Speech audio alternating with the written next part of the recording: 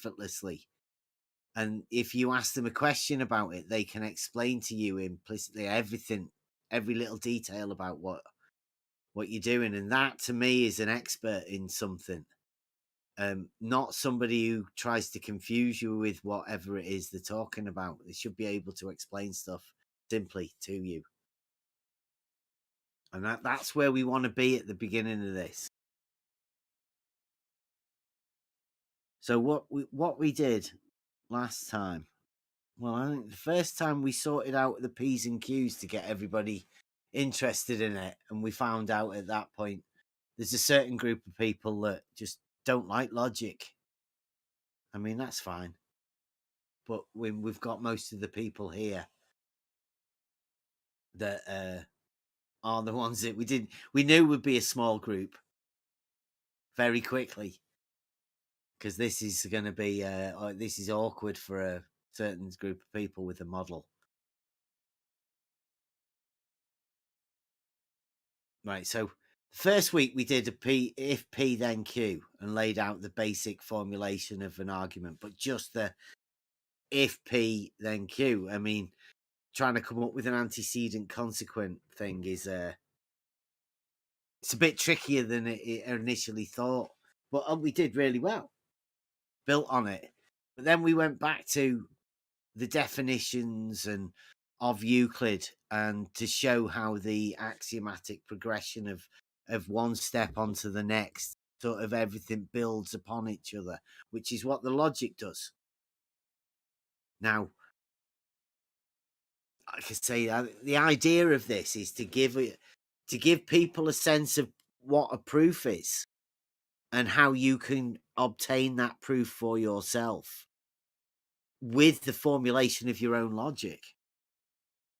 And I don't know whether it was by luck or chance, but over the last couple of weeks or last week, we found upon a fallacy of stolen concept, and it's sort of stuck around for a bit, and it's ended up being, I don't know, probably one of the most eye-opening things for me personally, anyway. When you find something that's always been there that you don't know, like you never actually realized it was always there, and you know at a certain point the model becomes ridiculous, and at that point you have to realize, and you're always trying to work out how somebody else can't see what you can see. I think it's the logic that does that, but you need to have your eyes opened up to it. Somebody has to show you something, and it can be just as simple as a conversation with someone. So the basic premise of the fallacy of stolen concept is one worth understanding and knowing.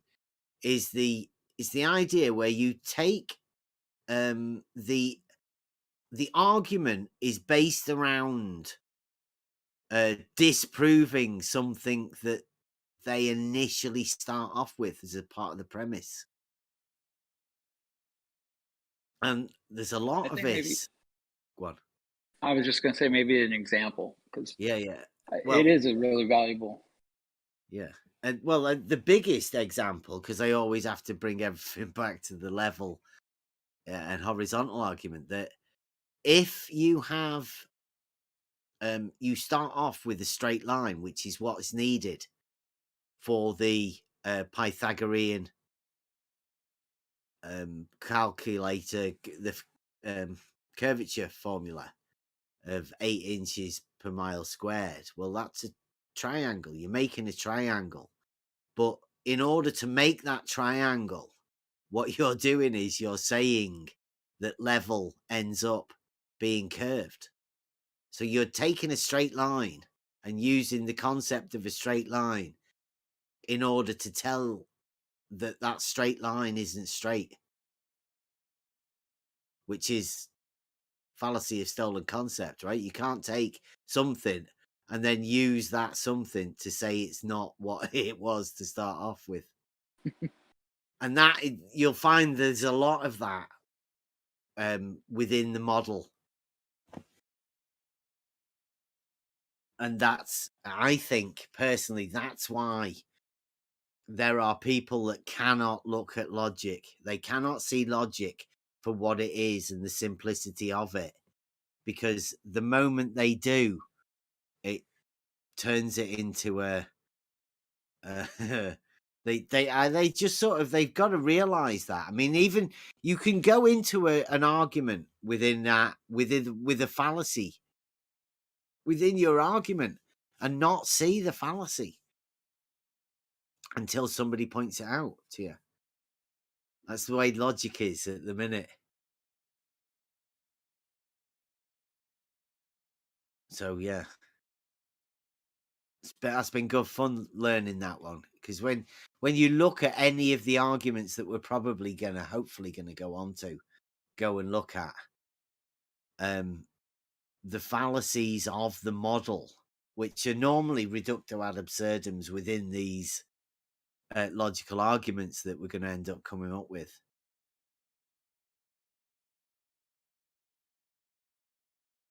So,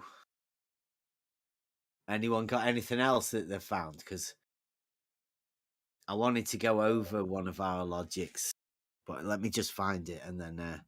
Well, while you're finding that, I did want to state that since last Tuesday, the axiom that I found the most pertinent was axiom 10, that two straight lines cannot enclose a space. And that means that a straight line is indeed, in fact, a straight line. And I had many discussions over on Nathan's channel, and Akumu Virus even went on to Nathan's channel to discuss straight lines, curved lines. What is your definition of a straight line? All these different things. And there were many people that were chiming in through text chat, because they're afraid to speak up during the show and whatnot, or they just don't want to, whatever their case may be. But they were basically stating that, well, this is your definition of a straight line, but a straight line can also mean this, right? When we're talking about spherical geometry, a shortest distance between two spaces on a sphere and whatnot. But what seems to be happening is that logic seems to keep crossing over into Euclidean geometry. And they are stating that, in fact, a straight line by Euclidean definition is the shortest distance between 2 points can also be a curved line.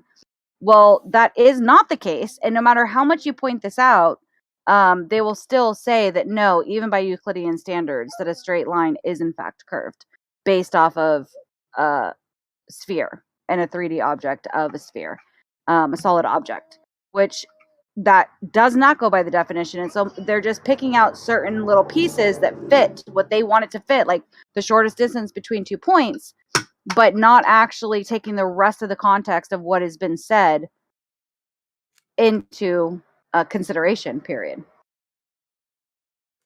Yeah, right. You know what I just said? The fallacy of stolen concept. Exactly.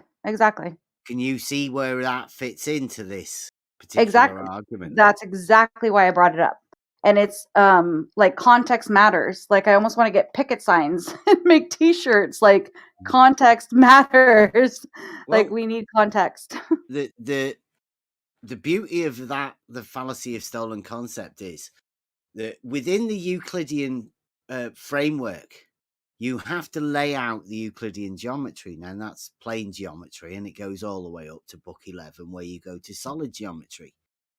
Within solid geometry, then you form a sphere in the 3-dimensional solid geometry, right? Now, what non-Euclidean geometry wants to be able to do, the fallacy, the perfect fallacy of stolen concept, is take that sphere that you've worked through all the way through Euclidean geometry and plop that right at the beginning of Euclidean geometry and say, this is the framework you're going to work on. And then put all of the Euclidean rules shortest distance between 2 points.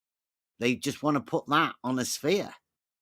But you can't do that. You can't take Euclidean geometry and then revert it back to say on a sphere, because it doesn't work.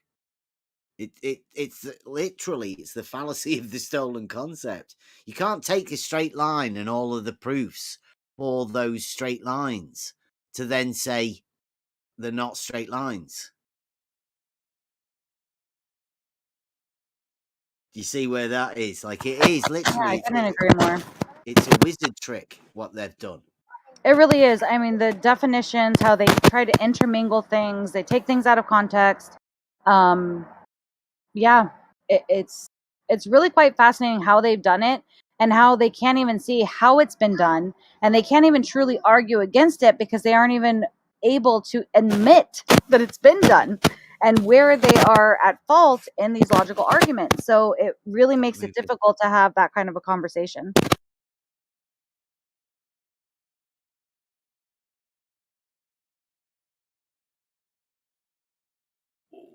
Yeah. Well, I mean, that's the difference between the logic and the not logic. Because being able to say that a straight line isn't straight when you start off is it leads them down to so many problems. It really does. I mean, I don't think half of the people are aware of it. But I mean, we've been there quite a few times with the problem. I mean, all you have to do is you have to take them on that surface of a sphere where they have a straight line curving and ask them, what would a tangent be? Because a tangent's a straight line. So how can you have a straight line touching a straight line? They're not the same, are they? The straight lines, one of them's curved and one of them's straight. So therefore, within non-Euclidean spherical geometry, there's no such thing as a straight line. So you can't have a tangent. You can't have a chord. They don't exist within spherical geometry. So there isn't really an argument for anybody that if anybody jumps on the spherical geometry argument, then they've lost because they can't get off it. There's no vertical. Okay, so I think this is where Akuma Virus, when it was on Nathan's show, he was talking about the chord, and he was talking about tangents, and he was trying to bring up spherical geometry and Euclidean geometry and making them one and the same. I'm not very familiar with spherical geometry, but I could see how he was making a mistake, but I still am not quite clear. If you could explain it further, I don't know if other people want to hear this, but I would like to hear further why the chord and the tangent in spherical geometry, why it is so pertinent. Well, basically, I actually want to hear that too. Spherical geometry is just the geometry on the sphere, right? Like I said earlier, what you do is you go through Euclidean geometry and you get to book 11. You make a sphere in that 3-dimensional. Then you bring that sphere back into the beginning of the plane geometry. And you say that that's the surface I'm going to work on, is that surface there. But it's not, it's a 2-dimensional surface, just like plane geometry. It's a conceptual thing. Whereas plane geometry, you can actually use it and, you can depict it. Spherical geometry, you can't. You can never use it because what's the 2-dimensional surface of a sphere? Well, yeah, because so I get what you're saying, because it's conceptual, right? We take the conceptual 2D onto actual 3D and the 3D world that we're living in. And the only way that they can, this is the thing, is I think that they're using it to say that what we're living on is actually this sphere, which is not a sphere, right? Well, and so it doesn't even work there because we don't live on a sphere either. Yeah, but if it is a sphere that we're living on, then it's a 3-dimensional Euclidean shape. It's a solid thing. It's not a spherical geometry. It's solid geometry. Exactly. Right? And that's my point, that no matter what, it's either the solid geometry, and on top of that, they claim that it's not a sphere. So it doesn't work in either instance, right? Because they say that it's this oblate, weird, geodesic, all these different terms for it that is not a complete sphere. So it wouldn't work either way, no matter which angle they try and come at it from. No pun intended. Well, it's how do you represent your reality? If it's in 3D, then you will definitely describe it Euclidean. You'll look at something and go, that's a ball. You know, that ball is a 3-dimensional thing. At no point would you ever say the surface of something is 2-dimensional. Exactly. It's only think. conceptual.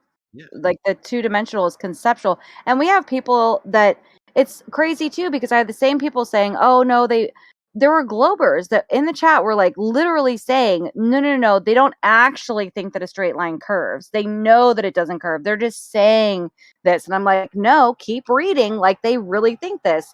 And then they ended up getting they into don't voice. actually. No, they got into voice chat and were literally saying, yes, a straight line curves. There are many people that think this, and there are many people that think that two-dimensional is a real thing. That my computer screen is 2-dimensional. They don't realize that it's actually 3-dimensional. And I've even pointed this out to people when they say, "Oh no, like your computer screen is 2-dimensional." I'm like, "Then what is light? What is light?" Because Globers think that light is 3-dimensional as well. So on all bases, it's Hello. yeah, go ahead. The screen itself is 2D. No, it's conceptually 2D. It's not actually 2-dimensional.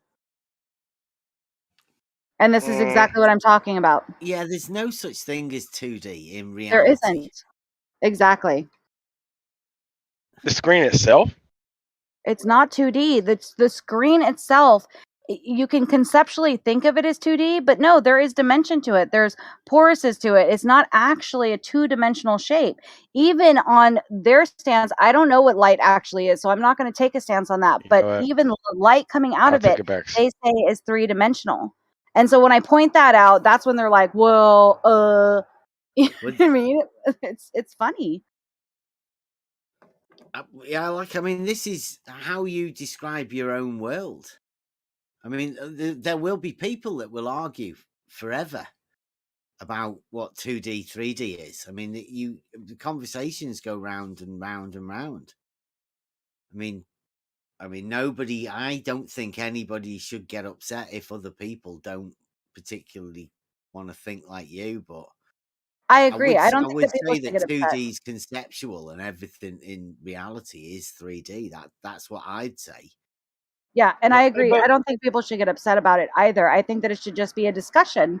But people do get really upset about these kinds of things and are like, it's 2-dimensional. Everything is 2D. Like, I don't know. It gets wild. Bev, I have a question for you about something you said earlier. Correct me if I'm wrong, but did you say that you can't have a vertical on a sphere? What? No, he said in spherical geometry there is no vertical. Okay. Yeah, the spherical geometry is the geometry of the 2-dimensional surface of the sphere. There is no height or depth component to it. It's just 2D. Well, 2D to me is a plane surface. You know, that's what 2D is. You can't say that I can't say that the surface of a sphere is 2D. It just doesn't make any sense to me. But they've constructed a framework where I'm guessing, tricky little play, the space is curved. So the lines actually stay straight and they just curve the space, which is very clever wording, because we live in Euclidean 3 space and they just change the space, and conceptually then you can turn it into a 2D. But yeah, they're in spherical geometry, there's no vertical component. There's no tangent. There's no chord. because that's So are you And- saying? straight and from no So are the you radius. saying surface. that? Are you saying No that radius. there's really no such thing as spherical trigonometry? Is that what I'm No. getting? That's There's no different. there's no such thing as globe geometry. Spherical geometry, but spherical trigonometry is actually, that's been around for ages. Don't get the words confused. Spherical trigonometry is just, all you do is imagine a cube within the sphere and a cube without the sphere, and then you put a line from the radius of the sphere to the outside, but you cut the squares, both of them, and you use all of that, and you just take an average for the sphere around the inner sphere and the outer sphere, and you can change that to different shapes. It's all in like book 12 and 13, Euclidean geometry, how to, how you would formulate that and within the data. But I mean, I don't understand why people would want to do that. It's just it's a folly for mathematicians throughout the ages to convince each other that, I think wizardry. You can do things with maths and geometry that fascinate people, but a sphere is a sphere. A square is a square. I mean, Well, and once again, they do not claim that we live on a sphere. So using spherical geometry should not work, period, because it's not a sphere, right? well, it is working in the way that I think it's meant to. It's wizardry. Well, that's what, yeah, I think in the wizardry, it's definitely working. It's definitely Trick taking of a the mind. stronghold. Yeah. But if people even just really just focus on the fact, like, hey, it's not a sphere, it starts to break apart the pieces simply by that. Like, it's not a sphere. So you can't use spherical geometry on it. Yeah. Well, I mean, the very fact that I don't think you can describe a sphere or a circle without having the straight line to do it, which seems really weird, but that's what you're stuck at. That's the way maths is. That's the way reality is. Would you be able to expound on that a little bit further, like without having the straight line to be able to describe a sphere? I would like to hear more about that. Well, yeah, I don't know. There is no other way to describe it. I mean, you think about it. How would you describe a curve? With something that is curving, something that is bending. And this is what I've discussed, is that when they talk about a straight line curving, they're merely talking about being in the driver's seat and moving forward. And my mom, I don't know why, maybe this stuck with me, that I can differentiate between a straight line and a curve, is my mom was a total hippie. And she would make jokes like, when people give her directions and they're like, okay, go straight through here. And she's like, no, never straight, always forward. Right? Because it is a direction. Like, and of course she was talking about, she didn't want to be a straight, right? Like a square or whatever. So she would always say, always forward, never straight. Or never straight, always forward. Like, that's a direction. But if you're moving in a direction and your car is going over hills and bumps and roads, that's not a straight line. Just because you're headed in one direction doesn't mean you're moving in a straight line.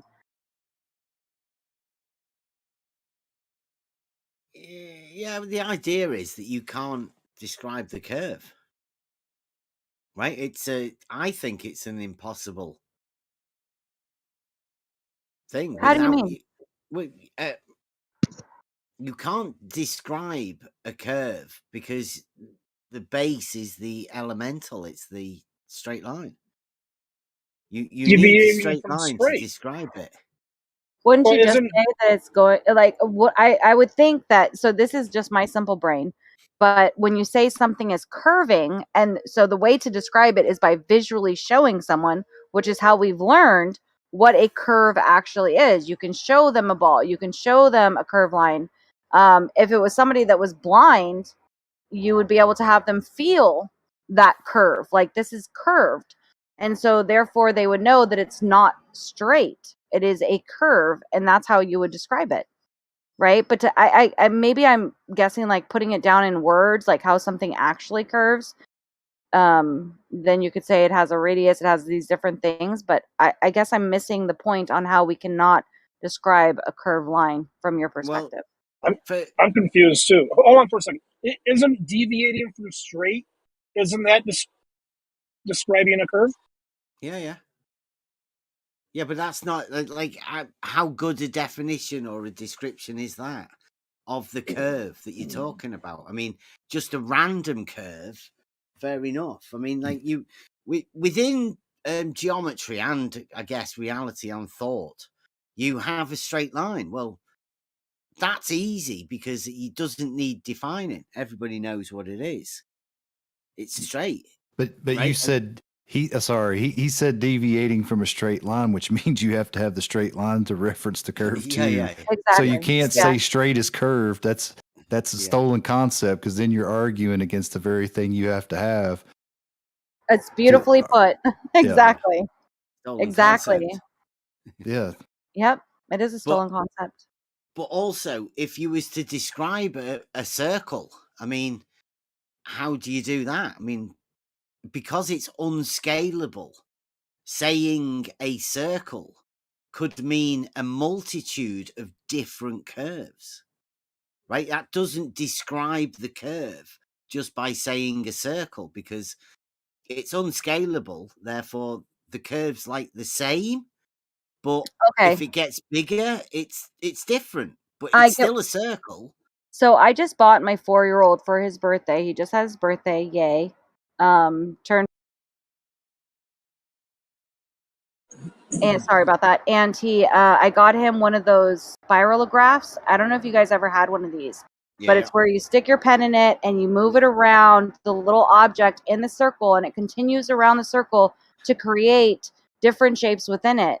And so, yeah, you can be moving, right? And you can create all these different shapes and all these different things within a circle. You can go beyond that circle. I get what you're saying now about actually describing what that circle actually is. It is quite a conundrum. Well, you have it's to not have as the simple radius. as a straight line. It's a straight line between 2 points. Yeah, and you have to have the radius. Yeah. You have to have the radius.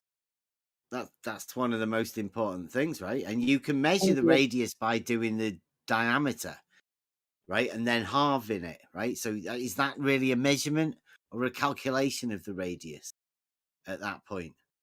So, like, I'd say you can't really measure the radius of a sphere because you can't put your thing into the center. You couldn't measure it unless you drill through it. But you could measure the diameter. You could measure, well, not even the diameter, because what you do is you put something on top of it, make sure it's level, make sure the bottom's level, and then measure, because you'd have to have 2 parallels. You'd need the straight lines. Yeah. Yeah. And you'd have to have those parallels, those 2 lines that you put on top and bottom in order to measure the distance between them to find out the diameter of it. They would have to be parallel for you to get an accurate distance measurement for that sphere. Well, that's Euclidean. That only happens in Euclidean geometry. And you can't have any of those straight lines being curved. Well, how are they doing it in spherical geometry if they're saying that they're able to gather all this by saying that straight lines are actually curved? Are they just bending and warping lines like willy-nilly so you can have a straight, you can have a curved? But warping your mind into thinking that it's something real, it's not. And this is my thing, is I'm not that well versed on spherical geometry, so I hear what they're saying, and it does not make sense to me whatsoever how they can just flip-flop. It's not meant to. It's by definition the 2D surface of a sphere. So it's 2D. It's conceptual. That's it. It only exists in the mind. It's like getting the square footage of a room. I've made this analogy before. You measure the room, and you get the square footage, in 2 dimensions. You do the calculation. It's just a calculation, the square footage. but in reality, you measure it. Well, even when they were talking about, so over on Nathan's, it was a Kuma virus, and gotta love the guy. I think he's super funny. I have no qualms about him, except for what he thinks about these kinds of topics. But he was saying that even when it came to the sextant, that he was like, well, this is the difference between circles of equal latitude or whatever it's called, because I'm not really familiar with all this, and a spherical cap. So then I researched what a spherical cap is, and because in my mind I was like, well, that just means a flat bottom circle with a dome on top of it, right? And so I looked it up, and that's exactly what it is. So I was like, how does it make any difference? You're still having to have the same circles. Like it just does not make sense to me what their arguments are, and maybe I need to learn more about spherical geometry to really nail them to the wall. But yeah, I'm not What getting you should anything that seems logical. be aware of anything when you ask somebody for some help about something. If they give you a long stream of information that doesn't make any sense, and at the point that you try and interrupt them to ask them because it's just not making sense, that they tell you to stop interrupting them and let them finish, they're just giving you a load of rubbish. Like, they Well, know it. usually it just comes down to you don't understand. And I'm like, I'm literally saying, I don't get this. Like, I do not understand You can't get how it. you can say this because of these things. And I'm not trying to be, I feel like Tom Hanks, once again, in Big, where he's like, I don't get it. With the stupid No. robot toy that makes no sense. I don't get it. Like, it does not make sense to me. I don't understand how they can meld all these different things to mean different things, and even flip-flop from Euclidean to spherical. And even if they remain only in spherical geometry, number one, the Earth is in the sphere. Number two, how are they making straight lines into curved lines back into straight lines? Spherical caps still have a flat bottom to it. Like, none of it makes sense at all. It's not. It's not meant Good. to. I'm glad that that's what we have come. Yeah, it's really boggled my brain, and I've tried to figure it out, and I'm like, yeah, it's not. I almost feel like it's not. Honestly, it's not that I don't get it; it's that it doesn't make any freaking sense at all. Yeah. Like, and I feel like I'm the lone person out having these conversations with them, that they're just like, oh Hey, yeah, Beth, no, we can do this, we can do that. can you do a diagram? Maybe it'll help her out.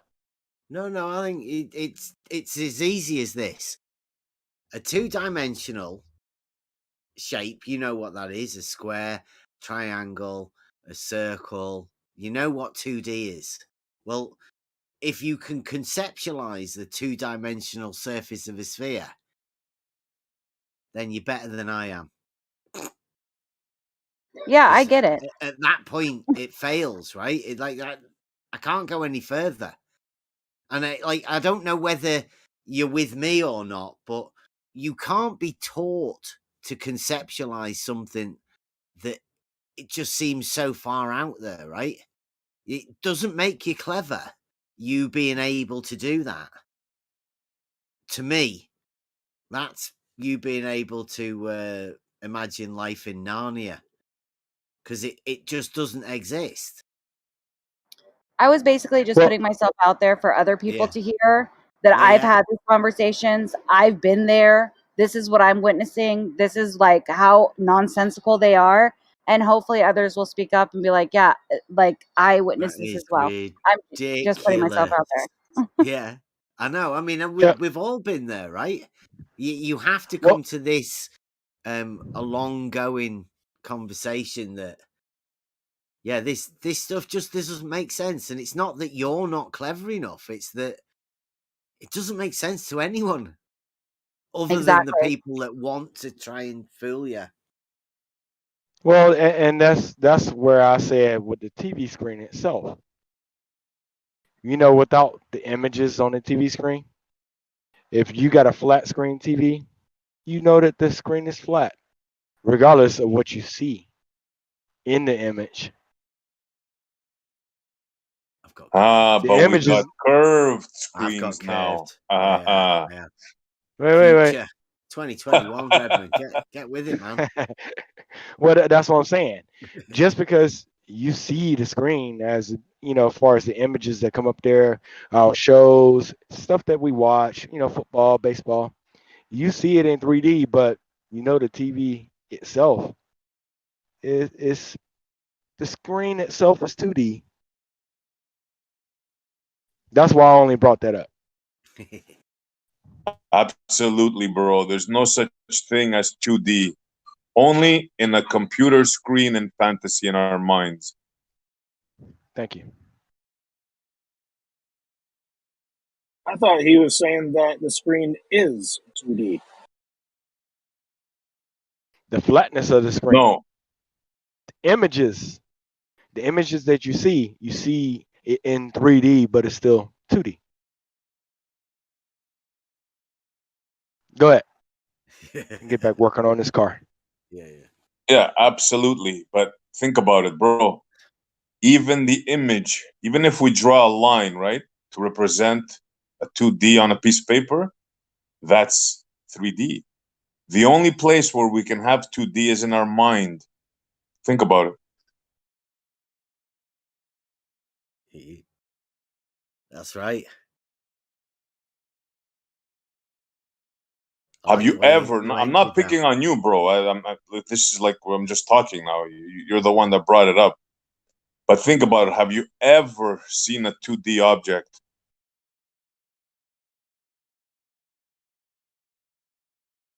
No such thing. Nope. Well, he was actually. I could be wrong, but I think he was actually saying the screen is 2D. I think that's what he was saying. The screen is a physical thing with lights and stuff like that.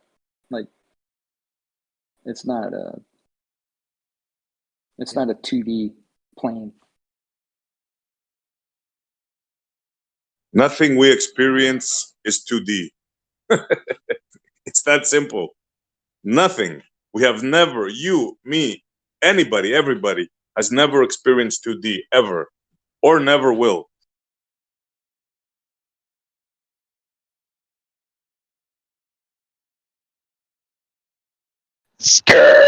Hold up. Now a circle, that is 2D. A square is 2D. A cube is 3D. A sphere is 3D.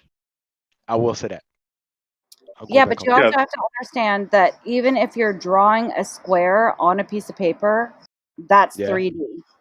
It's only in your mind. Yes, it is. It's only in your. The ink is 3D, the pen is 3D, the paper is 3D. Everything is 3D in our reality. It is conceptually how we think and how we can describe things is 2D. Okay. Yes. Well, I'll break it down. I'll break it down for you like this. So, if you draw me a cube, how would you draw it? So I can see a cube. Yeah, you can do that easily by drawing it in a 3-dimensional way with shadows and highlights.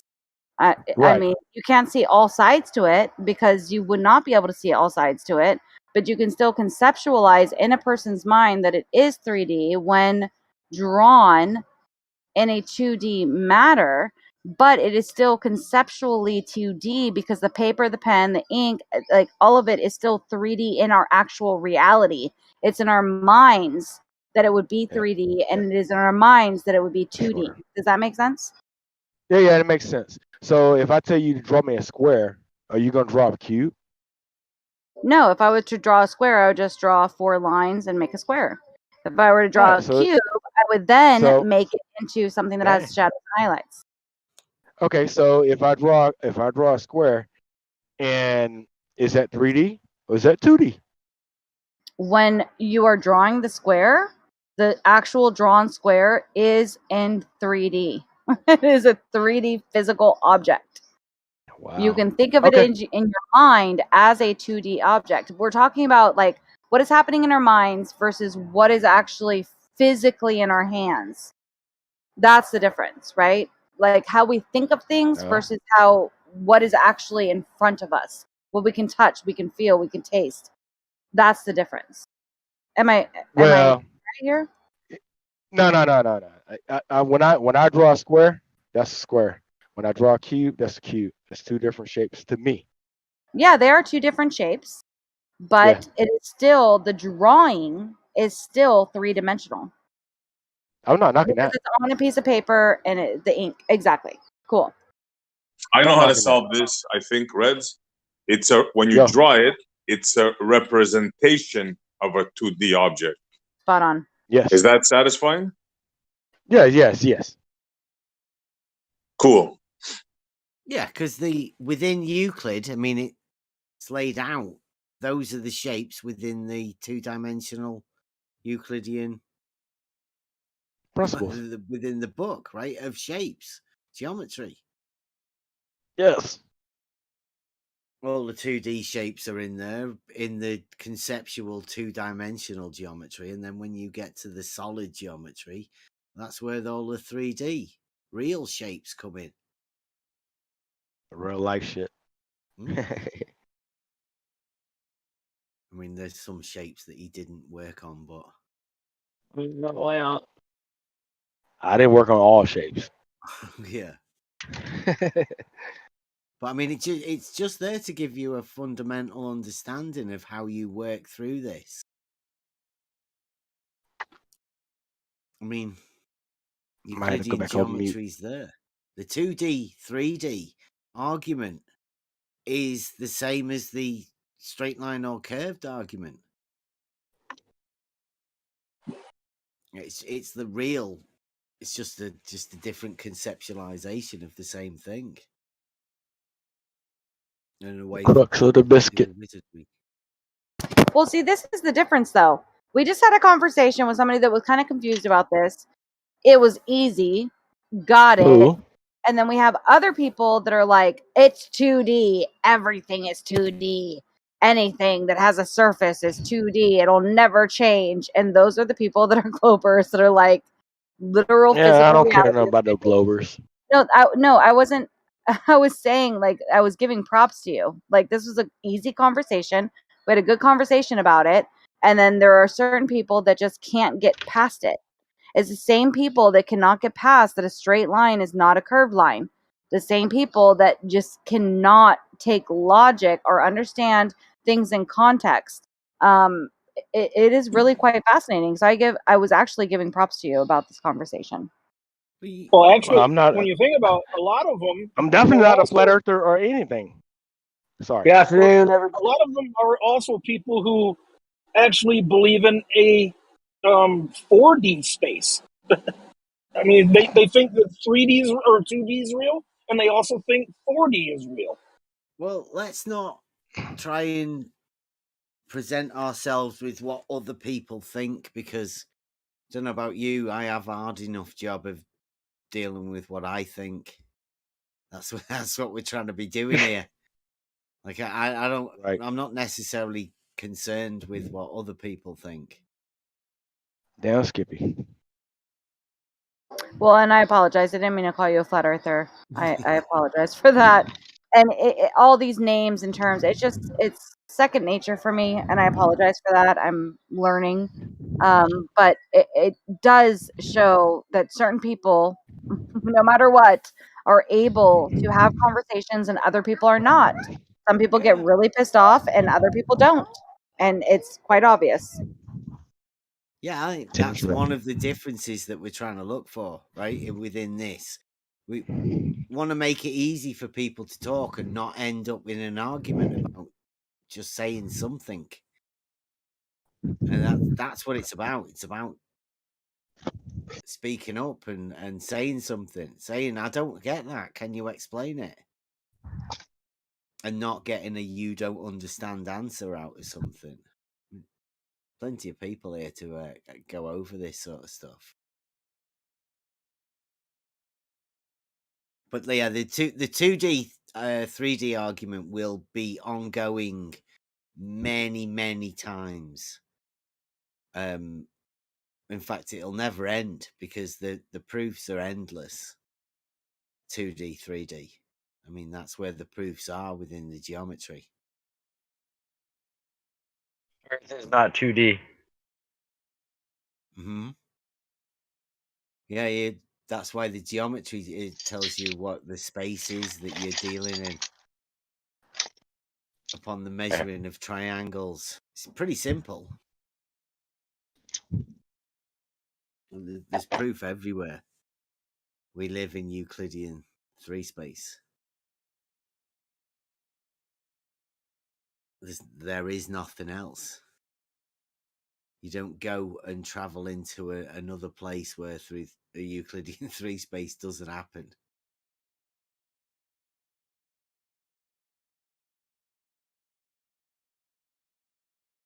Dr. John sent us something. Just seen that. I'll have a look at that later. Dr. John. I wanted to go over like the proofs of a bit of logic, just to give you an idea of how closely the geometry and logic are linked, and exactly what it is we're doing to find a proof, and how that all fits together with the geometry, or with what we've been doing anyway, because this is where we've led ourselves to this path. I call it the Logos, that just drives everything that we do. So one of my logic statements, or one of mine, one of ours, shout out DP. It started quite a long time ago, because the formulation of this came step by step, and I'll try and run you through it. But first off, we found the geometry through somebody telling us straight lines curve, and then calling me a child abuser because I didn't think the same. So then we found the Euclidean geometry, found some friends, started talking to people, discussing it. We then found the Euclidean geometry, which led to the logic, and us finding the logic. Then in the discussions that we have, one of the most influential parts was DP asking somebody, just how many straight lines does it take to make a circle? Because it was a discussion about the horizon, and they have an argument, no doubt you've heard it, 360 degrees. How can it not be a circle if it's 360 degrees? Well, we then developed that into a bit of a joke of saying, well, you could turn around. I mean, like, nobody doesn't mean anything other than you can just turn around in a circle. And if you're always looking and the horizon's always a straight line, then DP said, how many of those straight lines does it take to make a circle? Which led to something that I think a lot of people have a problem with, because at this point is when you realize that some things that you've been looking at and seeing for your entire life just don't add up, and they don't compute, because straight lines and circles don't make any sense, but the horizon's always a straight line, yet you can turn around 360 degrees. So what gives? It can only be your visual perception of whatever it is, or the mental understanding of what your visual perception sees. It's a little bit strange. So along with that, then that brought, because that's all we're after is finding questions to ask people that gain a response. Usually the best response is silence, because that means you've hit upon a good question, and the computation of that question is still ticking over in somebody's brain. And a lot of people were a little bit messed up about when we started formulating this logic, because it came around. DP does t-shirts. Shout out DP merchandise. I always wear all of my t-shirts are all DP designs. We were making a t-shirt and we thought it'd be fun to make it a fun sort of t-shirt, to make it look like it was a bit mathematical, a bit logical. So we started developing this logic around the t-shirt. But I mean, the logic sounds when you think about it, right? So if I get the at the bottom of this logic, you've got A, B, then, because these are all logical symbols. The straight lines. Can you guys see? I've put the if horizontals, but I'll get the logic. I think. See if I can find a better logic one.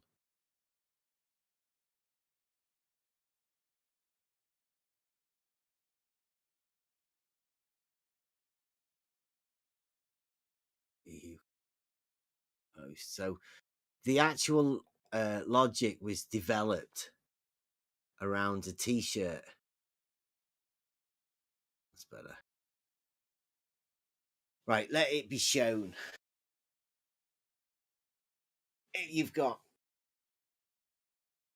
the little backwards C shape is if then logical statement, and the two straight lines means that's mathematical is parallel to. So you've got if A is parallel to B, then A is parallel to A and B is parallel to B. That's the logical and. So we made that up, bit of mathematical and a bit of logical, but it is within Euclid proposition 9.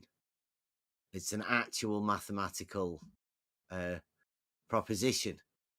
Two straight lines, which are each of them parallel to the same straight line and are not in the same plane with it, are parallel to one another. Two straight lines, A and B, parallel to, then they are parallel to each other. All of them are parallel. So the logic of the A and B and all of that's perfectly sound.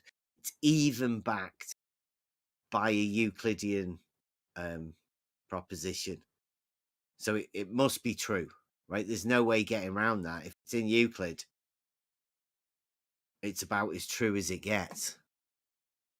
So what we did then was we link that to if horizontals are parallel to the plane of the horizon, then horizontals are parallel to each other. Again, just a logical statement, also backed by book 11, which is solid geometry, which is sort of, it goes beyond the proofs of normal plane geometry, because as soon as you enter book 11, then you are actually in three-dimensional geometry, solid geometry of the real world. And the geometry of the real world obviously proves that the geometry within Euclid that come before it is true and not spherical. Because obviously you've got to book 11 and you're trying to work your proofs on that. So proposition, is it proposition 9? Two straight lines, which are each of them parallel to the same straight line and are not in the same plane with it, are parallel to one another. So that's another Euclid in book 11. that says about straight lines which are each of them parallel to the same straight line and are not in the same plane with it. Talks about planes rather than straight lines. That one in from book 11. So you take the if all horizontals are parallel to the plane of the horizon, then all horizontals are parallel to one another. And if all horizontals are parallel to one another, then no horizontals can intersect with each other. It's a bit hard to get around that, seeing as definition of horizontals will involve all horizontals being parallel with the plane of the horizon.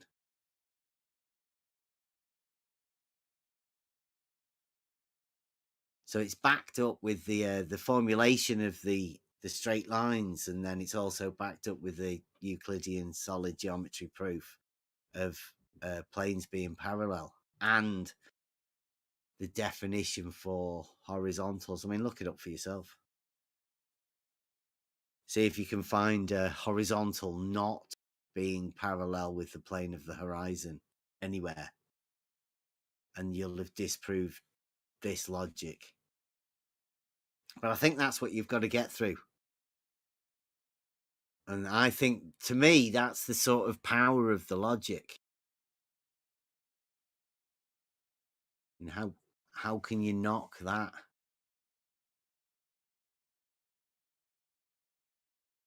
If all horizontals are parallel to the plane of the horizon, then all horizontals are parallel to each other. Falsify it.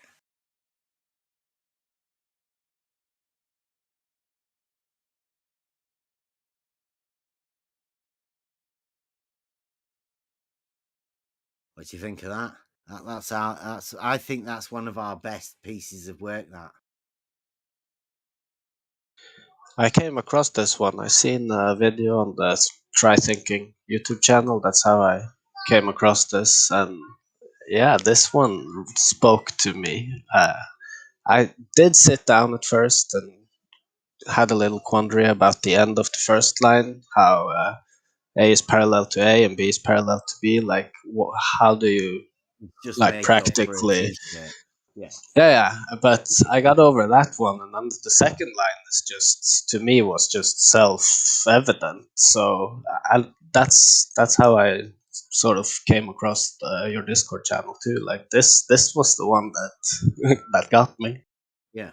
Well, the way I saw it as I was making that for the t-shirt, and sort of the way I think about things, the A, B, and all of that, that's the setup, right? That's how you get people in, because you can't deny that, and it also looks a bit, looks a bit funky, doesn't it? I mean, who wouldn't be an intellectual and go, what's that?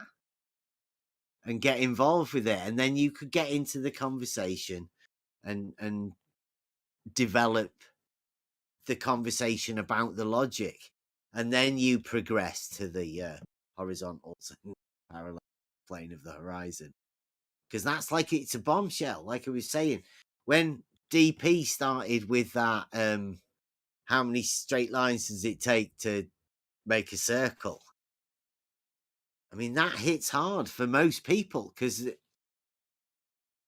it's what you've had in your concepts of everything. I mean, you can't make that horizon, that horizontal bend. I can't.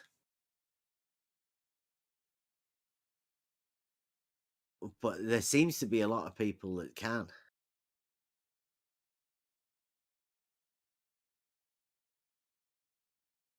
And yeah, I do like the idea of finding logic like that.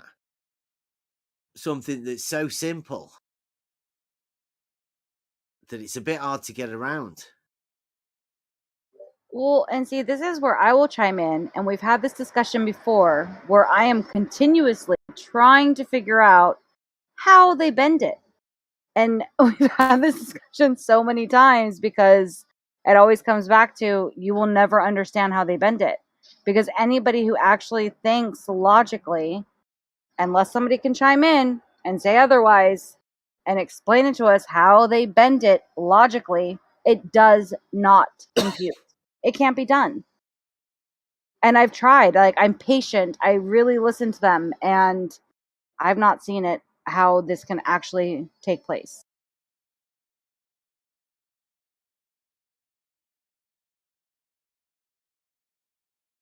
Well, they don't possess logic, Shines. That's what it is. And that's Logic exactly seems to it. be easy, but some people just don't. They can't do it. That's exactly it. And that's what I've really come down to, because I really struggle with this for a long time, and I'm like, okay, I really want to understand like how they're doing it. And I can see what they're doing, but the logic doesn't compute. And I try to explain that to them, and then I get that you just don't understand, you know, this and that, whatever, but they can never actually explain it. So if somebody could actually come in here and explain how they're capable of doing such magic tricks, that would be awesome. Until then, like, I'm sorry, they're illogical. What I would say is, don't come in here and tell me something. Come in here and demonstrate how it works. Well, 'Cause that too. Exactly. Bev's given tons of demonstrations that prove water is horizontal. Maybe They there's a haven't- logic gene. Sorry, there, Rob. I thought you were done. No, I'm done. We give demonstrations. Bev does, and they give rhetoric. Yeah, I was thinking maybe there's a logic gene. Maybe it's biological. Maybe some people possess it and some people don't. I don't know. I'm starting to believe that.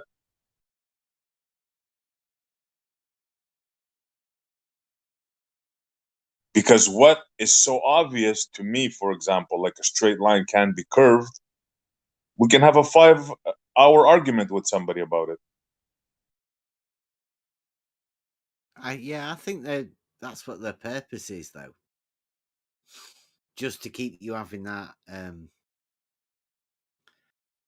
don't know, that argument about something that I'm guessing when you hear them, they know, they're laughing, that they're just sort of, I told somebody that a straight line's curved. It has And to be, we right? we It can't be argued that. about it for hours. Yeah, it has to be. Like, I say to myself, there's no way that they can be that unintelligent, right? Let's put it mildly. It has to be an act, or like they say, that it's on the payroll. No, they do tell you they're only here to troll. They're here to have fun. Yeah, some of them, yeah, they say it openly. Yeah.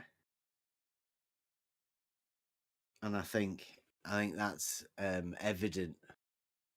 The people that follow us around, they I don't know, where they think they're gaining something by stopping us from, I don't know.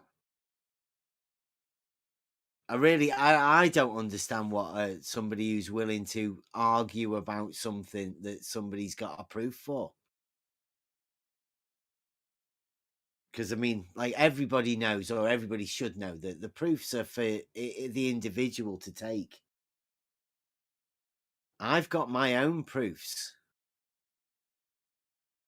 It doesn't really bother me, because, I don't know, if you want to knock any of my proofs, you would have to give me a proof that's better. But, I mean, since I've got a proof, and a literal proof, it would be really tricky for you to be able to change that. I could help you, show you what are the proofs that I hold, and most of us, right? Anybody here, if they've got a proof, they'd be willing to share it, but only with somebody that's willing to hear it. You can't ever give a proof to somebody. I mean, that's what I think the logic is a discussion for us to be able to formulate arguments to come together and then end up with an argument that we've all developed, right? It's not an argument where we've argued at each. It's an argument where we've come together to formulate something that you know, we can then give to other people as a question, right? It's sort of the Socratic method within a gift to give to somebody to make them find their own proofs within it and from it. Hopefully. In the chat before with Alan, it was going on, why are we in the logic? Why am I in the logic since I don't use logic? So I asked him a question. I asked him, if you get a spirit level, let's say 20 feet long, and you leveled it out, right? It's level. Look at it, it's perfectly level. Is it level in the center and the two ends? And you know what his response was? It's not level anywhere. Yeah, that's a troll, right? You know you're dealing with a troll at that point. Yeah, you know that's a troll, yeah. Yeah. So at that point, you disengage. You know, it's a waste of time. Yeah. And they'll just follow you around, saying the same old things time after time, getting nowhere, and just like making you take 2 or 3 steps back most of the time. Or they're helping you develop your argument.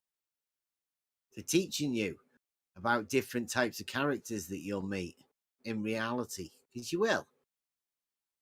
Most of the people, like most of the people we have around here, you just dismiss and you go on with your life without it. But there seems to be different places on the internet where those sort of people can follow you around. Yeah. Well, Whereas you know what they say about the rent-free thing. Yeah. Yeah, so you like, I don't know. I really don't know what this corner of the internet is meant for or anything like that, and what we're meant to be doing around here. But I'd like it if more people were able to speak up and, you know, without I don't know, ridicule or sense of ridicule, because there are only a few people that do talk. Well, yeah, they're afraid to get ridiculed. You know, it takes, I guess, a bit of guts to put yourself out there and tell everybody how you feel about stuff, right? Yeah. It's a bit scary. I do have to say that it is scary, and I'm a girl, so I think we have a different Richter scale of scariness, but I do put myself out there and I do ask questions, and I hope that others will as well. And there's nothing wrong with being wrong. Like, that's how we learn. And for myself, like, I learn more by being wrong and learning from being wrong than I do from constantly getting like, yeah, you're right, you're right, you're right. You know? So it would be really cool to hear more people speak up than the usual players. Yeah, I find that I learn more from talking to people, and it doesn't matter who it could be. Like, we could have been talking for years or weeks or whatever, but certain tiny little conversations that we have spark all sorts of things, and they have done for years. Some of the people that we have around. Thank you. Yeah, some of the people we have around have been doing that, and they're around because they do that. And it's always good to hear from new people. So, yeah, that's what we're all about. We want to try and get this logic, and I'm going to stay at the beginning of the logic, really, and try and sort out this basic stuff for a bit. Because the formulation of these arguments are what are going to help us be able to talk to each other and develop the proofs that we can build on. Well, we've got plenty of them, and we've got plenty more that we were able to do and develop into practical tests. I hesitate to call it science because people will freak out if we start saying that, but might be a bit of sciencey logic.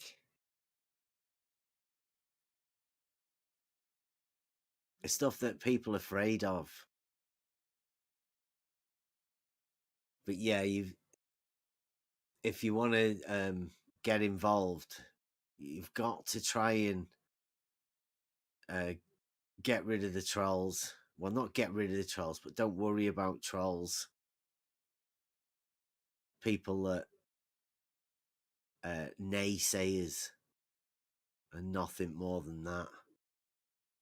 They're all over the place. Well, I say not all over the place. Over at next level, not many.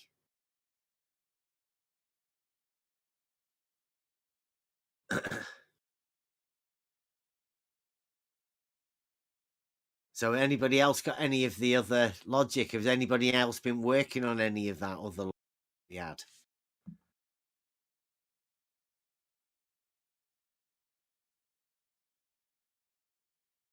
You mean from the first night? Oh, Yeah. You know, like, has that sort of sparked anything else yet? Because I mean, I know there's loads of people that'll be thinking different things with the logic, and it'll develop in different ways and whatnot.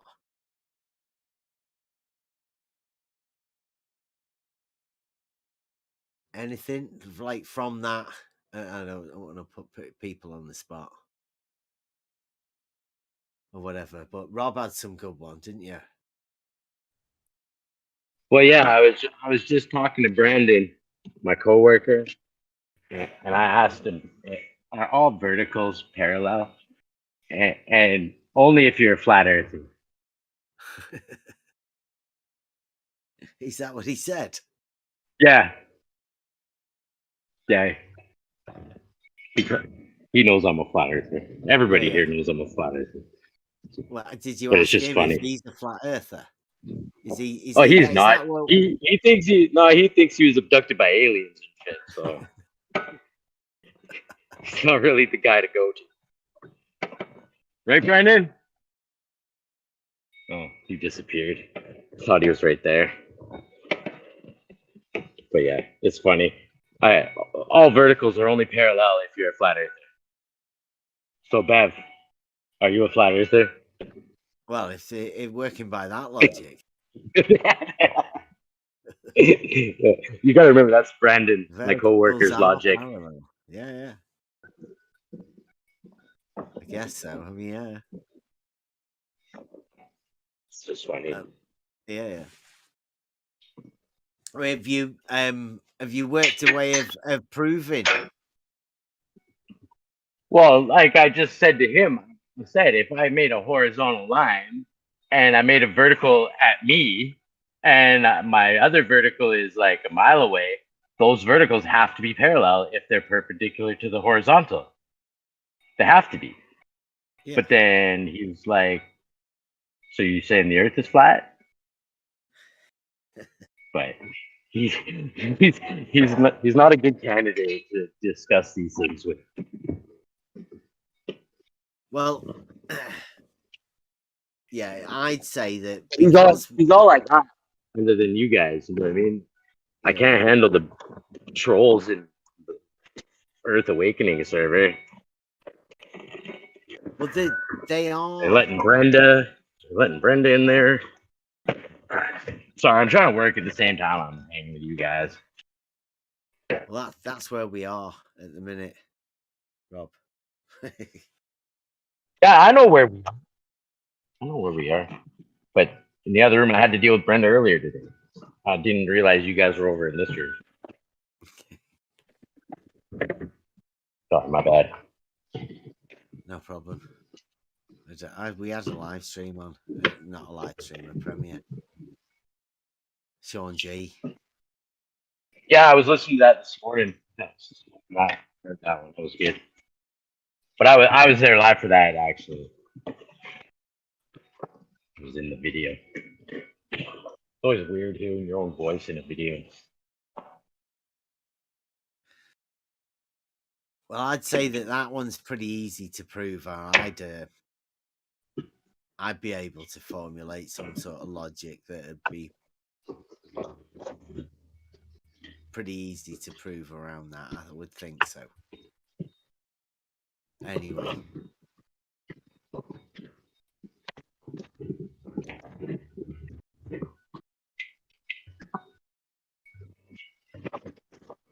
Yeah, I'm with it. Anyone else got any other stuff? Yeah, like I say, I don't want to put anybody on the spot. I just want to say that it would be really cool to go through.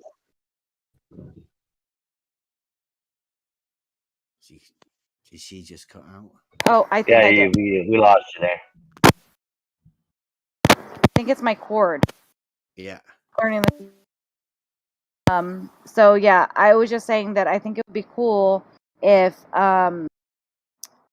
like if you guys went through the actual book of Euclid, right? Like went through elements and we went more through it to have discussions, even if it was just like a bit from here, a bit from there. If we can do more of that on Tuesdays, I think it would be neat to do that together. Because I've learned so much from it and learning from it. And I also started reading Euclid in the rainforest, or I can't remember, Euclid in the forest or rainforest. I can't remember. Yeah, in the rainforest. Yeah. And I'm still only, I got through the prologue and I'm just getting into the book. But it's really fascinating to hear somebody else's perspective of how they read the book and how much it hit them, what they were reading and what it meant. So I think going through that actual book step by step and having people, like, especially I didn't know Axiom 10, and that one really struck me. And I think different points will strike different people in different ways. And hearing what people come up with when they hear it, I think will be really interesting if people are willing to speak up. And I hope that they will. Well, I've been thinking about that for quite a while. And I think it may be more beneficial to split Euclid up from the logic, i.e., do a different sort of thing with the Euclid, because it needs a bit more, let's say it's a bit more of a specialist sort of thing, the Euclid. So we might have to go and do that elsewhere. But I mean, it seems to be working tonight. Yeah, quite well. So yeah, but I'd like to do another night for Euclid if we were going to do that, because I don't want to spoil the logic with bringing the Euclid in. Although it's sort of tied in together, it's a bit separate too. The idea of us bringing the Euclid in earlier on was to show you the definitions and how important the definitions are within the formulation of the logic, right? Because that's the building blocks that you're going to use. You have to understand and get forward the definitions. I'd love to go through the Euclid, yeah, as to what it means and everything. Why I think, or why everybody thinks they've done it in a certain way and whatnot. It's why we love the first principles. Yeah. So which is what we do a lot all the time. Is just go back to first principles. We within the geometry, also within the logic. It's not it. I don't consider it a benefit to anyone for you to be doing something that's not bringing everybody with you or not giving everybody a chance. So rather than us progressing on and going much further into the depths of things, I like to stick it right at the base of stuff and try and make things even more simple.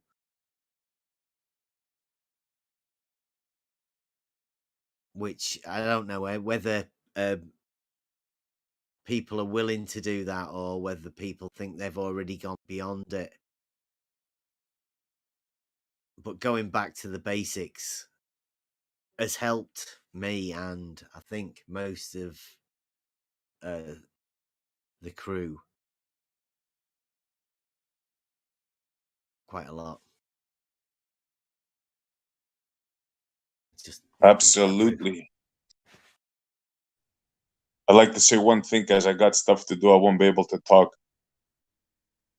The best thing that I think myself that I rely on is the law of non-contradiction, which is basically logic, you know, at its core.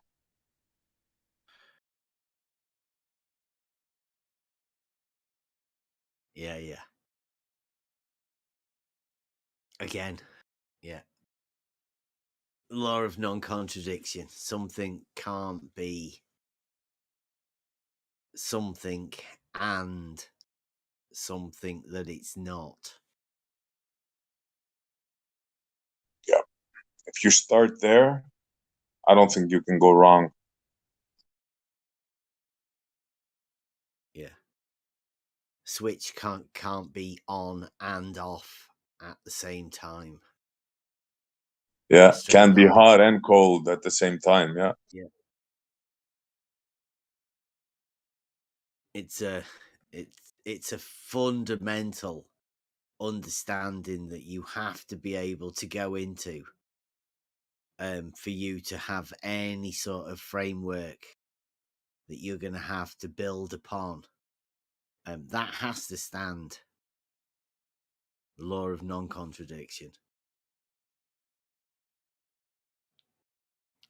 Which again goes back to the straight line can't be curved, because a curve is something that isn't straight. So therefore you can't have that curve being straight. And I can't understand anybody having the concept that it is, or that it could be, or that it has to be, even, as may be the case. Because to me it can't be. These are the basic fundamentals of logic. Or, I mean, when we say logic, we're at the basic concepts of how you formulate logic in the first place. Would be at the understanding of what is logic, which is a weird one. Who governs it? Would it be some school teacher or something that tells you what logic is? Is logic that grasped from somewhere? Right? Did somebody make logic up? Or is logic a fundamental elemental that's always been there?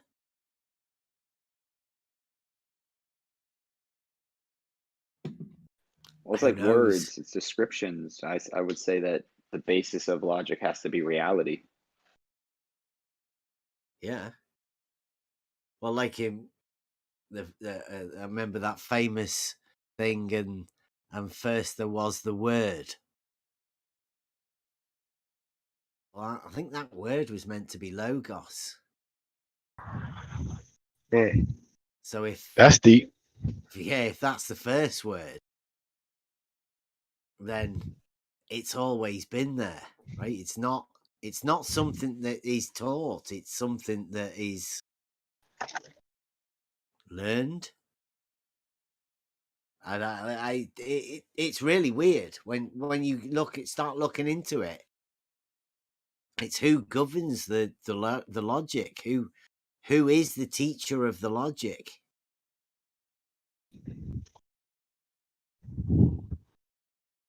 I personally don't think it can be taught. It has to be found by someone. And what are you without the logic?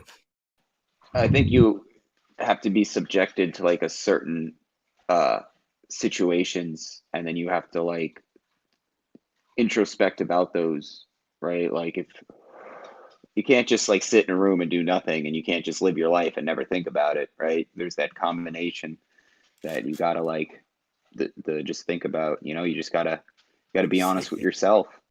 It's the thought, right? The thought breeds the logic.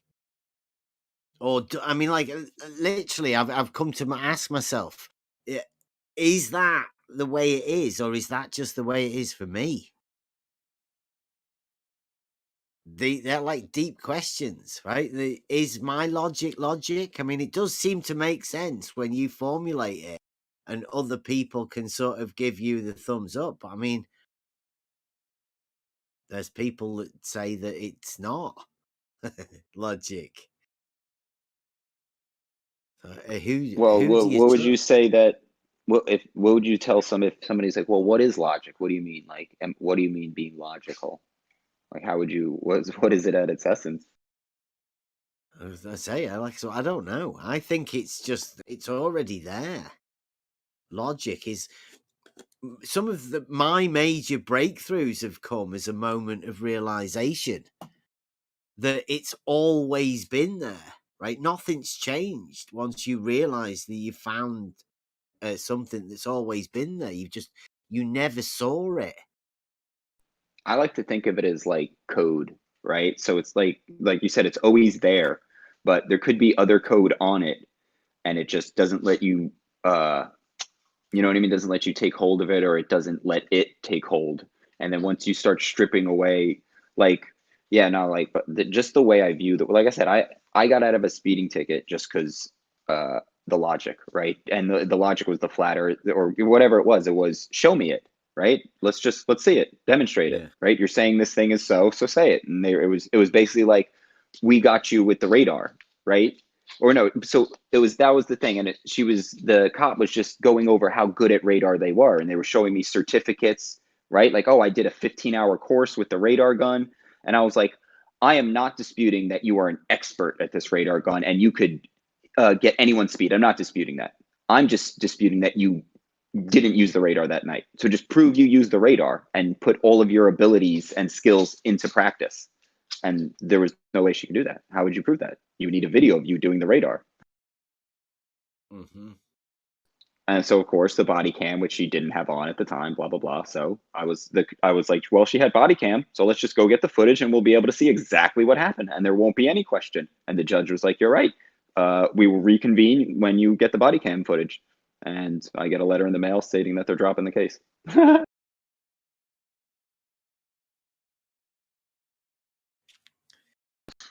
yeah, I think logic at the end of the day is show me, right? You're saying it's walking the walk and then talking, or talking the talk and then walking the walk, right? Like I can say a plumb bob hangs to the left, right? But I can't demonstrate that, right? I can show you it always hanging down, right? I can tell you that this down is not the same down here as it is somewhere else. Can I demonstrate that though? No, I could never demonstrate down not being down. How would you do that? Like that's an impossible demonstration. Is you think the logic is the demonstration though, or the logic is the formulation that leads you to the demonstration? It might, maybe it's the logic might be the proper Process. wording of the demonstration, right? Yeah. Like you can say the rock falls. You can also say the earth pulled the mass down with gravity, right? Like now to me, that's bad logic, right? Because you're not really being accurate, right? Like the most accurate thing would be the rock moved down in a down vector through the air till it hit the ground, No, right? Like it would. The logic would be if I let go of the rock will fall down, right? Then the rock will go in this direction, right? That's how you formulate the logic. I think the logical processes would say if I let go, then something else would happen. Well, I would still say that the most accurate representation of that would be the purest logic, right? So if you're like, I opened my hand, the rock, it fell to the ground, hit the floor. Like when you start adding other things is where I think you start getting into dirty logic, extra code. You're weighing it down and it's not going to work properly when you start building on it. Well, the logic just says what will happen, right? You could describe that fall and the path of the rock or whatever within the logical framework, right? It doesn't come to any conclusions. It just tells you what is. It's that extra bit afterwards where people go beyond the logic, right? To then start saying the reasons and all of that sort of, they add stuff onto it. Yeah. To That's make me it more sound what I mean. more, that's you want to stick to just what you got. You don't want to try and verbalize anymore. And the ballers, or that type of logic, they love verbalizing like these just fantastical things, right? They just verbalize it. It's just amazing. Yeah, they keep going on and on and on. Yeah, I mean, most of the stuff we've been dealing with just recently is the trickery within the way the conversations happen around these parts. Well, I mean, say the conversations that happen. Let's say the conversations in certain places occur, or conversations with certain people, or certain types of people. Because there's a lot of trickery. I mean, I have had the idea that there are, let's say, wizards and magic, but not magic as the way most people would think of it. Magic just within the word trickery. Because that's where the magic happens. The magic happens in your brain because you've not seen something or you've not been aware of something. And the trickery is not making you aware of that thing that's tricking you whilst making you think something else. And that happens more often than not within these conversations that we have. And it normally ends up with leaving you with a confused state, which to me isn't conducive for a good thought process or the way you can think, for laying the framework for thinking the way it should be done. And the debate / conversation scenarios where it's always combative is something that you should be prepared for and not just dropped into.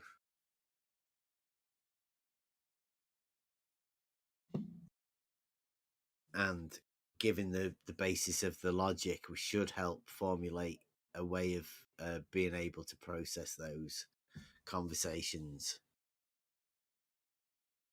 and help understanding, so you don't end up with that confusion, or you at least have an understanding that confusion is put there for a reason, and the reason more often than not is to make you feel like you don't understand it. In fact, they'll tell you that a lot. Shout out Buster, new song coming out soon. Always remember the lips of understanding are only open to the ears of wisdom. I said it backwards. The lips of wisdom. The lips of wisdom are only open to the ears of understanding. Well, when you think about like all of the explanation stuff in, again, I hate to bring in the baller stuff, but just mainstream, right? You see mainstream.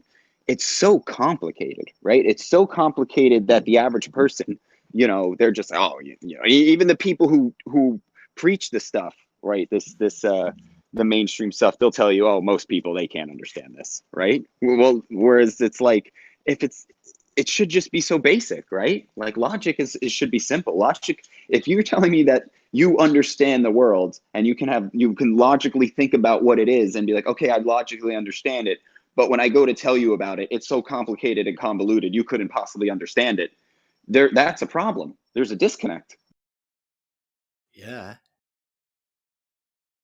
Yeah. If something so simple has to be made so convoluted that you can't understand it, then maybe there's something else going on. Like what's normally meant to be seen or felt or heard or whatever is a conversation where there's no substance to it and there's no argument coming back, just nuh-uh, and nothing ever goes anywhere. You know what type of conversation that goes on, that just leaves you at the end of it wondering, what was that for? What did we do? Where did we go? What did we learn? And I think especially quite a lot of it is the arguments that have been learned are circular arguments that are meant to just go round and round. There's no end to them. You have the same arguments, the same person, day after day, year after year, never going anywhere.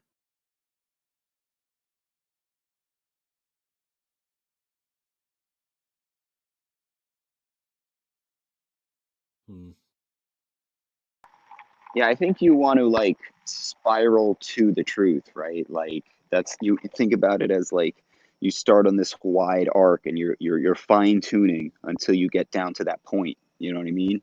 And that's like you can say the logos, whatever it is, that point. It's you don't have any of that interference. You're not searching anymore. You got it. You found it. Whereas the ballers, like again, or mainstream, it's just the circling, right? It's everything cycles and there's no resolution. There's nothing ever comes to an end because they don't have any truth to make any conclusion to tie anything up.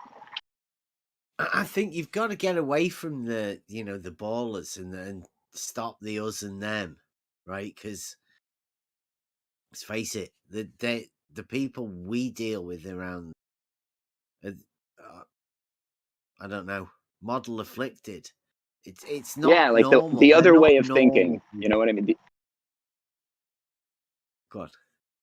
I was just like, I don't know what it is, how to put it. Just that the other way of processing information, right? Like there's people that, they see the water level, but they're like, yeah, but around a ball. And you're like, oh, where do you get this thing that goes horizontal? How does that go around the ball? Like, I just. Well, yeah, like I say, yeah, we've developed these arguments specifically for the model afflicted, right? It exposes the weaknesses in what they've not been aware of, right? That's not because they're model afflicted, and it's just because that's how you study the group of people. Like I got brought in here by trolls. Trolls dragged me to this arena. I was out looking for why some people got really triggered by certain things and got led here by trolls. And then I just found an argument that I could state a truth that triggered the shit out of people. And we've been in this arena learning logic and developing those statements and questions specifically developed towards a group of people that we know they're trapped. They can't get away from their model. They're tied to it. And it's really easy to specifically make an argument that will trigger a model believer. Because we know there's no answer. They're backed in a corner, the corner of a model.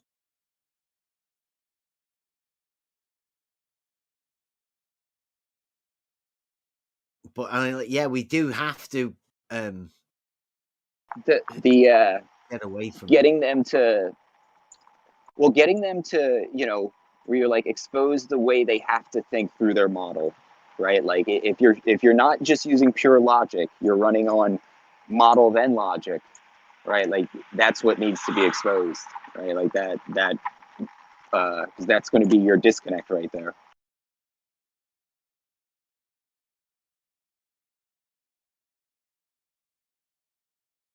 who's disconnect.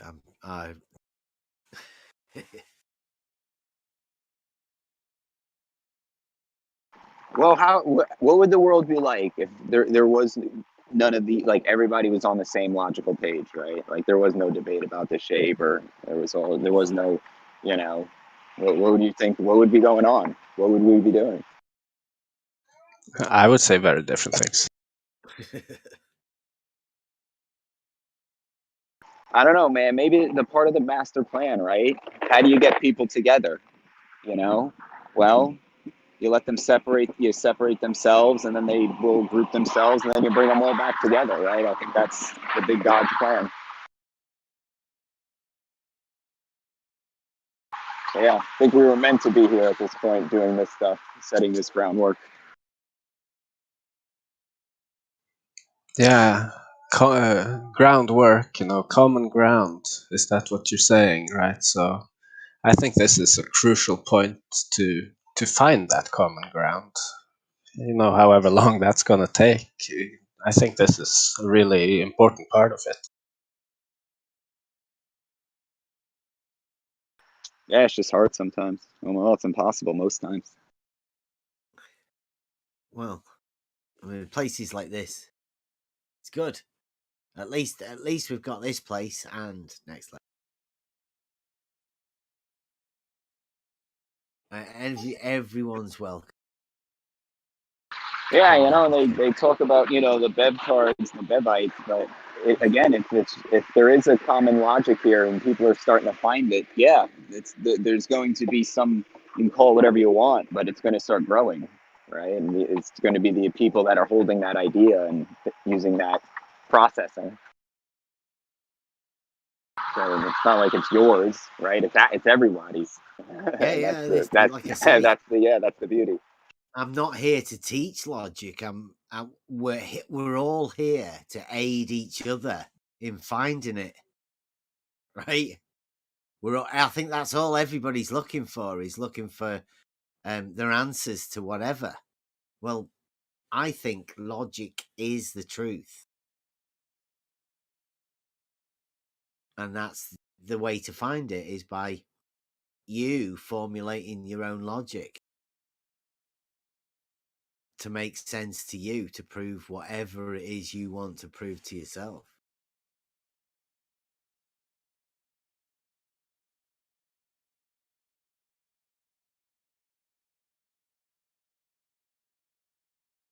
It's been a good journey so far.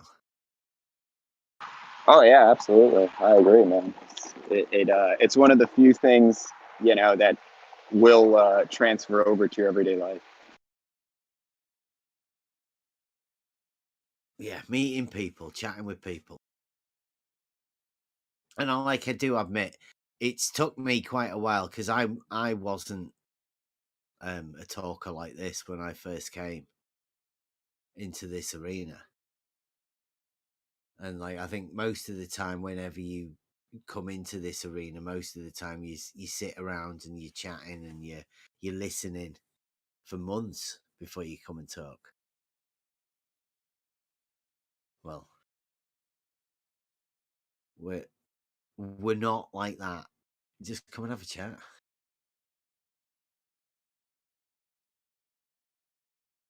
Over at Next Level, if you don't want to come and talk into these places. But I mean, yeah, come in, pop in, just come in and listen for a bit. I would say, this overall debate of the shape of the Earth, it's a lot of concept versus concept. So when I sort of came across this whole logical part of what you've been doing over your channel, especially, that let me, open my mouth, because that's not concept versus concept anymore. Now you can take it back into real life. Yeah. Your experiences all come into play, don't they? Yeah. Yeah, well, because the other two are religions, or they're religions, right? They're trying to get you to believe in these like ideas, these concepts.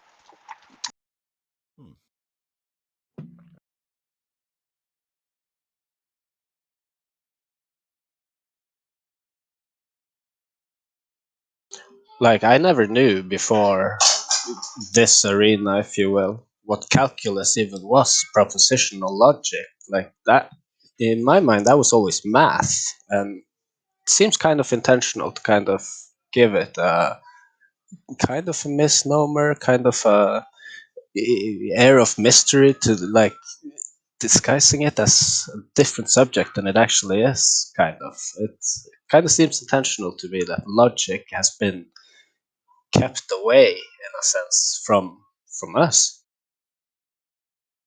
Yeah, I Like, think not like you being able to understand what logic is. That's not what I mean. But like, setting it up in a concrete framework, and that's all been done, and people have really put time and effort into talking about logic within calculus. It's interesting that we never really get taught about this whole, that there is already groundwork that's been done. That's what they don't want us to know. Yeah, they replaced the logic with math and numbers. yeah, I You think prove stuff with math now. well, one of the first things I did was to get a Euclid book, and they were, to be honest, when I first started, they were quite abundant, Euclid books, and I found one from 1871, and I was looking for a bit because it had logic. I knew there was something with logic at the beginning of it, so I got the book and I looked at the beginning. An 1871 school book said that they took logic out because it hadn't been deemed it was worth doing, and that's in 1871. So way back then, they'd stopped linking the early logic to the geometry, which is when you look at the Buster earlier with doing the is it the trivium, the quadrivium, and the trivium first that gives you the logic, and then the geometry comes in the quadrivium.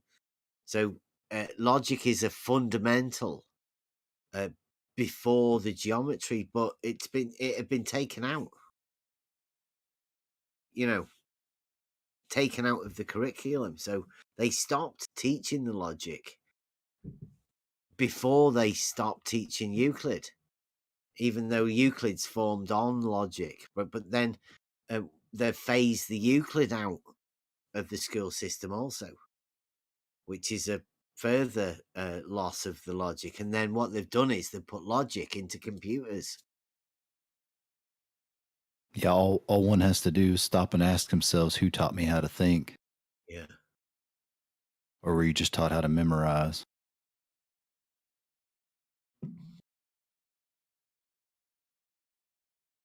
That's a deep question, that, Buster. No, I had it asked to me at a young age. It is a good one. Yeah. You should. Everybody should ask themselves that, right? Oh yeah, make you think. Or do you know how to think?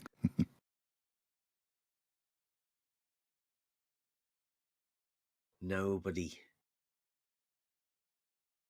Nearly as bad as who taught you the globe.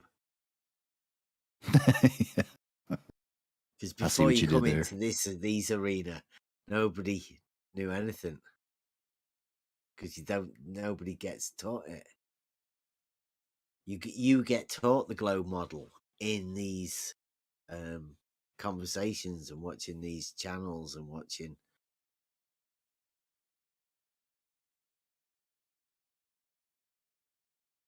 That's where you learn the model.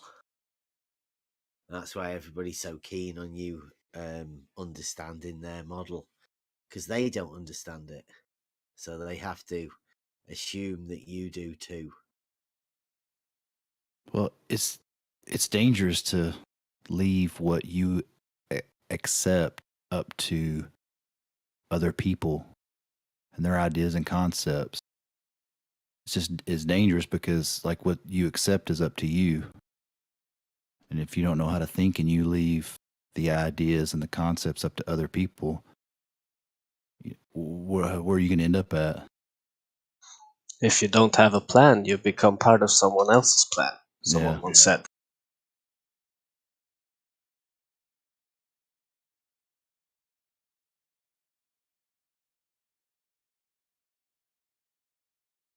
Yeah, I literally I couldn't say, because when I went through school, I probably went through my whole life with a blur, to be honest. So I couldn't honestly think what's going to happen to my kids or my lad and what he's learning at school and what he's going to be. I don't know. But I can say that the school system doesn't seem to be helping people. I don't think, anyway. Well, that's what I was saying. You're not taught how to think. You're just taught how to memorize and answer a question correctly. Or what they say is correct. Yeah.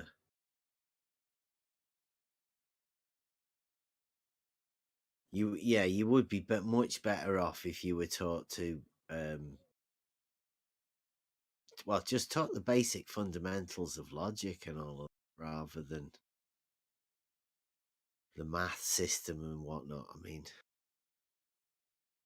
yeah, I think it's much more fascinating as well when you learn something in a way that when you can understand it and go along with it. It's much easier to learn stuff when you're inspired by the learning.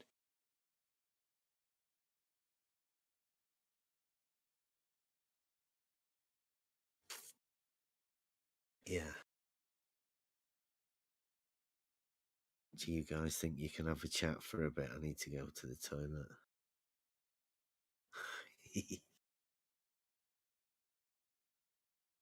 Or should I queue up a song or something? Yeah.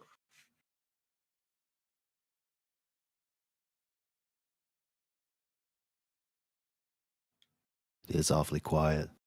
Yeah. Where's Right the Hand when you need him? Well, I do have to say, like, it would be great to hear other people talk. Like, I'm sure that people have things to say, and it's okay to say them or ask questions.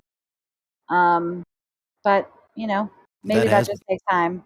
That's been the negative downfall of this arena for the last 2 years, is that the people that do all the debating, it's like you can't say anything, or you just get shut down, yelled at. It is kind of sad, the state it's gotten to. Well, and that's what's great about this conversation is that, I mean, speak up. Like, we would love to hear what you have to say. That's not going to happen. There are plenty of moderators here to make sure that we can just have a conversation. So anybody that has anything to say, whether, no matter where your position is, we would love to hear it.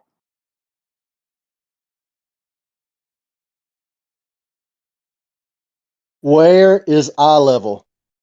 Chad, my favorite. It is way beyond anywhere that we ever see. It is beyond the telescopes. It's beyond the universe. It is so far out there that we'll never figure out where eye level actually is. Your memes are my favorite. They're just fantastic. Thanks.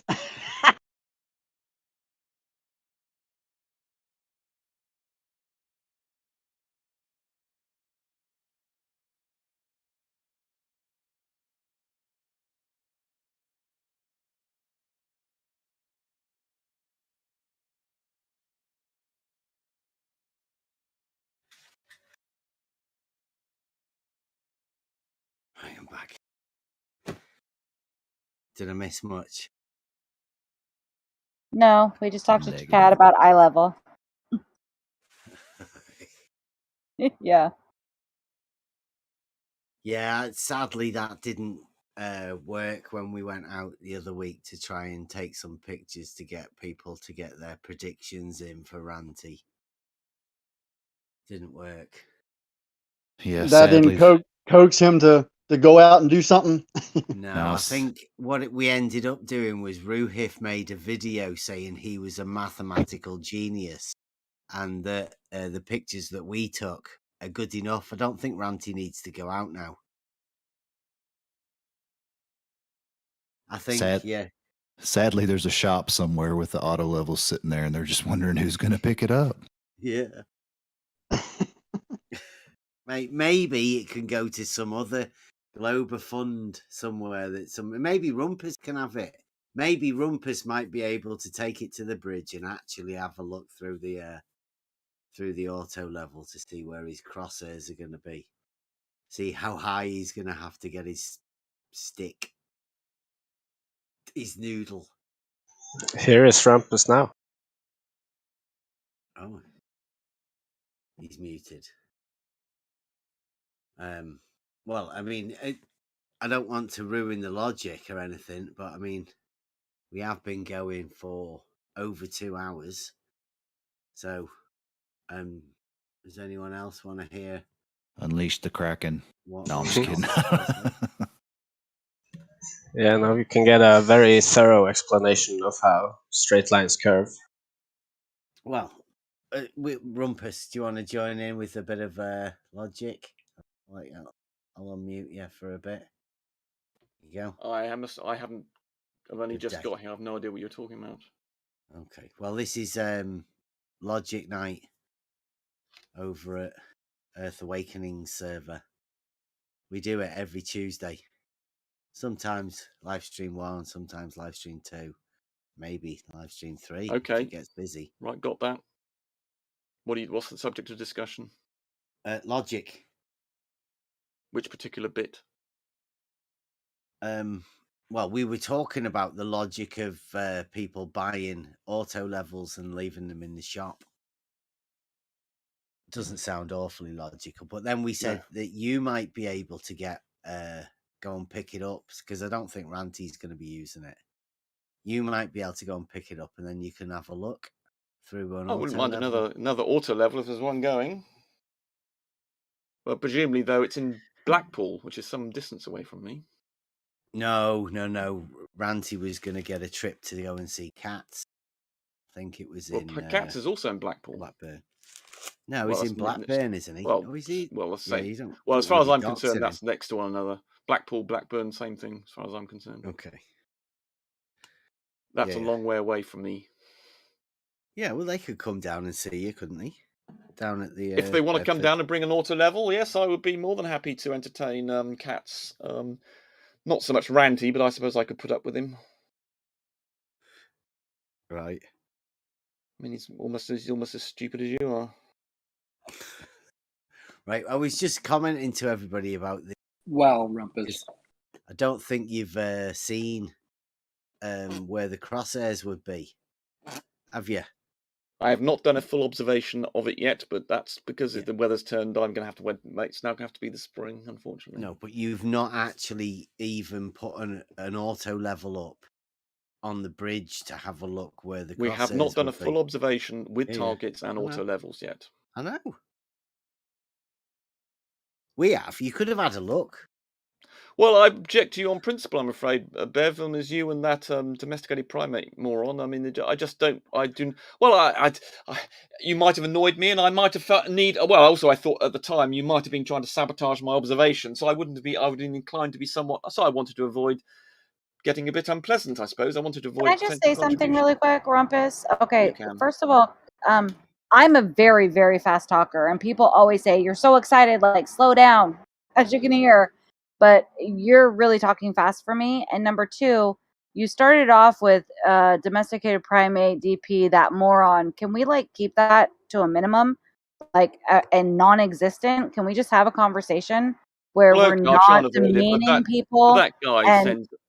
Okay, I I'll don't try. But just that no, guy don't sends try. obnoxious messages Do to people. Well, just the do. trouble is, do you know what sort of Yeah, it antics he doesn't. He's gets not up even to? here Like right that means now. stop it, Rumpus. Yeah, it means stop wait a it. minute, I'm trying wait to a minute. be diplomatic and polite. He's not here to even defend himself. Let's just keep his name out of it and just have a conversation. That's it.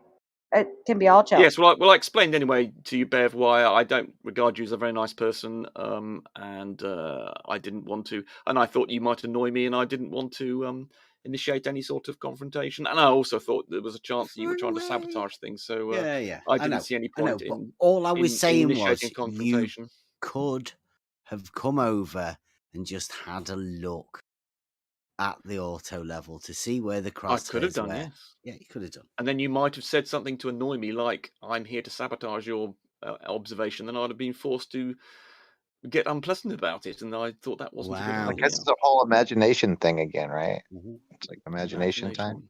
What are you talking about?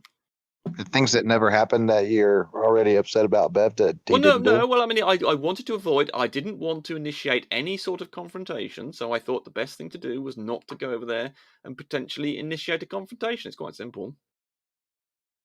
Yeah, that was very grown up of you. It was. Very. Was, yeah. It was. Yeah, we were all, we thought that's what would have happened, yeah. Well, I don't. If you, well, given that I regard you as fundamentally obnoxious, I don't know. My reaction to you saying something obnoxious might have been something that would have initiated a confrontation. So I thought, why go into that situation where I might get annoyed with you? So I'll avoid it.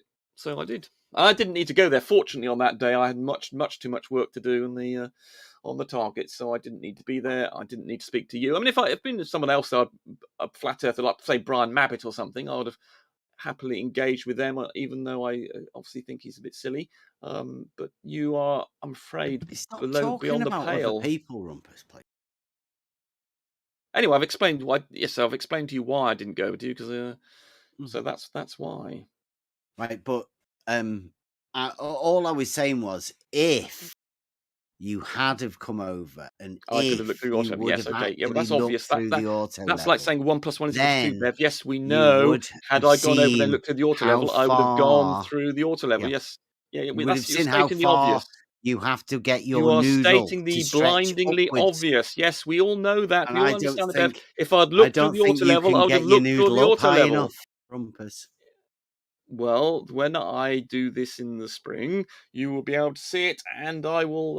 I've got the. I have to reposition all the targets back again, but I now know that I've got all the pieces of the puzzle in place. I can do the live broadcast.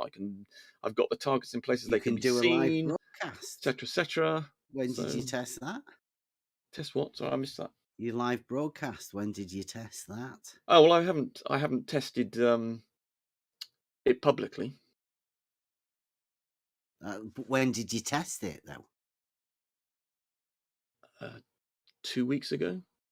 Was it 2 weeks ago? Nice. How many cameras did you have going?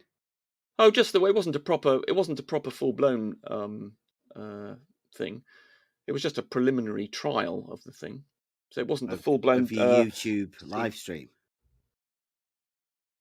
Yes, it was a YouTube live stream. Yeah, but I have a question. You okay? Go ahead. About your test. Is it possible for you to draw down a logical statement that you will then use your test to either prove or falsify? Yes, I mean, if the Earth is curved, then I will have to raise up these targets at a proportionally greater distance, conforming to the formula for the curvature of the Earth as I go further away. To match the horizontal, I'll be looking through an auto level, which will tell me what's horizontal at the bridge, and then I'll have to see how far I'll have to raise up. If I don't have to raise them up, if I only have to raise them up to the level of the same level as the bridge and the auto level, then the Earth will be flat. If I have to raise them up that conforms with the formula for the curve, then I will show the Earth is curved. What about if you shit yourself whenever you see a crosshairs in an auto level over there and realize you can't get your noodle high enough? What happens then? What would you say? You're saying if I can't raise my target to the point where it matches the horizontal and the auto level? Yeah. I believe I've done all of the maths and calculations such that I've also allowed enough latitude in the height I can raise my targets to guarantee that doesn't happen. Yeah, but you've not actually looked through an auto level, have you? I've not done a full observation. I've already stated that 3 times. Yeah. So you've not actually got a clue where the crosshairs would be I and have where got. you actually have to get your I've noodle up to. I've got enough latitude in my targets to allow if the Earth is flat, then the targets will be at one position, and I've got the sufficient latitude in the amount I can raise them to that if the Earth is then curved and they conform to the 8 inches mile squared formula, I will then have to raise them up by an extra 20 odd feet or so, 8 kilometers, and then to match the horizontal in the auto level. So I can do both things. I can demonstrate that the Earth is curved or flat, and I'll be able to point to it, and this will be broadcast live, hopefully, if we can get a sufficiently good signal at the other end, and then you'll be able to see actually the 20 extra feet on the target that we've had to raise it by to make it match the position of the auto level on Welney Bridge. And what happens if you can do neither?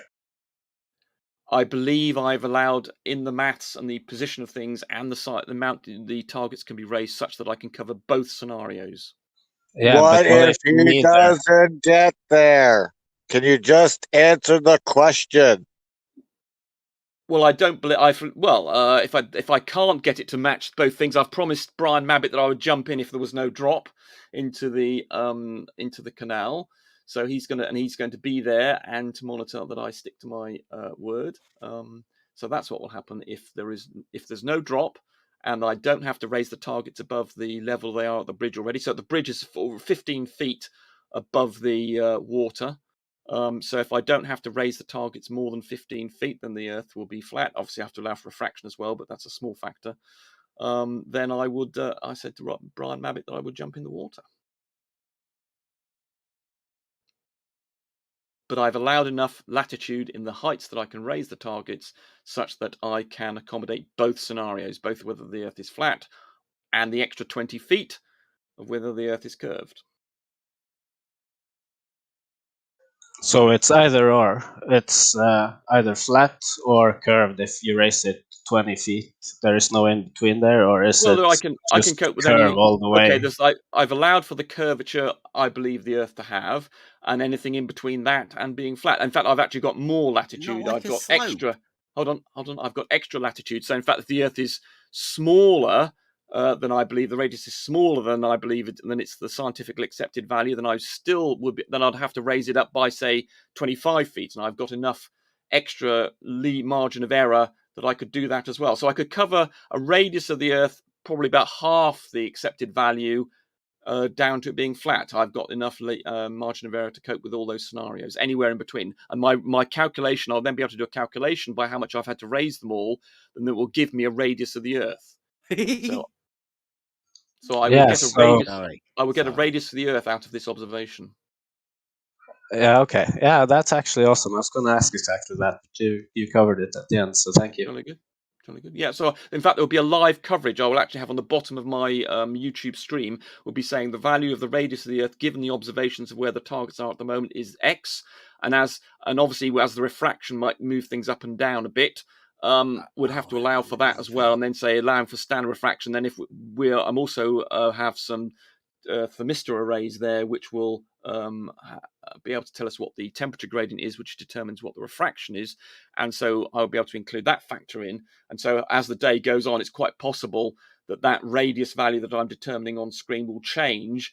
But that will obviously just reflect the fact that I'm not allowing for refraction correctly. But nonetheless, that's what I'll have to do. I'll have to say, with these, I'll have this vertical temperature gradient. That'll tell me what the refraction is. I'll then take that off the raised height, and then I'll know that for each one, because obviously that will vary for each of the 4 targets I've got, and say I will then from that be able to determine the value of the radius, and that might vary dependent. If I do it correctly, the radius value would remain constant throughout the day, and that means I'm allowing for a refraction correctly. But the refraction conditions do definitely change. So I would. But if I can allow for that correctly, then my radius value, it's quite possible I won't be able to allow for the refraction values correctly, and my radius value may go up and down. Can I ask one question? Yeah, I got a question too. Oh man, just one real quick. What if? This crazy idea. What if you had to raise the target up to like I don't know, like 110 feet. Well, obviously, I said there's a limit. I can cope with the value of the radius of the Earth is, say, half the accepted value. I think I can still accommodate that in the amount I've got to raise it up. I can raise it up by about 30 feet, and it's on a bank, so I've got a leeway. I think I've got a leeway of about 10 feet going up more. So I'm expecting to have this value, and but I could go another 10 feet up, which I think gives something like that would be half the radius of the value, half the radius of the Earth. I know, but just what if you did have to raise it up like to a crazy height? I mean, what would be? Well, obviously, what would you say? Well, I would say first of all that there something odd going on with the refraction. Hopefully, that I would also at the same time be getting some weird values of the refraction conditions. So, for instance, if we had a sinking refraction scenario, hopefully that would be reflected in the measurements we're getting in these thermistor arrays, telling me what the temperature gradient is, and then I'll be able to say, haha, if I allow for this refraction, then it's still the value it is. But if it isn't, if the temperature conditions, the thermistors are telling me it's normal standard conditions, and I see that, then I've obviously got a problem. But of course, I don't believe that's going to happen. The crosshairs won't move, Rumpus, right? Surely. I'm sorry. Yes, they would if the refraction changes. The crosshairs may say, but obviously what you see moves up and down. That's what refraction is. So if I'm looking through the crosshairs throughout the day, I mean, hopefully you've seen in various videos where people look, you've got a constant fixed camera. I mean, even Travis has had this, where he's been monitoring something over a period of 10 minutes, where what he's been looking at, he's kept the camera in a constant position, and what he's been looking at has been moving up and down considerably. So that is refraction. So the crosshairs will appear to move in the video, but of course they're in a fixed orientation, and it's what you're looking at is moving up and down. Do you not understand that? Can I ask a quick? It's a two-part question. Can I ask a? Okay. You said you're assuming a flat Earth in this test? No, I'm not assuming any shape of the Earth at all. Okay. But it can accommodate a flat Earth or, an Earth, I think, possibly down to 2/3. Question. Okay, go ahead. I was just wondering if you were, were you accounting for the curvature while assuming a flat Earth in this test? And that's it. What? That's all I had. I didn't understand that second question. I'm not assuming any curvature of the Earth at all. I'm accounting for Earth radius while assuming, but you said you're not assuming a flat Earth, right? You're not assuming. I'm not assuming anything. I'm just going to take the observation, and from the observation, I'll be able to determine whether the Earth is flat or has a curvature. So are you taking curvature into account while not assuming anything? No, I'm not assuming anything. So I'm not taking anything into account. I'm just making an observation. Radius, and then you said account.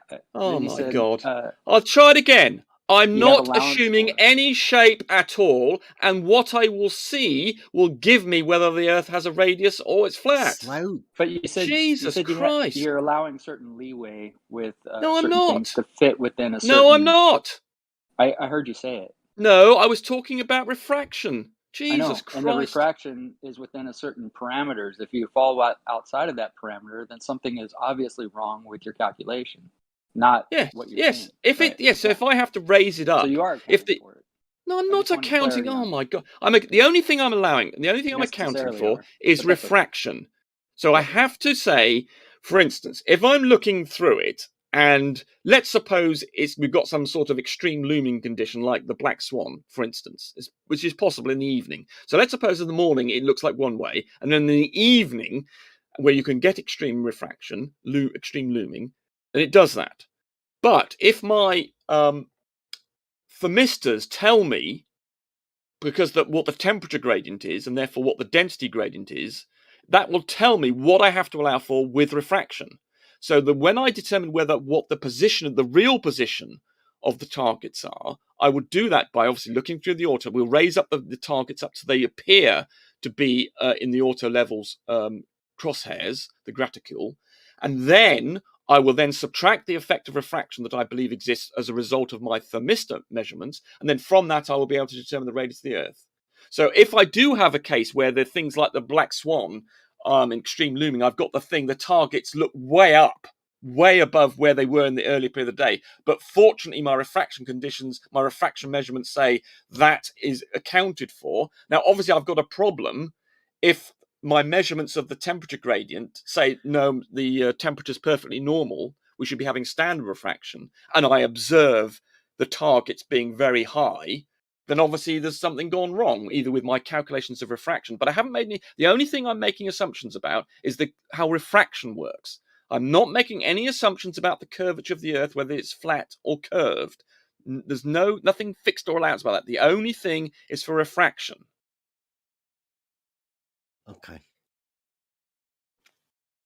So Hopefully when that's you clear. measure those things, are you measuring them?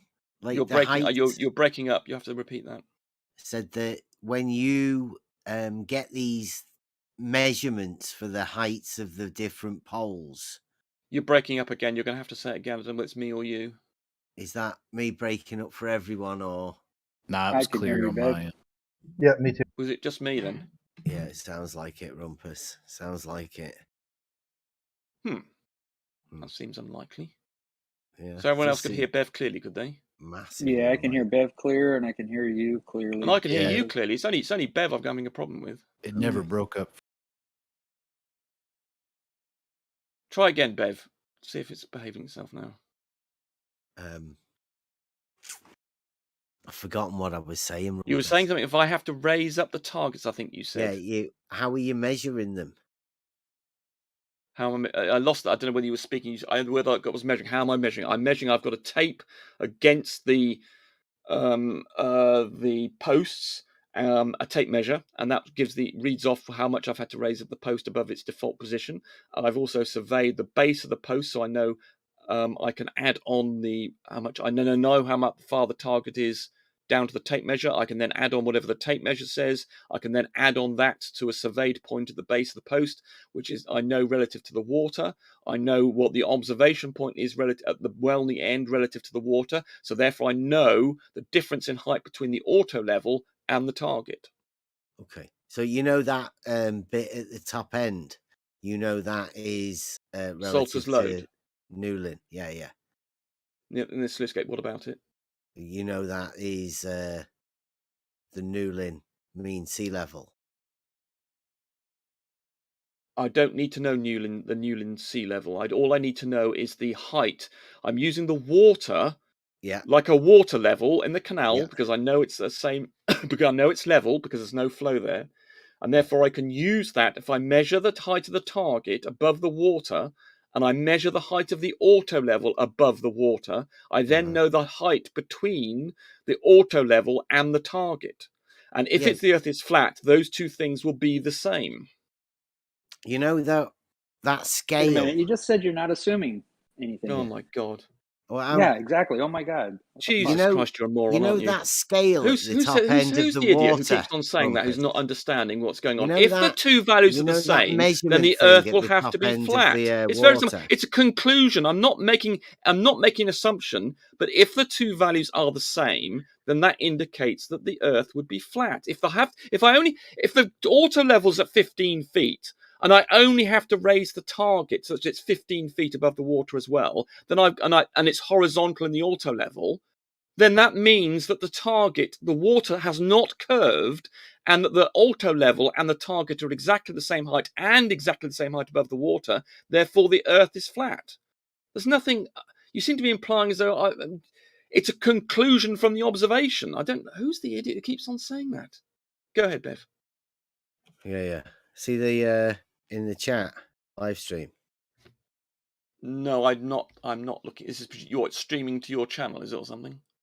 No, in this Discord server, we got how to use. Oh right, I'm not looking at the. Okay, where should I in the live stream? What live stream to text? Yep.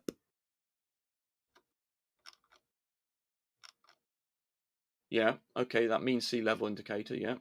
Right. That is at Salter's load, right? Yeah. Okay. Fine. So what?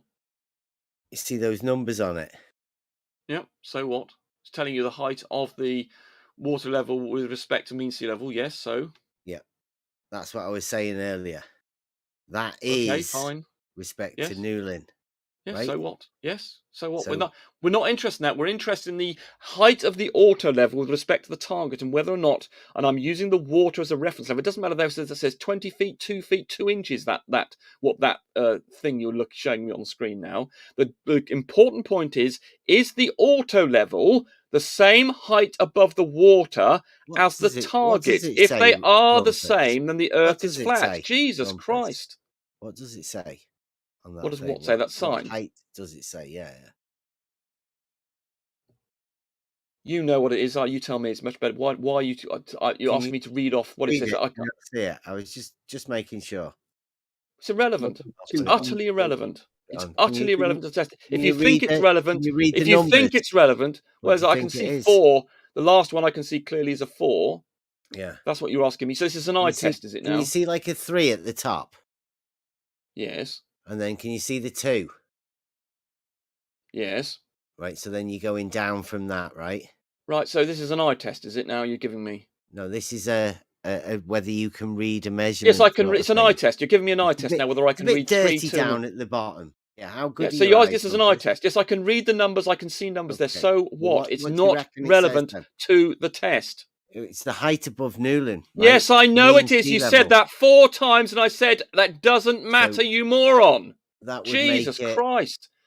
It's not relevant to the test. What matters is using the water as a reference to know how high the target is with relation to the auto level. It doesn't matter whether that reads 20 feet, 3 feet, 17 feet. And what's more, it doesn't matter if it changes during my test, because I've used the water to establish the relationship between a position on the bridge and the position of the base of the post. That could go up and down by 10 feet, and it would not affect my test. Can't you moron. by 10 feet, Rumpus. Jesus Can you Christ, stop calling people morons, please? But he's a moron. I'm sorry, but he's a moron. Just stop. But he's a moron, though. We can't ignore the fact that he's a moron. He doesn't understand. It's not relevant. We've got to say this. It's got to be said. He's a moron, and he doesn't understand that measurement is irrelevant to the test. Just behave. It's not that hard. When you say utterly, it's enough. It's strong enough. That's cool enough to make. This is amazing. Hey, Rumpus, I got one question. Hopefully, no, wait a minute. Got it. We have to deal with this.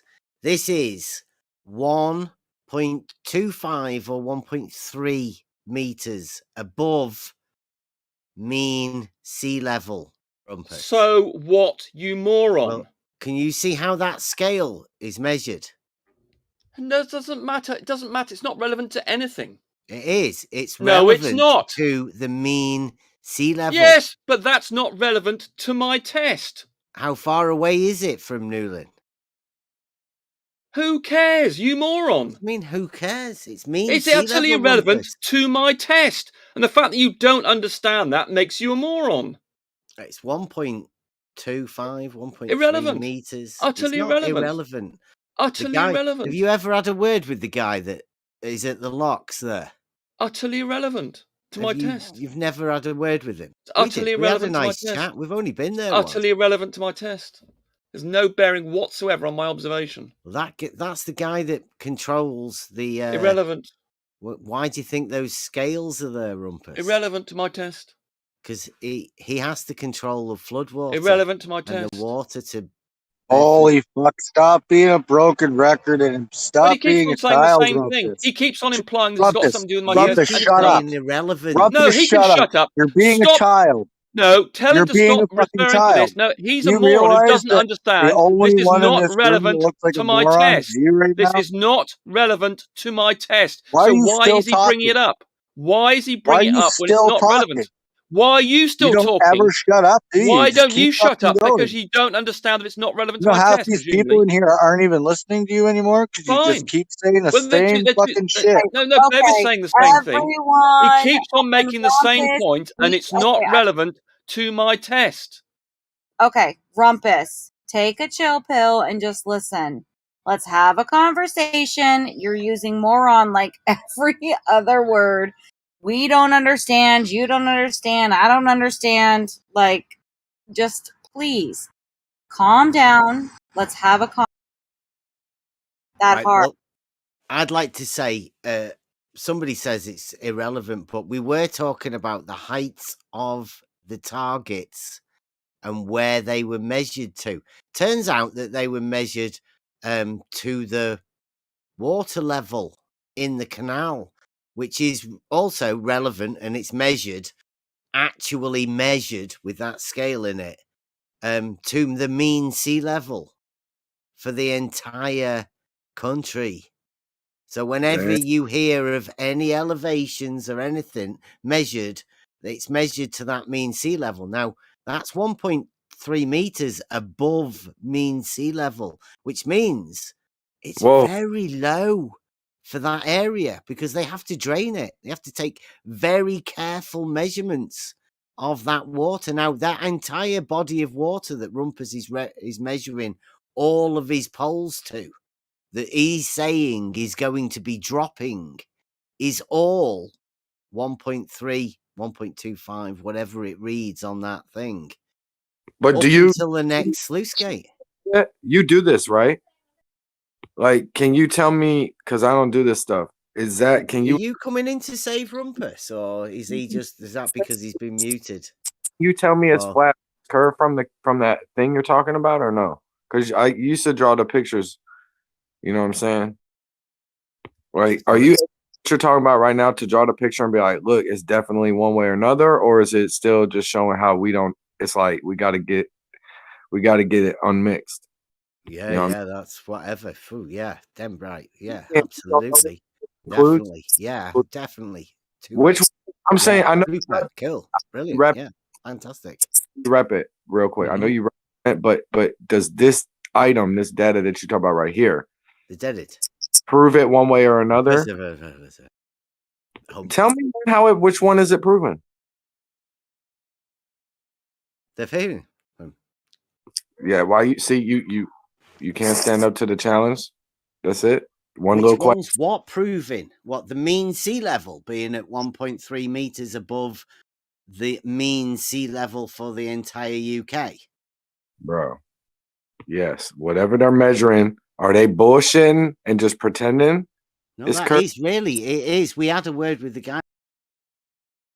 It's definitely the height of the water above the mean sea level for the entire UK. Okay. Measured at Newlyn. Yeah. Does it mean it's flat? No, it's not flat, is it? I don't know, bro. You the man. You tell me. There's a measurement, a vertical measurement on the scale. Right? That changes. It's not flat. Right? Well, I don't There's know. different elevations all over the place. That proves it's not flat. What do you think? Do you think Rumpus is going to find the drop of the water? I'll ask the question, Bev. How far away is Newland from those points?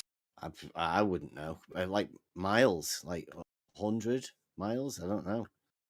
Quite a fair way. It's the other side of the London, isn't it? All it would take is for one to do a little bit of critical thinking to work that out. Well, Rumpus, like what Rumpus is going to be doing, right? The mean sea level on that thing there is 1.3 meters. Now, Rumpus is going to go to the other edge of a bridge 6 miles away from where that particular measuring thing is. He's then going to put an auto level up and go across, and he's going to measure a height he is above the water. He's going to set it up, and he's going to lift the stick up. He's not actually going to get anywhere near where he thinks he's going to get near. And I know that because I know he's never put an auto level up. We have. Right. Once you do your auto level things, and it would help if Rumpus had. But right, do you think Rumpus is going to find that there's like a 10-foot drop or something of the water level over that 6 miles when it's only 1.3 meters above mean sea level to start off with? He could buy us. What drops he getting? Do you think? Rumpus, what do you think? You know, that's way pretty far in there, Rumpus. He's deafened. Oh, that's goofball. Yeah, he does that. He might be listening on YouTube. He got mad from the other channel. Came down here, bro. What Whatever. do you think? Do you think he might? Bro, I seen you do Get the the drop thing. You ain't got no precision as soon as you was like a couple 100 feet away, bro.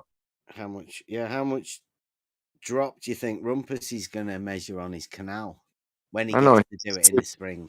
Let's have He's an gonna, early prediction. he's gonna predict an expectation of a nut hair. What about you? What do you predict Rumpus will? Do you Say predict Rumpus will go? Do you think he will?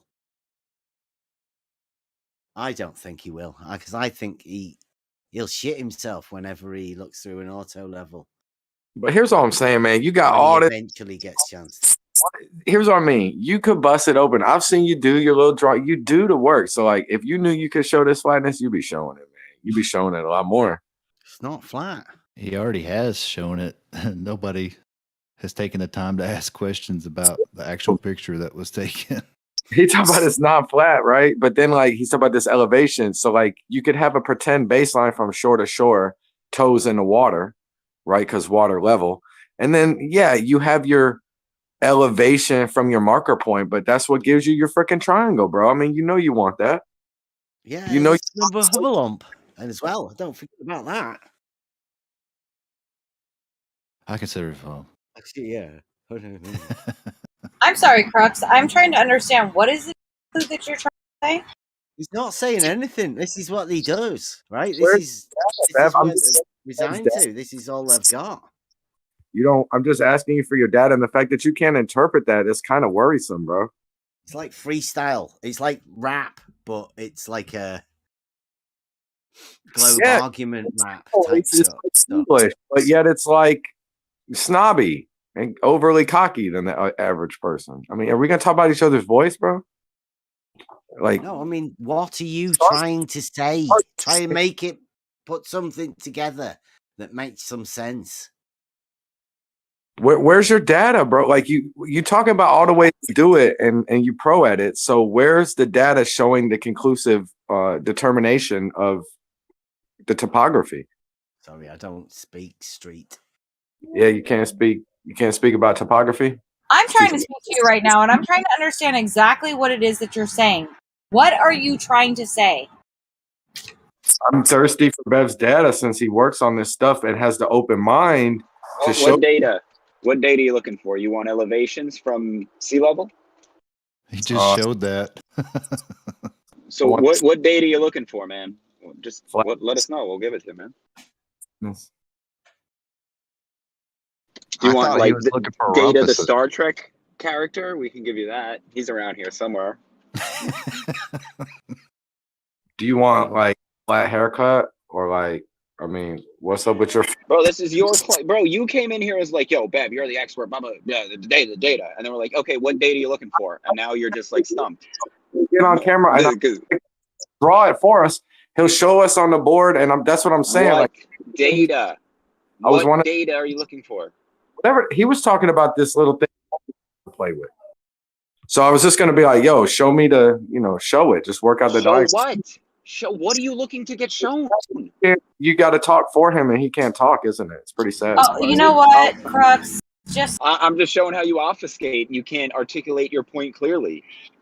Yo, There are multiple people in here that are probably not speaking up, and all of us are wondering what it is that draw the point that you like. Give us the point, and then we can talk about it. I was wondering if you would draw the point that the thing you were pointing out, that Rumpus is going to get an expectation of drop, okay, because of him looking through the auto level and blah blah blah. I wonder if you would be willing to draw that and walk through and then show why it's relevant, and it's going to determine one way or another whether or not we can or cannot determine the flatness and therefore the levelness of the water and all this. I love you to walk through and do a diagram why anything you were fucking saying has any relevance. How about that, Bev? He just showed a picture of the water level in the canal that's referenced from miles away at Newland from sea level. And it's that same marker that's all the way down through the canal. If you can't work that out, you shouldn't be asking questions. Well, not to mention it's Rumpus's test he's asking Bev to draw. Yeah. And actually, if you want to have a look, right, because we did go there Like when Rumpus was saying earlier that he didn't want to, I don't know, get all whatever. I think he just shit himself and ran off. When we were there, we were taking pictures. So there's a picture there of the sluice gates taken from the bridge. There's also a picture above that, the pink one, infrared. So you can see the bridge in the distance and the sluice gates in the distance. If you can imagine Rumpus around about where the B is for bridge, 6 miles there, out here, with his little stick, waving it about in the air. When you can see the sluice gates at the other end, they're quite high, about as high as what Rumpus is going to be holding his stick up. So the sluice gates are already there, and you can already see them. You can see the water going all the way up and actually going underneath the bridge all the way to the sluice gates at the other end.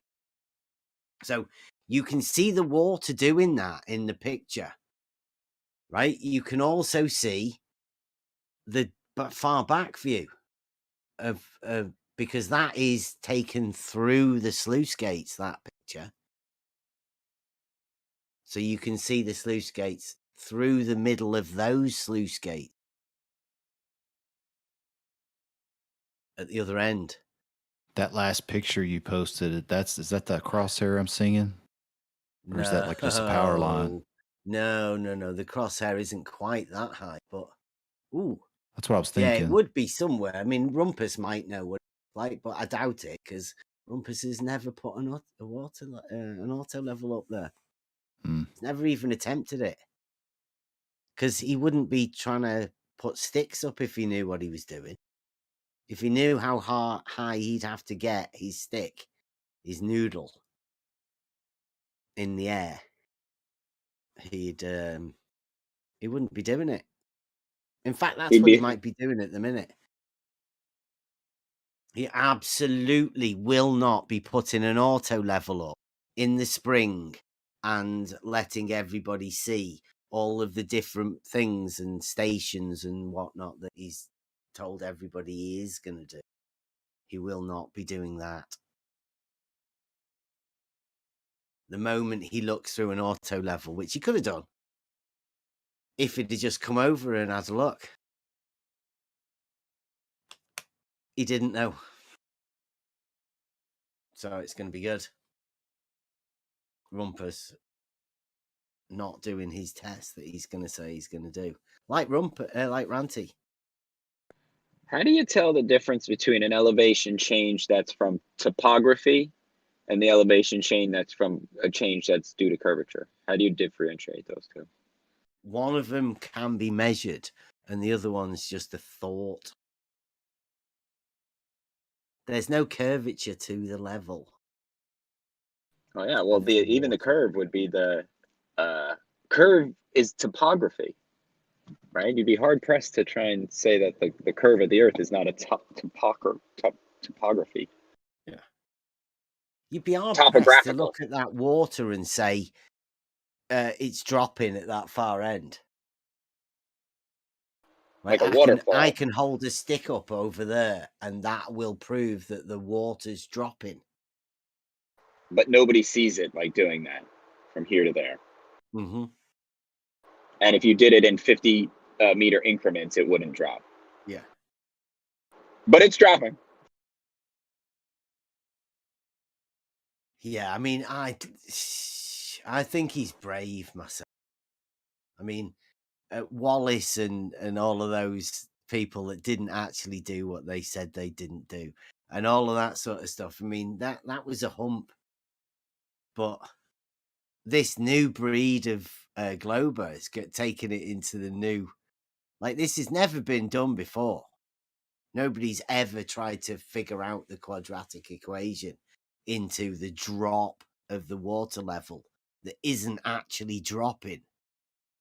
It takes some special brain work to be able to do that.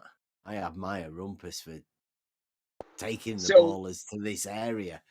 I'm going to love it. This is going to be great, right?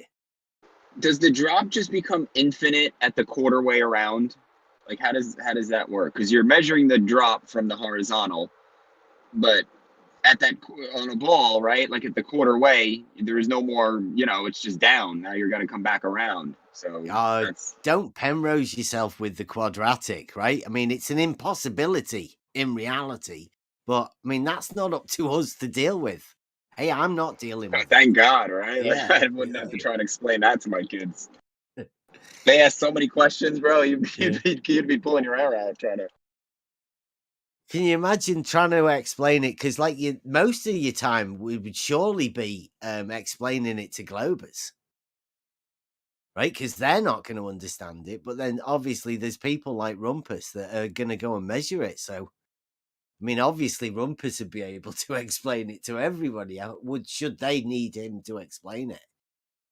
How the water can drop, but not drop. The not drop.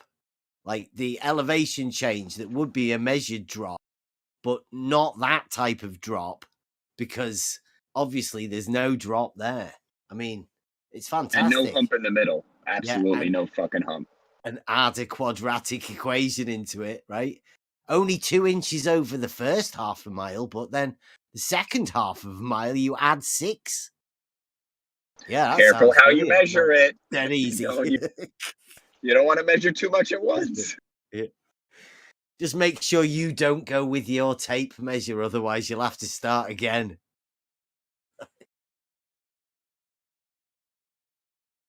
It's insanity, man. It's just utter insanity.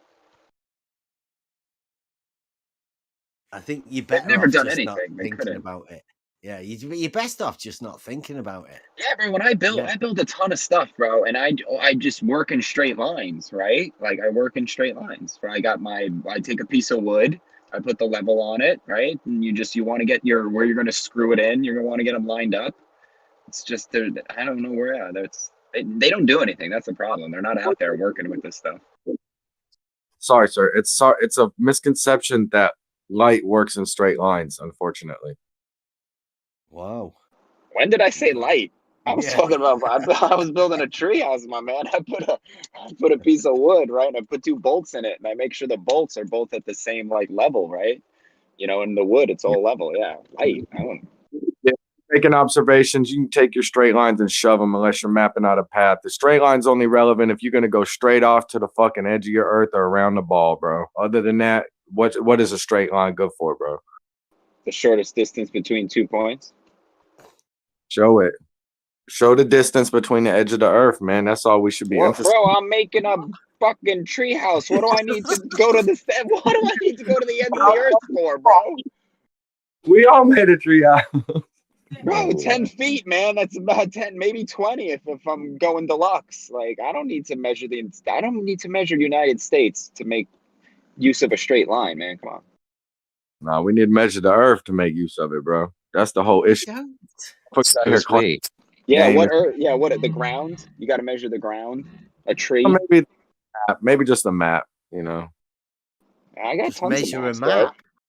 It's got a scale on it. It's already been done. If it's already been measured. Touch each other pieces. That's how you do it. It's already done, dude. Has it been? Bro, I have a question. Have you not driven around? I'm sorry, Crux. I'm looking at your rules, and it says that you're like a globe skeptic. You're still researching. You think there's more land. All these different things, and we're talking to you about logic, and you are arguing against it. These kind of things don't coincide. So are you what's going on with your rules and what's actually happening here? What's happening? You all talk slow and I talk fast. So if you want to learn some logic, maybe you should just listen a little bit. He's just obviously here to disrupt. That's all. Yeah. Clear. No, I talk very, very, very fast. People tell me to slow down all the time. So you can speed up when you're talking. I still hear what you're saying. Fast. You don't communicate progression of ideas and or problem solving ideas quickly. You just talk about problems. What are you talking about? I asked you a very simple question. I wasn't talking about any kind of problems. Problem. What is he talking about? Yet another problem. that I have. Yeah, I'm you're gonna not making mute him. sense. I think this Just guy is. saying a bunch of I words think and we can move disrupted on. everything. If somebody has something to say, I think it would be great to talk to somebody else. 'Cause that was, I think it's a waste of time. Yeah. He was purposely clipping you and your mic every time talking. So Yeah, because I had to unplug my microphone because I'm having yeah. issues. So, yeah, he was definitely doing that. On top of that, he wasn't really Saying honest. anything. Yeah, he wasn't. So if somebody else, I would love to hear from other people if they have any actual genuine questions, something to bring to the table, anything would be awesome.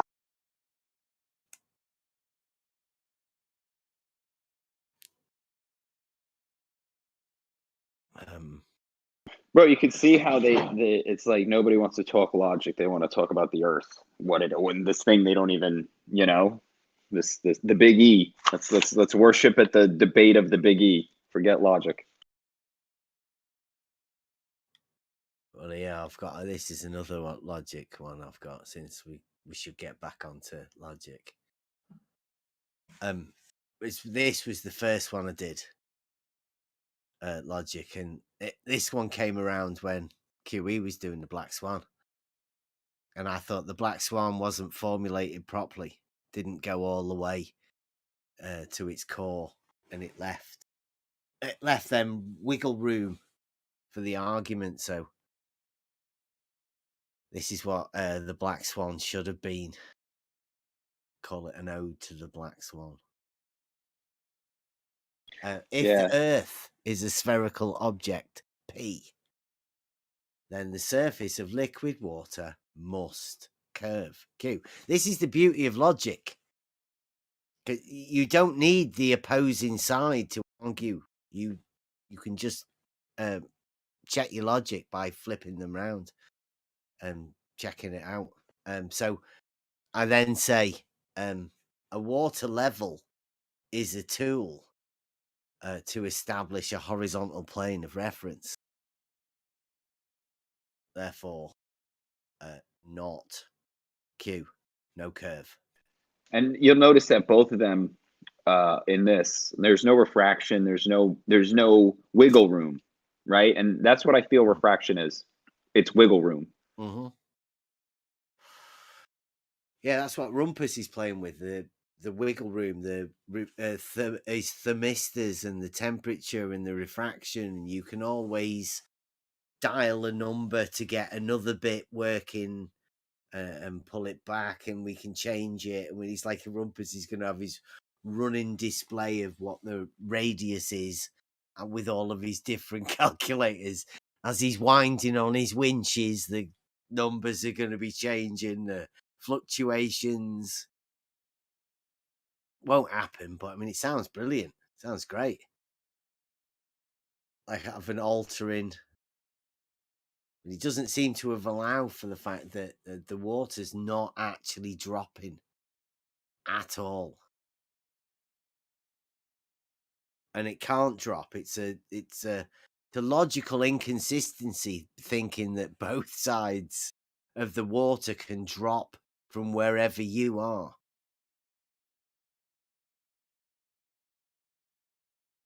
If you're measuring something and you're getting like a refraction difference, I think you got to like get closer, right? That's the bottom line. Get closer. I have an issue with the whole refraction thing, period. I think that QE has some great points about terrestrial refraction, that refraction does happen at the boundary between two mediums. I even bought different prisms, spherical, triangle, squares, rectangle, and I bought lasers them through them, and nothing seems to actually really occur. Sometimes it will happen on the sphere, but that's only if you bring the laser really close to it, and it will only happen literally at the boundary. Like at the boundary, the light will switch, and then it will still go straight, but like something will happen at that boundary. Then through the actual sphere, it will still shoot straight through it, but you will see like a hiccup, and then shooting straight through it to the other side. So I think that there are new words that need to be made for what is actually occurring I think that, mirage, looming, all miraging, mirroring, those kinds of things actually do occur. But I think there's a lot more to investigate and see what is actually occurring. But I do not think that what they are stating is happening, where something that is physical is being lifted and projected, curve that isn't actually there is somehow there, even though, and that people hit targets even though it's not actually there, and somehow that target is being, loomed around something. I mean, it's nonsense. But I do think that the language, there's something to be developed within the language of the language that is being used. And I don't think there's even room for that when we're talking to certain people. They're stuck on that language. They're stuck on those definitions. But I'm hoping that within our...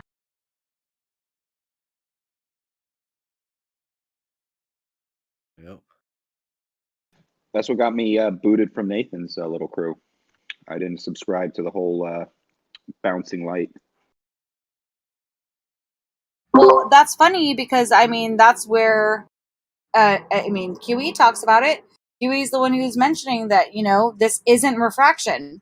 It isn't refraction. And so I started looking into it, and I was like, actually, he's right. I went and did tests. Like, I started getting things. I got a laser. I started doing different light tests with certain objects to figure out what is refraction. Does it only happen at the boundary between mediums? Like, what is actually going on? And it really does only happen at the boundary. There's like a tiny little space where this refraction, quote unquote, takes place, where the light literally does bend and will do something else, but then it will go right back to the way that it's supposed to go. It's hard to explain. Maybe I can do a live on it sometime. But what is happening, like if you look at Sky Free, if you look at all these other channels doing things, it does have heat, cold, different things like that. Miraging definitely takes place. Mirroring definitely takes place. There are certain phenomena that do take place within the medium that we're in, but it's not lifting and bending complete land masses, cities, all these different things to appear where they shouldn't be, where people can hit targets and they shouldn't even possibly be there. But somehow, even though it's quote unquote refracted up, the shooter is able to hit it because it's somehow, going around a curve and is able to, it's just ridiculous. But I do think that the language can be touched upon to where we can, I think that there's room for us on our side to bringing more to the table and explaining things. I think that's the best way I can say it. Well, when I'm talking about, when I say I don't subscribe to refraction, I just don't subscribe to the whole, like the bendy light, the light moving in a wave, or even, that's even connecting light to vision, right? Oh, which is not, yeah, I agree with you the method. So it's just, I'm in terms of the visuals, I think Travis, he kind of got it best. There's that medium, right? It's just a medium between you and the, and if you think about the medium, like the air is like water, right? If it's moving, it's going to be blurry. Whereas if it's still, it's going to be clearer. So there's no bending of light. So this is how I see it. Yeah, I completely agree with you. And that's what I mean. Like when we try and I think there's so much room for us to actually take advantage of all of this and really hone down on the language and actually come up with terminology of well, this is what we're witnessing here. This is what we're witnessing there. We can actually place names to it, create definitions, create logic surrounding it, because it is so illogical where it is standing right now. They just put blanket terms to everything that's going on, and none of it is actually what's actually happening. So it really does leave this red carpet laid out for us to do better. You know what I mean? We have an advantage here, and we can actually start saying okay, if we investigate this, what's happening here, what's happening there, and we have so many people on this witnessing what is happening with light, doing these tests, going out and looking what's happening with quote unquote refraction when we know it's not that, or mirages, fata morganas, all these different things, that I think we have a lot to bring to the table here, and we have the upper hand because we're actually looking into it and being honest and being logical. Well, this is why every logical, we always start with the definitions. We go from scratch and work our way up. That way, when we get to advanced stuff, everybody's on the same page still. Exactly. And if we can create the definitions by clearly stating, by doing enough tests to say, like, this is what we witness, this is what's happening, this has been reproduced over and over and over again, this is what we see, it would be really cool to have new words, have definitions, and bring that to the table. Instead of just relying on what they're saying things are.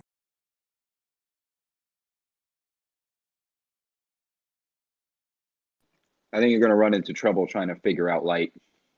That's going to be I think where I would say it'd be much easier for me to set up a straight horizontal reference frame, so to speak, than it would be for me to explain to you how light works, and more useful.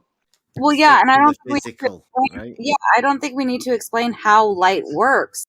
We can explain it in the physical terms, right? Rather than the light terms, we explain it in the right. Like, this is what is happening to this physical object. I don't know. I mean, nobody can. I don't think anybody can ever explain exactly what light is, but I think we can get closer to a definition than they ever could. Not a chance. But we can get exactly to a horizontal, right? And that's where you start. You're always going to start with what you can do, not what is very hard to achieve. So I would, if somebody was, I would even go so far as to say that establishing a horizontal, as silly as it seems, is part of the path to figuring out light. You have to get all your foundations in order. Yep. Bang on with you. Start off where you can. And that's where you start off, make sure you're on a firm grounding, that you can have something to start off with. And that's exactly what I mean. Like, don't make any claim that claim cannot be made. But at the same time, if we're witnessing, even if it comes down to, okay, maybe we're not making definitions, but we can demolish definitions that are already had. Maybe that's a better stance. We can say, this is not what's occurring, like, to the fullest depths, rather than just saying, blanket statement, it's not refraction. Like, really explain how it is not. Showcase, like, this is not what is occurring. This is not some kind of mirage. This is not something being lifted and bended over a curve, to the point where it's ad nauseum that we know exactly what it's not, even if we're not defining what it actually is. I think that's already been done. I don't. All of the individual pieces are already out there. Yeah, that'll come with the once you have the fundamental basics, right? Like, and this is why I say it also, you have a particle, you have travel, you have motion, all of that falls apart, right? You have this thing that travels at a speed that doesn't change even when it's going through the logic and the basics will, it's like something lower killing something higher. Like, just because it's the super advanced theory doesn't mean it can't be taken out by some low level logic. See, and my point is that I don't think that it has been, explained ad nauseum, because I'm constantly seeing people defending, like, the black swan or all these different things, or talking about anything that's happening in the sky, things in the distance, and they always bring up refraction. No matter what side, no matter what argument they have, they bring up refraction. That's not refraction. It's just not. And people don't understand that. So I don't think that you've just brought it up as well, though.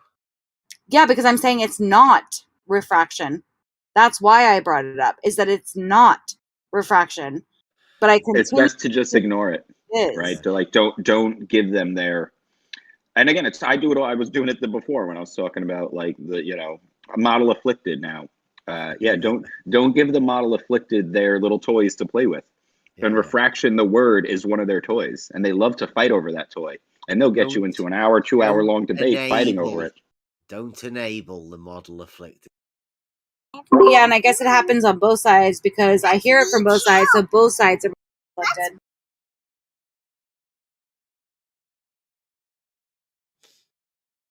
This is why the logic, you know, like I was just saying, the basics is so important. If somebody comes to you with something, they're like, okay, light is this thing. And you're like, okay, it's a thing. And they're like, well, it's not a thing. You know, I mean, it doesn't have, you know, a physical body. So you're like, okay, so what is it?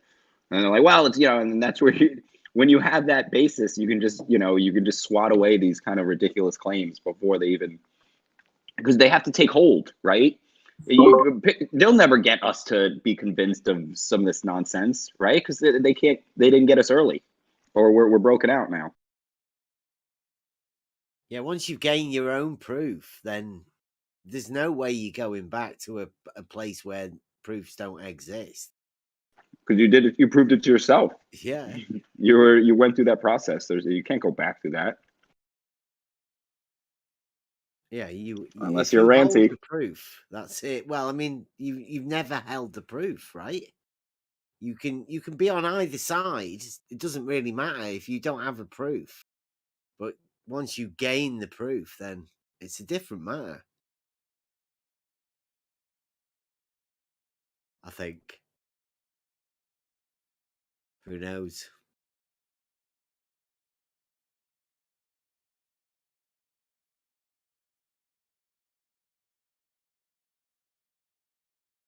But I had a good job.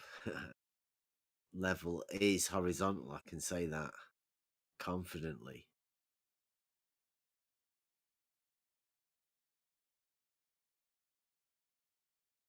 Yeah, and you can use the horizon as a level.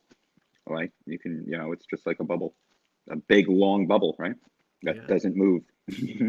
Well, the true horizon, the one that is definitely horizontal, on over water. So that's where you get your whole understanding of horizontal from, is what water does. Yeah, the air and the water, right? The bubble in the water, and it's the same thing. The water gives its equilibrium, just like you understand the equilibrium within whatever it is within your ears. Gives you the balance. Fluid. I think they're called canals as well, aren't they? Yep. And that's the equilibrium you've got. And if anybody's ever had that, you lose that. Well, they're the most basic gyro, right? The sense tilt. Yeah. It's like being on a boat and being queasy because your eyes are feeling something different than what your ears are going with. It's really weird. Yeah, I've gone on cruises, and when you come back on land, you swear you're still swaying, or your legs are swaying, but you feel like you're swaying. Well, I mean, you are swaying, but you feel it because you're on solid ground. Whereas, like when you were on the boat, you were walking with it.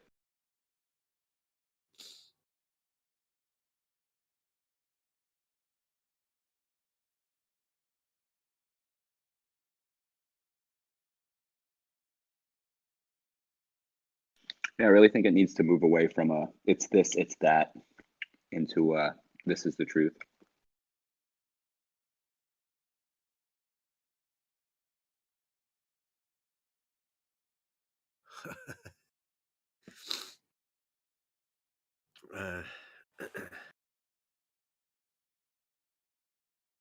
Somebody's asking in the chat. Yeah, I see it. Yeah. It's like, that's good, that, because it's logic night. So it doesn't really require much knowledge of a water level to get calculation from what? What's he going on about? Question Yeah, like is, account for the Earth curve, right? Like we'll just say topographical curve, right? Because that's, you know, we'll have that's what we're trying to measure for, a change in the physical contour of the Earth, which would be a topography. Now, you had any type of curve, a water level will demonstrate, you know, that it's not straight and it's curved. So well, any top. what do you think? Like, yeah, just let's logic it, right? Yeah, yeah. Very, very simple logic, right? you have to ask yourself, in what way could it possibly, two outcomes of it accounting for curvature? I was going to ask, how would something that you would call Earth curve affect water? I mean, is that like a magical thing that Earth curve affects what water does? What is that? How does that? Would you even logic that? Well, I'd say you've got two choices, right? You've got two choices. One being the water establishes a horizontal, and you have to account for the Earth curvature away from the horizontal, right? That the water establishes. Or two, you have the water level, and then have to do some sort of a calculation, something to account for the horizontal that you're going to have to establish after the fact, right? That they're the only two ways that you could possibly have to account for Earth curvature in relative to a water level, right? Now, have you ever heard of any sort of a calculation for the position that the water level has to be for you to work in a quadratic function, and how difficult that would be? Well, it's definitely not built within the tool. It'd be impossible. So that only leaves us one of those as being a possibility, right? The fact that the water level gives us a horizontal, and then you can just apply some sort of a calculation to it to imagine Earth curve. That's the only way I can see that working. Thanks, Jason. You can come and help us anytime. Logic Night. Nah, that'd be a negative. Not gonna happen. What about water level that need you to account for Earth curve to use them properly? Yeah, that's what I was talking about. Like, if you had a topographical curve, which would be Earth curve, like a hill, right? In all intents of the word, the level will show that. Like, that's how you would know it's a freaking hill. Like, that would be the, besides seeing it. That's how we have rivers. Sanitation, plumbing, right? Flowing water. Who was it? We were it's been a while back. They were talking about that. It was like, well, what about plumbers? They have to get pitch on their water for. Who was it? Somebody said they have to use a bench, not a benchmark, mean sea level to run their plumbing. Yeah, I think it was Larry. Yeah, wait, where's Larry? Larry's never been over.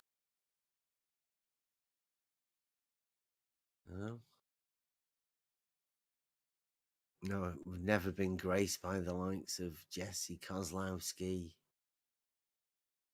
guy from Maine, presentations of the.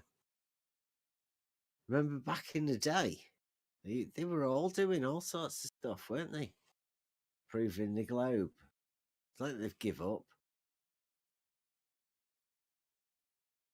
It does feel like the wind has came out of their sails a little bit. I'm hoping Slice Barcane, now we've got a bit of shitty weather. I'm hoping Slice Barcane's going to attempt his bending water level test. We've got a video coming out. Hopefully I'll get it out tomorrow to bring Slice Barcane back again, hopefully. Because he's gone as well. I remember the good old days when they were all arguing about stuff. On Nathan's channel. Yeah, bending water level test. Doesn't that sound fucking great? Bending water level. I've never had a chance to actually have a talk with him yet about it. Because it seemed weird that we were doing a straight line test, straight line shared straight line segment water level test, and he was doing bending water level test, and we never got a chance to chat. Bro, I know that when one of the first things I remember like just about this whole argument was fight the flat earth just screaming straight is curved, and it was just like you know, it was a real pinnacle moment where it was like, bro, he Penrosed himself, bro. He fucking did it. He did it live He on camera. violated his own fallacy, stolen concept. You know, it's Yeah, that's when I was like, oh shit, you know, like I was like, oh, don't. Yeah, you don't want, these people are insane. You can't sit there and have a conversation with them. Look what he's doing. He's crazy, clearly. Yeah, and then he went like full on, having to shout at people to tell them how stupid they are before they found out how actually stupid he is.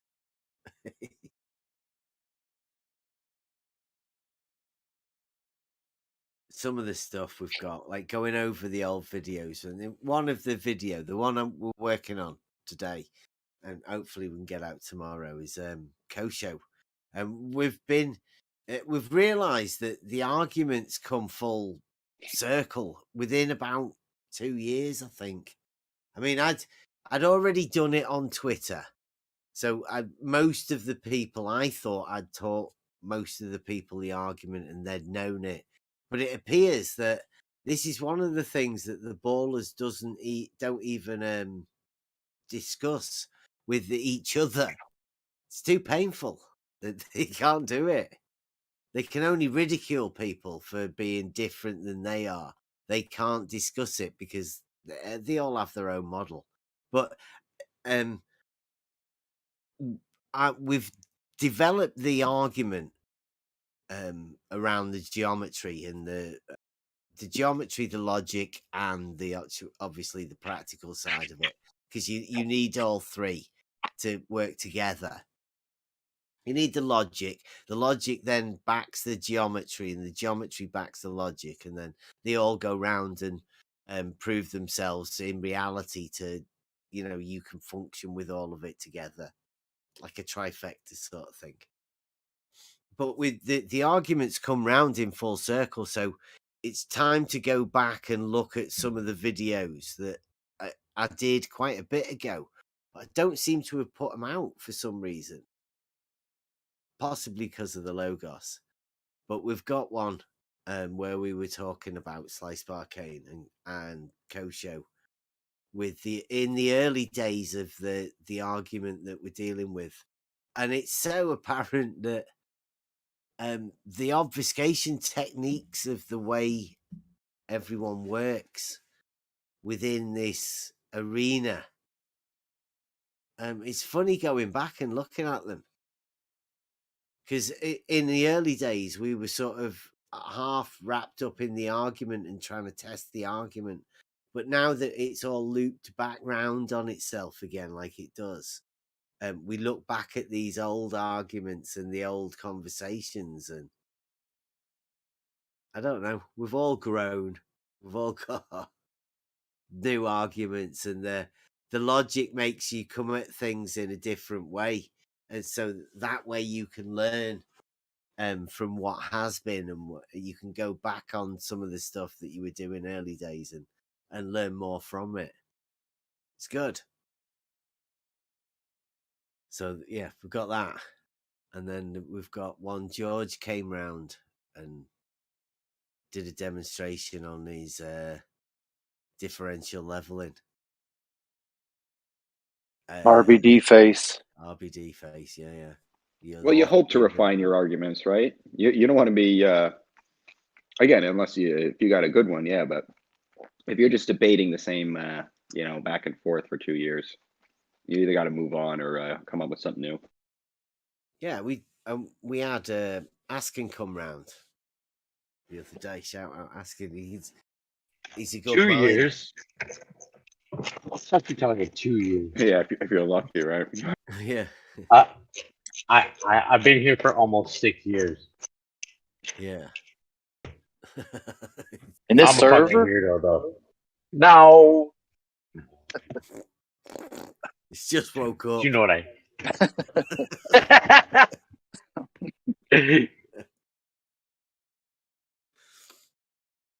It's like that guy in Monty Python clapping his hands on the cell.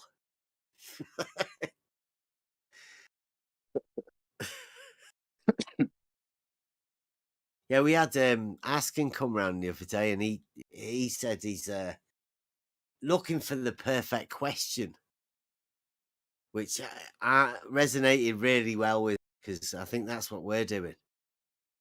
Like we know there are questions that can't have answers, but just finding the right question, and I think the logic is the way to do it, because if you can ask somebody a question and lead that to some sort of a logical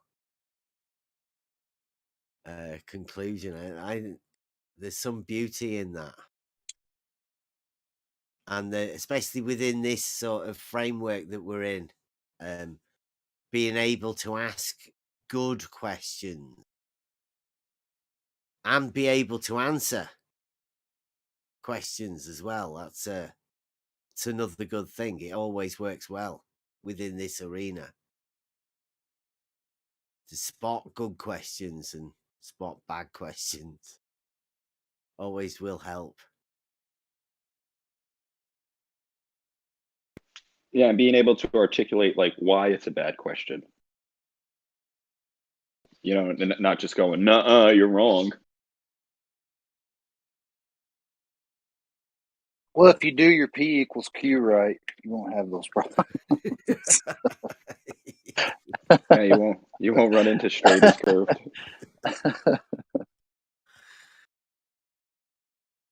Oh, Buster just made a logical joke.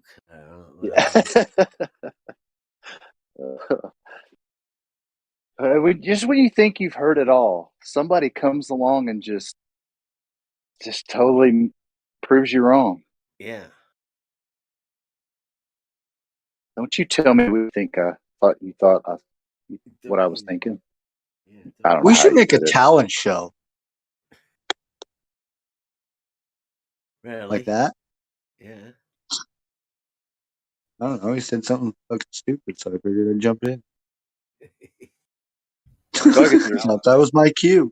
So are you already doing your talent show piece? This is my talent show piece right now. Wait, when?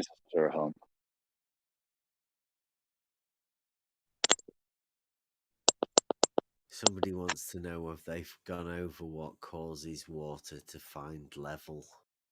Yes, easy. Hydrostatic equilibrium. Gravity, you say? The fact that all points at the surface would have a equal pressure state. 0. Gravity. And if that was difference, then the water would flow to find that equal pressure state. It just so happens that equal pressure state is on a horizontal. There you go. Yeah. Oh, on a horizontal line. Oops. That's tough. And that's science, isn't it? Yeah, physics. Science. Don't be a physics denier. Yeah. Sorry, physics, not science. Well, yeah, because there's a mechanism. There's a physical mechanism at work, right? And you'd have to have like the air curving, right? You have to have things and then there would have to be a reason for why, or a mechanism to make it curve. Well, there's different air pressures for one. Different air pressures are going to make and here's the other thing, like air pressure, right? Already, look how it was already assumed. Reverse engineered. Yeah, this force. The Air Force One, pushing the water down. What's the curvature rate of air? This is one of the best tactics, right? They do this all the time. The model afflicted. It's like, why does this happen? And then they're asking why they're only asking why it happens for one reason. so they can make it not happen, right? Because, you know, they're like, okay, yeah, the water's horizontal. Okay, but why is it horizontal? Because now let me show you how it Is won't it be, though? because I have the why. Is it really horizontal? Can we check? There's got to be a way that we can check, right? Yeah. Yeah. Well, for one thing, there are those things called tides. So I don't know why someone was laughing. Just Can a tides lake Tides have wouldn't have tides? anything to I don't know tides that. wouldn't have anything to do with hydrostatic Well, that static means the equilibrium. water is not horizontal. Then is it? Static. You're not listening. You're telling You're me it's not listening. horizontal, but then there's the tides. So how do Static. Bro, do you know that tides only happen in the ocean, right? that means it's not horizontal then, is it? But But we're it's not talking horizontal water. then, is it? We're talking, yes, it is when it's static, because the Well, water tides. Why hold are on, hold on. you Hold on, all hold on. parroting static like Let me, it's some hold on, new thing? I'll help you out What here. does it I'm going to help even you out. mean? What is tides are only the change from the horizontal. And what's happening in between those different tides? So when water Yeah, is Beth, static, if you're just gonna when, act like a parrot, can you be quiet and don't interrupt? all right, so when there's nothing that's making the water, because if water would just keep rippling, that would be infinite energy, right? Perpetual energy. We could just capture this, whatever energy is, whatever. So there comes a point when the water will stop rippling, right? It's just going to settle. It won't make any waves. So now at that point, rippling as in not horizontal then. When it stops rippling, right? There comes a So point where not it will stop. horizontal. When it stops, it is horizontal. Evidence, please. Because when you're first, it would be your tide, right?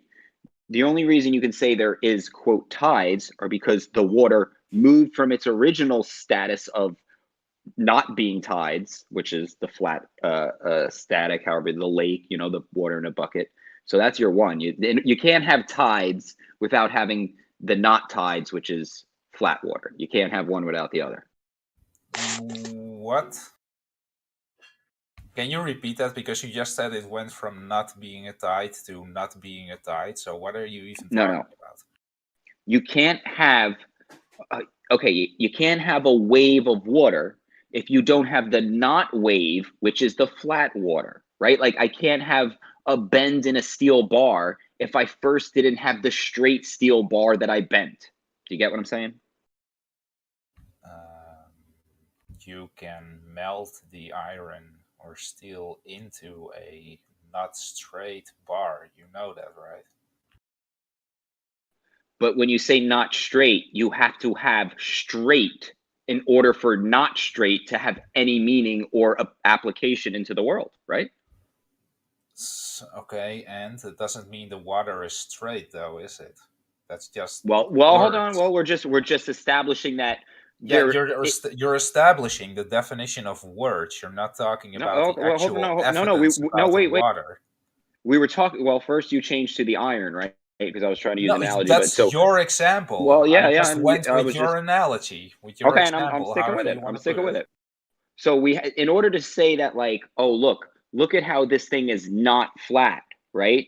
If I showed you something and said, look, it's all messed up, it's not flat, I couldn't use flat, right, without some kind of connotation that you can know what that is. Right, so you can have flat concrete. That doesn't mean the water is flat, though. Yeah, no, flat's vertical, right? Now, when we talk horizontal, right, or tides, which are not horizontal, right? Tides are a wave or a ripple above or below horizontal. So now we have to have the horizontal so that we know the tides are going above it. That's completely a red herring, because again, you can have a flat piece of concrete, and that still doesn't mean the water, and that still doesn't mean the water's flat, though. I said the water was horizontal. I never said, because flat can be vertical, right? Irrelevant. It doesn't matter. No, it is relevant. It's relevant because flat can be vertical. Well, right? then let's go with horizontal, and we have the same point. So, but instead of flat, I said horizontal. Can you answer it now? Yeah, so how do you know that there are tides if there isn't the horizontal to compare the tides to? You can have a horizontal piece of concrete. How do you know the water is horizontal? How do you Jesus know? Christ. Well, exactly. Can I just Can you put in answer here the question for or a not? second?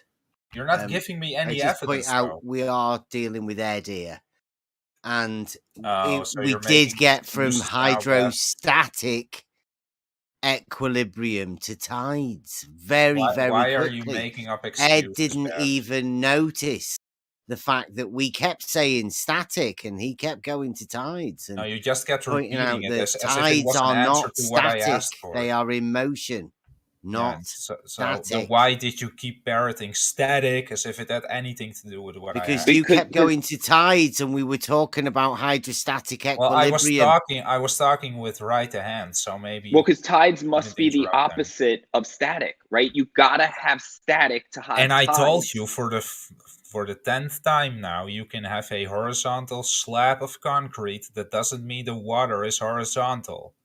Yeah, and how would you know if? Okay, so how do we establish Can horizontal? wait False a minute. equivalence fallacy. Yeah, we are He brought talking it to Ed here, up. and Ed seems to be the one asking stupid questions. No, you just don't have an answer. That doesn't mean it's a stupid question, Beth. We Don't know try to run how away. to establish a horizontal plane of reference. We do. Right. Okay. That's how we know there's tides. That doesn't. That's how we know mean- there's tides, because That that's what the doesn't tide mean is. the water is horizontal. Then is it? If you use the water to establish the horizontal in the Yeah. Then first show place, me you did that. then yes. Evidence for that, please, because that's been a claim, and you See, didn't you keep provide any saying this, evidence. Ed. Like evidence that a water level is a tool for No. establishing We're a talking horizontal about plane water. of reference. We're talking about water. Don't run away now. Don't switch it. Okay, Keep I'm stick gonna to The water level is a Ed, water. I'm gonna get you a water level thing now, right? I didn't You ask can- about a water you can level, read Beth. it I yourself. asked about water because you Yeah. mentioned water. I didn't ask Water. about water level. It's Well, not what I asked. a water level, Ed, Not what I asked. is any device utilizing the surface of liquid water to establish a horizontal plane of reference. Yeah. That's the water. Don't you see how using- amazing this is? Because right when I joined, you said that answering questions is a good thing, and Right, now you're see- not. well, see and, how and I've now just you, and, answered and now, your Beth, you're question not. there, No, Ed. you're not answering the And question. you're going to prove the fact But that you're you won't not take answering the that as an question, though. answer. Because you're not answering what I asked. What was your You're question, talking Ed? about different things. What was your question, Ed? That all the water is horizontal. Please show me evidence. The water You're level you're is not a doing that. tool. I didn't ask about the water level, Beth. Bro, What did water you is ask? the water level. You Water is the dickhead. water level, man. Oh, wait a minute. It's using the Nobody. same thing. Sorry. Nobody in here ever said all of the water is horizontal. That was never a claim made, and you're asking an irrelevant question about something that was never said. Irrelevant. So not horizontal then. Got it. Nobody made the claim that all water is horizontal. So Right. you're the one Not that's horizontal. gaslighting everybody. Irrelevant. Yeah, I'll make Ed the doesn't claim. seem to I'll be make the on claim that all position water is then. horizontal and parallel to the plane in all positions. I'll make that claim. I'll make the claim that Only water if is it's not horizontal moving. and parallel to the position of the Data. plane at all positions. Show me Data. oceans that aren't moving. Whoever said only if it's not moving. Right, Ed. I'll take that Can position. you, Hydrostatic. Dude, if Right. they could do geometric reasoning, they wouldn't be flat Right, earthers, man. You're wasting your time. guys, are you aware that I'm hosting this? You learn Thanks, any Bev. geometry There yet, Bev? seems to have been a lot of loss of control here, mic control, from a lot of people. Or are you fame hungry or something? What is it? Yeah, horizontal triggers I'm us just all. calling you out, and you seem to have a problem with it. You seem to have come in, Ed. Bev, how many and times not have you accepting hosted a it. talk Oh, and you where's still that? haven't even Another learned one. any geometry, Another man? You one. still can't even do a proof. Do you all Billy? Wow, Ed and Billy. Good work, boys. Boom. But It's stop pretty weak. interrupting It's each other, pretty- guys. And then, It's pretty weird from the ability. thank you very much. We're not having data either. Jumping in. Who's the other one? Ed. We don't need youth. Now, if we can not have this stupid interruptions of people making stupid claims and then not accepting any sort of an answer for whatever it is that we're talking about. Seems a bit silly. Like, we've gone through the whole night dealing with logic and reasoning. It seems to be quite well and pretty good mic control from most people. It's a little bit of childish impatience, isn't it? People just getting excited and wanting to just spew their words out. I think yell at you that you're wrong. Defending their beliefs. It's from emotion. It's not called from logic. contrarianism. And I see it a but we lot can here. do that in an amicable way where we let each other finish and then we address each other's points concisely and clearly. And in short segments is best. And with an honest intent to try and understand one another, which I don't see from Ed especially. No, well, Ed always comes to obfuscate. We know there's a fair few people, parts that like to just be contrarian, right? They just like to do it. They think it's fun. And it's hard to tell the difference between the model afflicted and the ones that just want to troll. Try and wind you up. They like to make people annoyed and then laugh and joke about it. I mean, we all do, but some people take it to an extreme. And yeah, thanks for being here, by the way, Ed. And Billy. Billy, you got some work to do. Yeah. I don't know whether they heard it on YouTube or what. Whether it's really adds to the enjoyability of the conversation.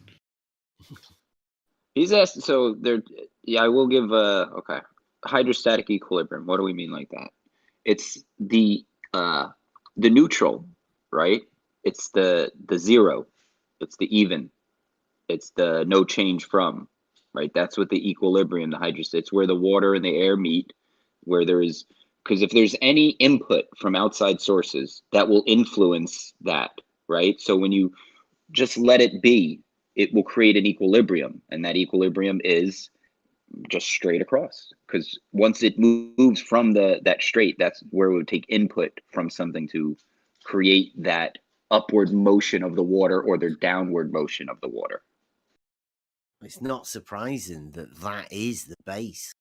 That is where things are measured from. That's your standard. It's almost like why water has that little bit of surface tension, right? So you can get it right. You know what I mean? Like you can put your right there, and it like holds it just a little bit, so you can get that real precision. It doesn't just drop right in. You have that little. It's like it's just made for measuring, man. Bev, quick question: are you still live? Yes, on the Okay. YouTubes. I will be shutting it down soon. 1 o'clock should be enough.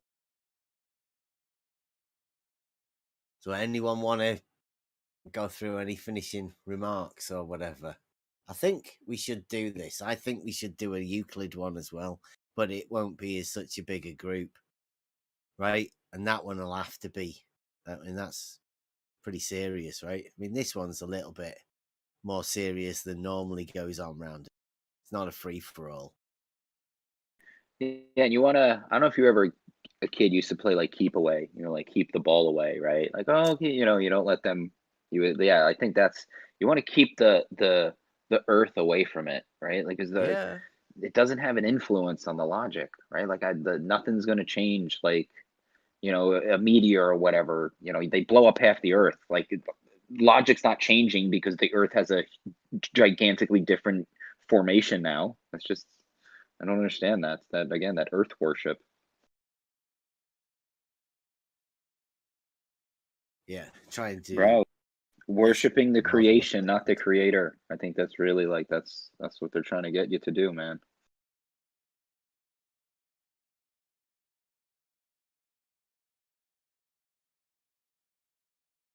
We was thinking of doing like a weekly roundup show as well. I always thought it'd be good to do like a show that like rounded up all the other shows, right? You know, 'cause you got all those, you got Arwen, you got Jose, you got Gem Pandas, you got Nathan, Brandon if he ever gets back Stuff that online. happened.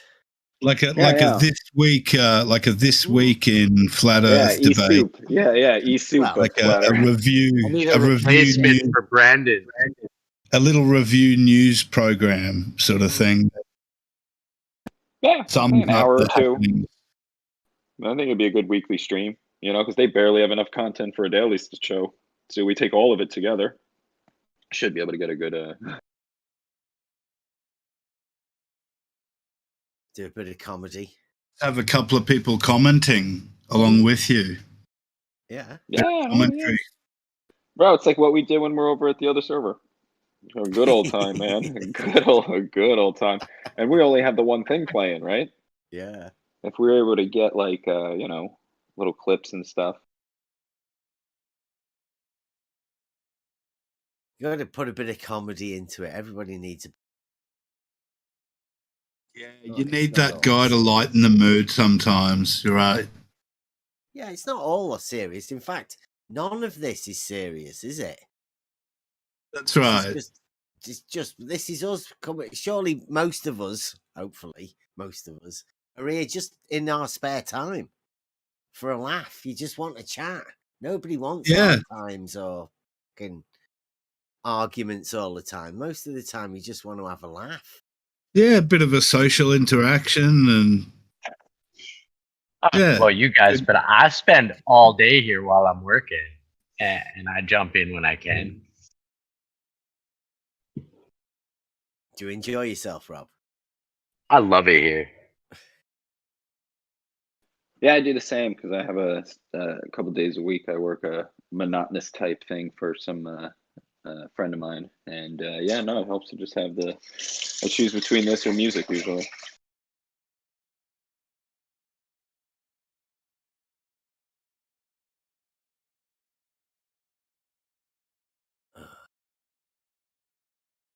Anyone else want any final words before we shut off for this week? We will come back in. Logic night, Tuesday. If it's logic night, can I just end mine with my logical statements? Go on. All right. So if vertical is perpendicular to horizontal, then all verticals are parallel to one another. Thank you. Oh wait, I got a good one. If China produces all the CO2. No. Don't finish it. Oh, save that for the end of the week roundup. Was Jose on live tonight? Was he on? I don't know. Right. I'm gonna. You know what? What'll start happening? Yeah. Okay. Yeah. Sign it off. No, yeah. Sign off on the YouTubes. Catch you next week. Right. Yeah, I was gonna say what'll start happening is if you do that, right? If you start like just going over clips of I tell you, people they'll start sending you stuff.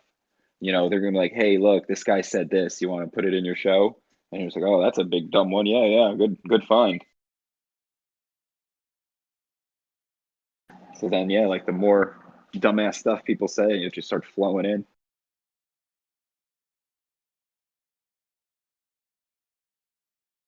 Right. Ended the show. Not live hosting anymore. Unmuted whoever it was that I was muted before. Thanks, Gio. Been cool. Been pretty good mic control as well for most of that. Well done, everybody. Thank you very much.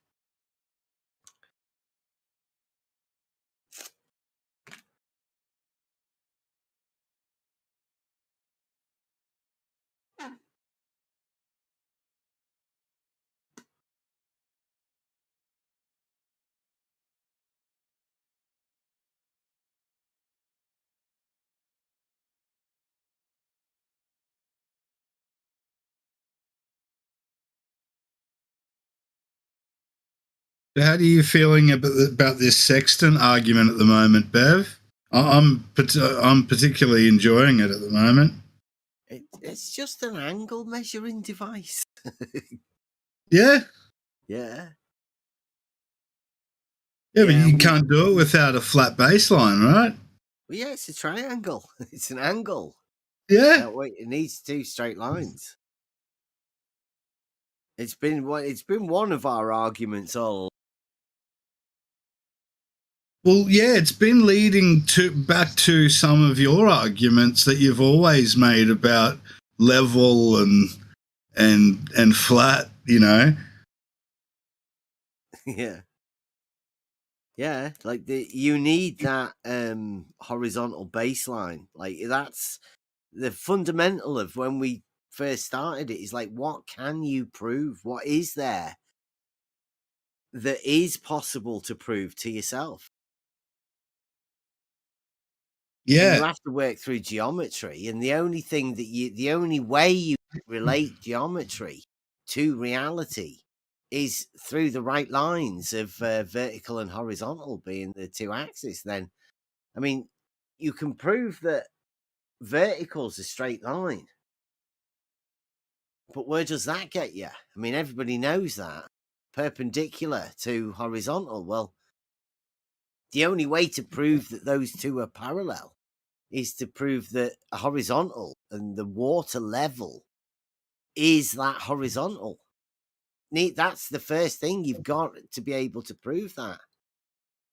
Yeah. And I'm even hearing some of these ballers say that that's why they treat it as flat. You know, that they're straightening out what they imagine is curved and just treating it as if it's flat and straight. Yeah, they have to. There's only one way to it. Yeah. Like the ball is imagined by everyone. Yeah.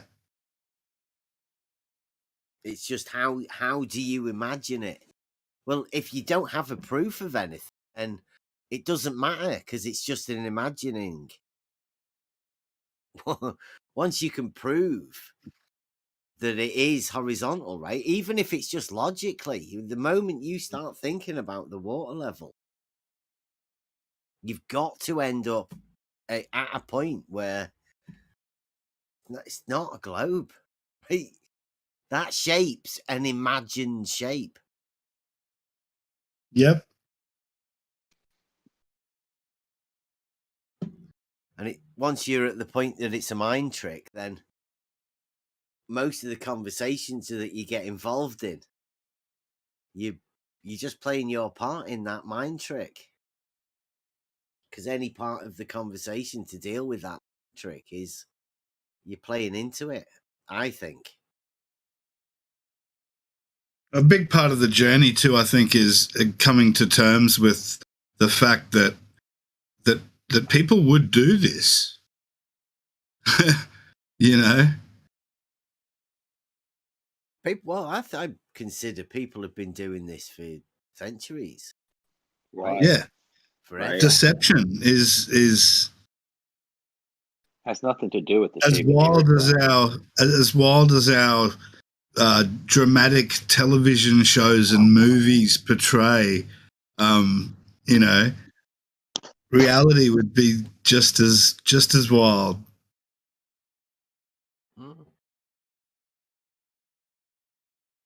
The world is a stage.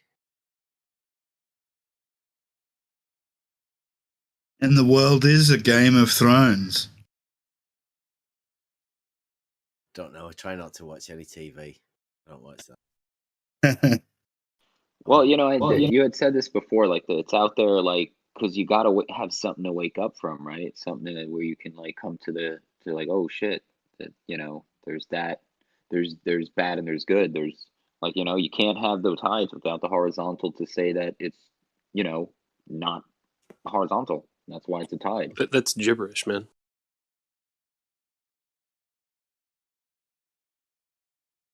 Okay.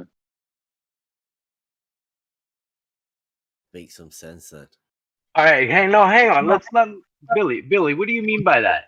Surprise. I mean, it's What do just you mean random it's words. gibberish? It's like free association.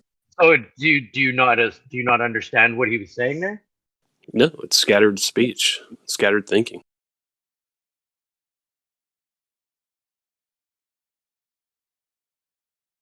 Yeah, well, I understood every word of that. So maybe you're just Yeah, confused. but you're a flat earther. Can he repeat what he said? Some shit about needing it to be horizontal. Yeah, no, that bro, but Billy, I don't even think you're listening to the conversation. I think you just no, like you just spelled throw random tides words. in there, and that was it. Yeah, that's what I said. Some shit about horizontal and the tides. That's exactly what I He's said. all tight up. Yeah, there you go. Pent up. He's had to listen to us talking. Just random sense. bullshit, He's man. to, What like do his best it's to undo it's it. fucking amazing how you guys can be fascinated by the shape of the earth, and then instead of learning anything about it, you just like ramble on with free association We all don't day, talk every day. about it. Yeah, No nobody one said here anything talks about about the shape of the earth. Never brought up. The only people that bring up the shape of the earth are the model afflicted. That's in. I mean, you know that's not true. So why are you saying it? I.e., you.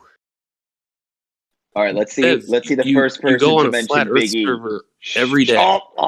You did it already. We're not going to mention the Big E, all right? Because Wait, you're hold on a complaining about it. second. So Actually, don't talk just so about it.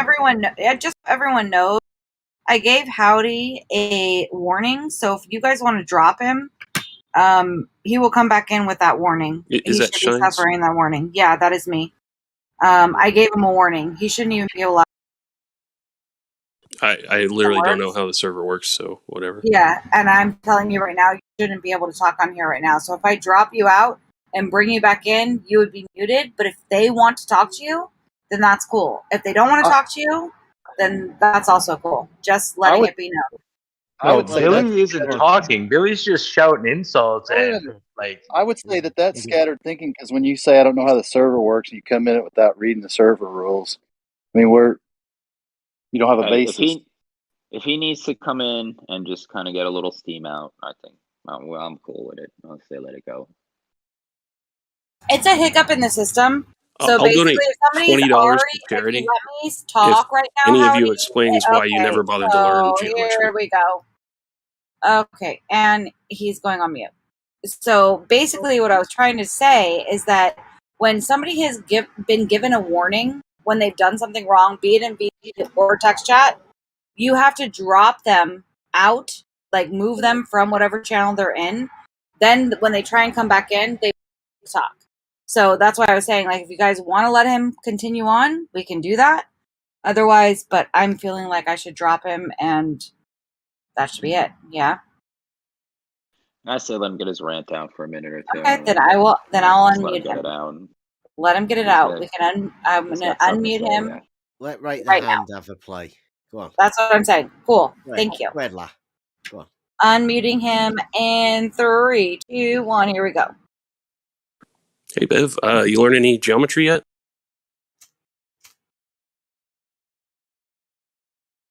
No, I'm not guess not. talking to you. Bro, I know a little bit. Speak to Right the I Hand learned a little. for me. Go on. Yeah, I'm not real Right good with the hand can't even geometry, put a but sentence together, man. that's not true. I guess you're right. You just did it. You're right. You See, meet minimum look, requirements to put a okay. sentence together. I was wrong. All right, so okay, can we move on to like what's requirement 2? Maybe I can become a more adequate debater in your eyes here if we achieve nothing. Well, in you terms of can't shape of the earth. like put a coherent thought together. Is really what I'm saying. Like when you try to explain stuff, it's just random words and shit you made up that isn't even coherent. So it's just ad homs, yeah. But can you come up That with is an not an actual ad hom. argument? Okay, so Yeah. am I not? So you're saying I made words up? So you're saying I use words that aren't even English words? No, I'm Let's saying hear an that the example. combination of words is incoherent. Let's hear an example. Oh, so it's I make Yeah, incoherent here, I'll statements. dig up a is what you're YouTube. saying. They're great. Do you have like a personal favorite? I have one where this guy, I don't know who, I think it was Gummy. He goes, that's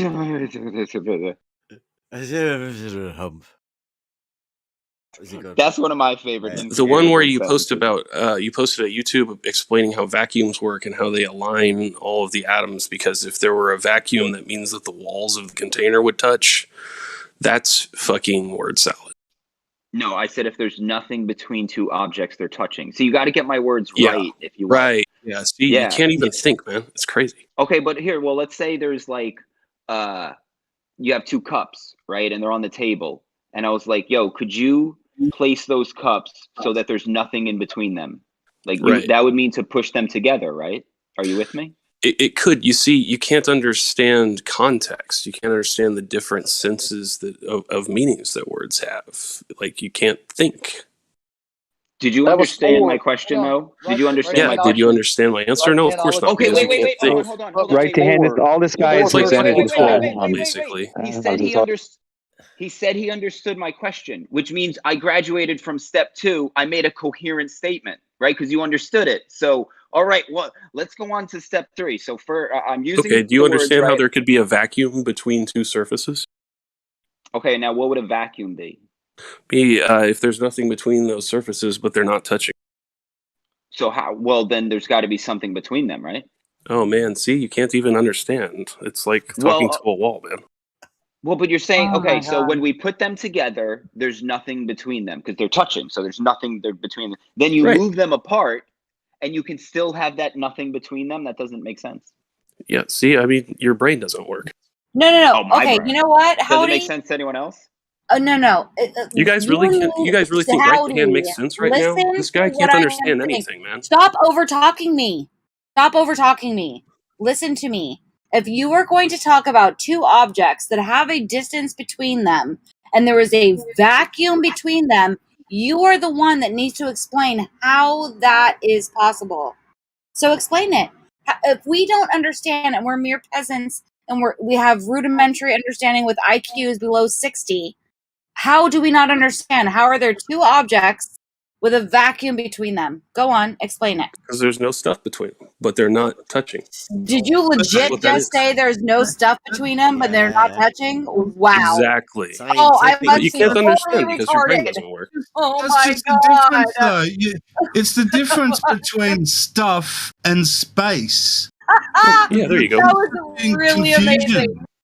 That was mind-bogglingly genius.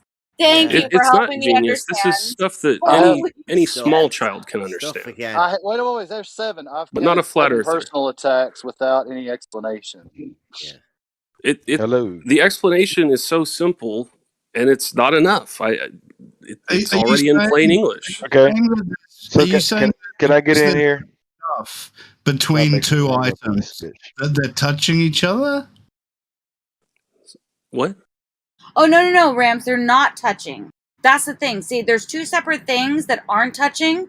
And so there's stuff and then not stuff. And that's the vacuum is the not stuff. And the not vacuum is the stuff. And that's what we're not understanding. Don't you get it? I mean, you can repeat it back, but you can't understand it. What's the problem? No. I'm going to put it to you, Hank Hill, whoever you want to be. Show me a vacuum without the chamber. Why?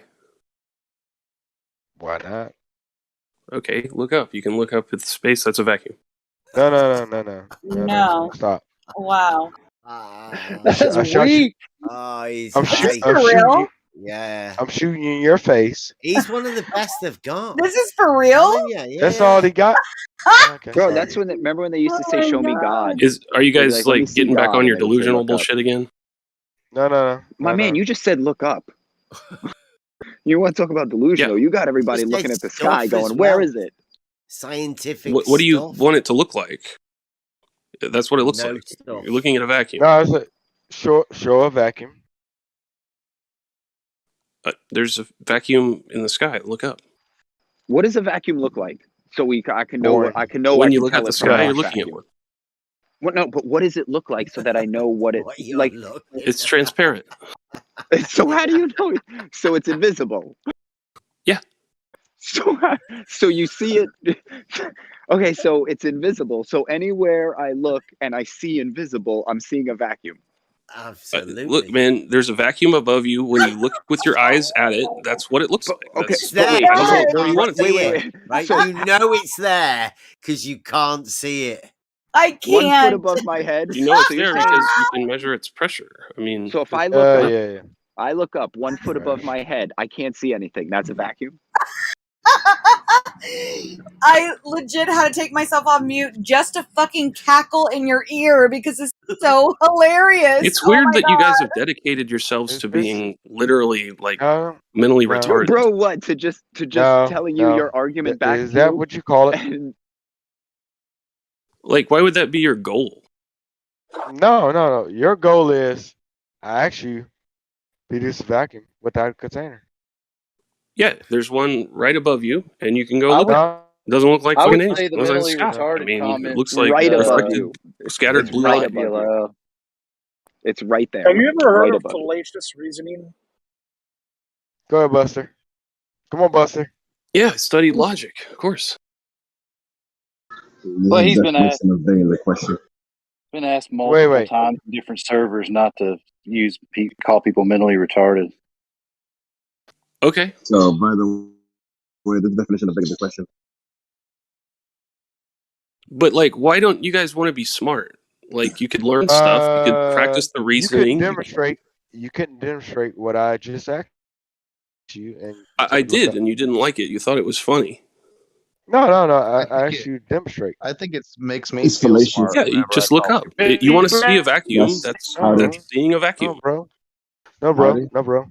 I want you to demonstrate how to do. Hey, maybe be careful pulling up to the curb next time. I almost pulled the bumper off. I'm fatter. How did you understand that what you're saying? Rob, you're either high micing or you're joking with us. So. Excuse me. I hate to Howdy, be the do you bearer of understand bad what you're saying news, is but I fallacious? muted Howdy quite enough. Oh man, it was pretty. So. I have to say, I Yeah. legit So like just got my ab workout in. Just wrong place, wrong server. Yeah, that Nothing was more. pretty I funny agree. for a second. I put him on timeout twice. I gave him 2 timeouts. I gave him a timeout. Then he was on voice. I said, "You're on a timeout. Behave yourself. If people still want to talk to you, like behave." He misbehaved again, like numerous times. So I gave him a second warning. So I mean, I don't know when enough is enough, but it still was quite funny to listen to. I didn't know planes flew in a vacuum. That's that's going to change skydiving a little bit. A lot of good people in here right now. It's probably drum up a conversation that's 100 times better than being ridiculed. So maybe we should do that. Is it considered a waste of time to? Is it considered a waste of time to have a conversation with a fool? Who was the guy saying that to look up? Is he muted? Yeah. Yeah. That was the guy calling us retarded. Oh, okay. Because we wouldn't look up to see the vacuum. So he uses a fallacious argument to try to prove his point. Literally begging the question what he's trying to prove. You cannot see it. It's right there.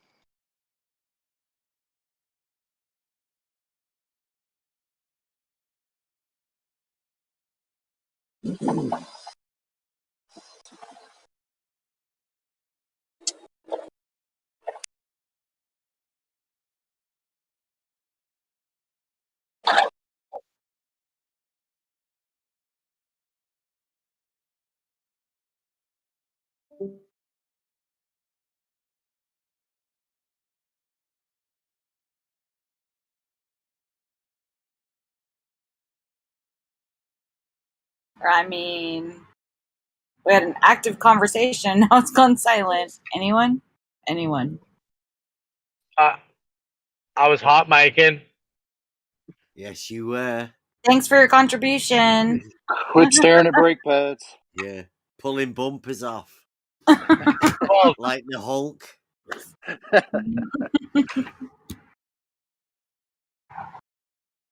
I do what I can. You have the record for sure. A hot mic record? Yeah. Well, we should put together a clip of all my hot mics. We call you. That's why we call you Rob Hot Mike King. It's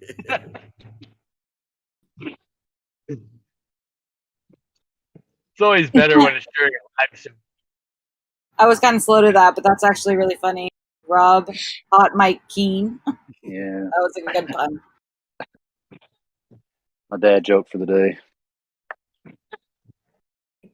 I say everybody give their best impression of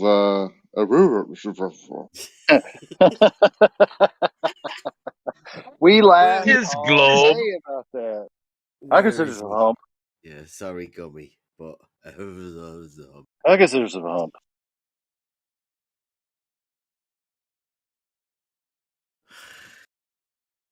let's see if I can No, find this it. is I might be able to pull that out because.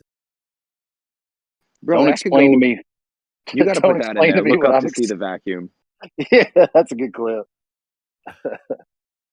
I do have to laugh at the amount of times I heard people correct themselves before they said you don't understand. I chuckled at least 4 times tonight, catching themselves. You do, well, you just can't comprehend. Have to change the name of the song now. Bro, we just make a song about all their little stupid sayings, bro. You can't comprehend is the next greatest hit coming out. Yeah. Thank you to everyone out there.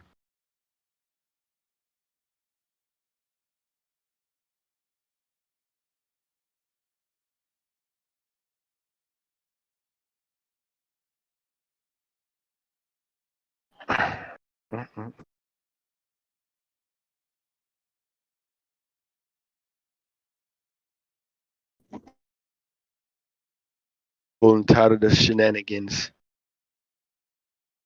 of the people that come through here.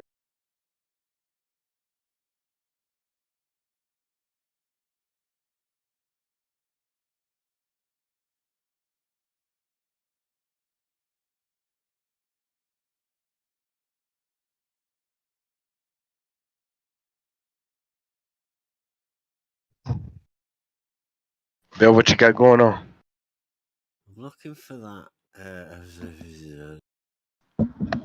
clip because most people might not have heard the video that we did today.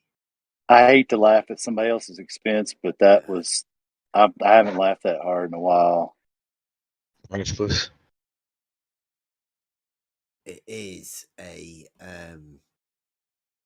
like a cog disc. Yeah.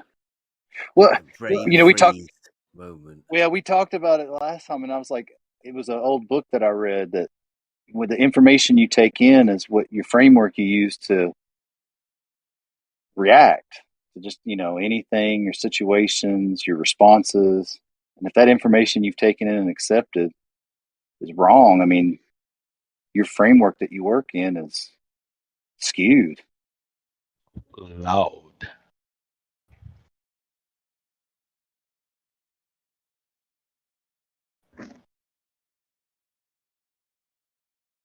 And finding those questions, like we were saying earlier, those questions that can cause that.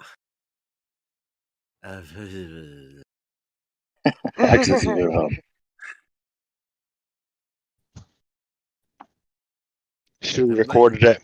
Put that in your video, there, Beth. Yeah. I don't think you could do it any perfect on that. How you just said.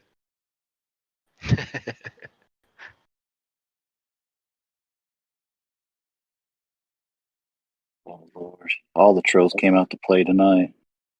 Mm-hmm. Well,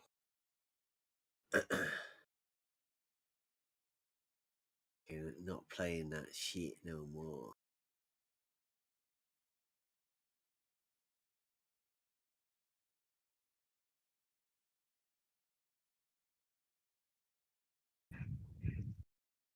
What's the date?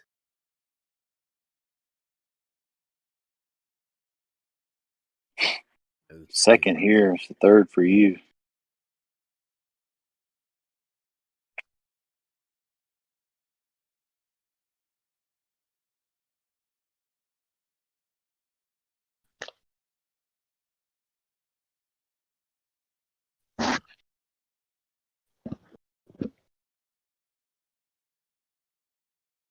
Dang it.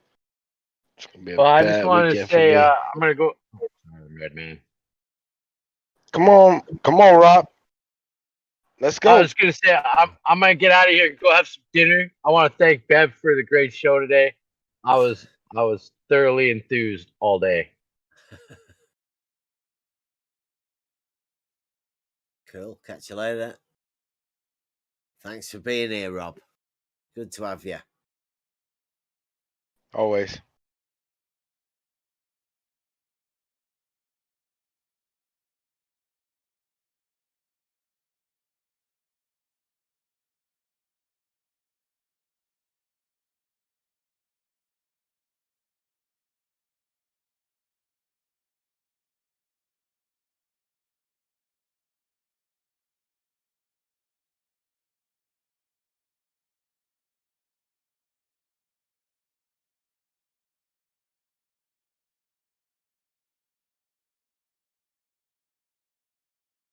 See, Rams come through.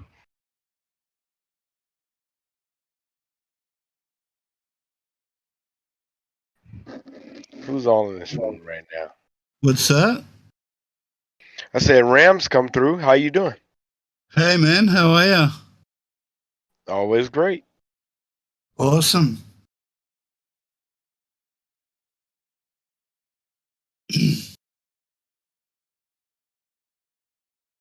Did you let go of Nathan Oakley's argument?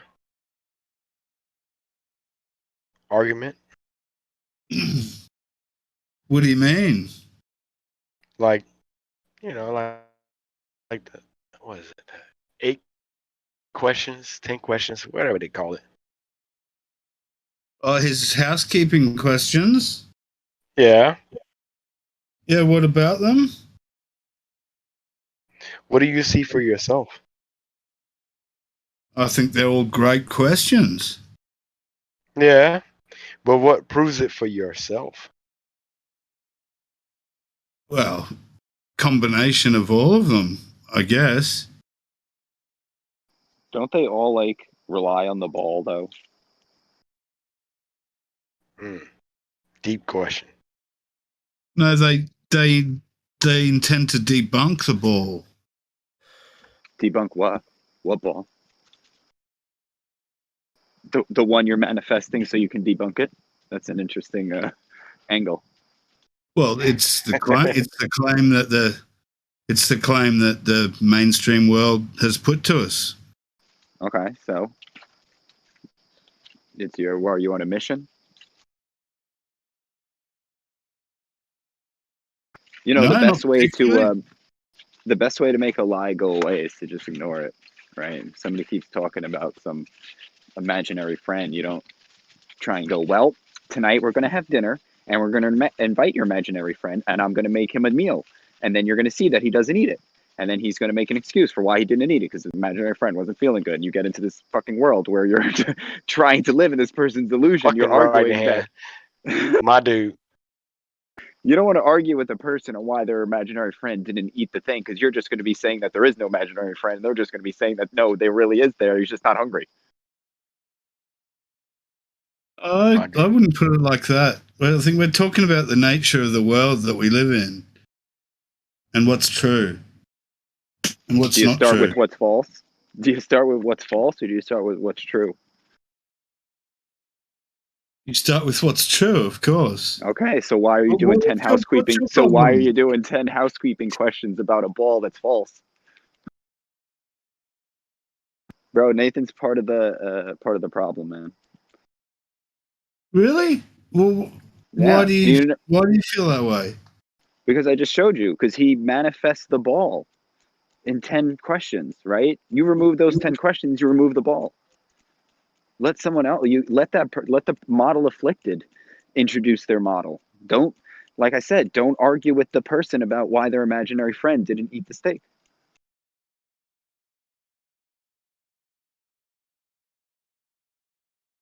My dude. I don't get your criticism. I mean, it's not against you. He's addressing the claims of the mainstream community that we're all taught. and the inconsistencies and the lies that are embedded within it. And it's educational to his program. Is the intention is to be educational for people to learn how the trick's done, how the sausage is made, so to speak. And when it comes to the model of our world, the heliocentric, the debunking of it and the way that he does it with the housekeeping questions is brilliant. Okay, cool. So, but why do you think he's a problem though? Like, where's that coming from? no, never saying. I'm not saying he's a problem. No, I did. You can only get a leap pad off the baby analogy, the baby trampoline, to get on the real trampoline, to get that real air that you want to seek. So I can't pump his baby trampoline because I want to get on the big air.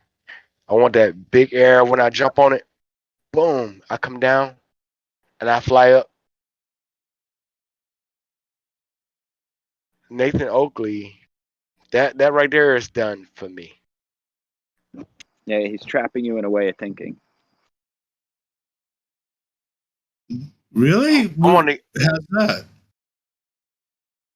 I mean, a couple of ways, like gas pressure, right? What is that? We don't know. We know what gas pressure is. You know, half the stuff that he talks about is just assuming the ball to begin with, so you can debunk it, right? Like, I know the Earth isn't a ball. I don't need anybody. You know, because there is no Earth to be a ball, right? Like, where I'm walking on the ground. Like, what do you? You know, I bring it to reality. I don't know. I just don't see this. Like, I don't see the fight over reality. Like, everybody's like, you know, when you say, oh, there's this, like, you know, we start talking like articulating what? The reality that I can just see and know.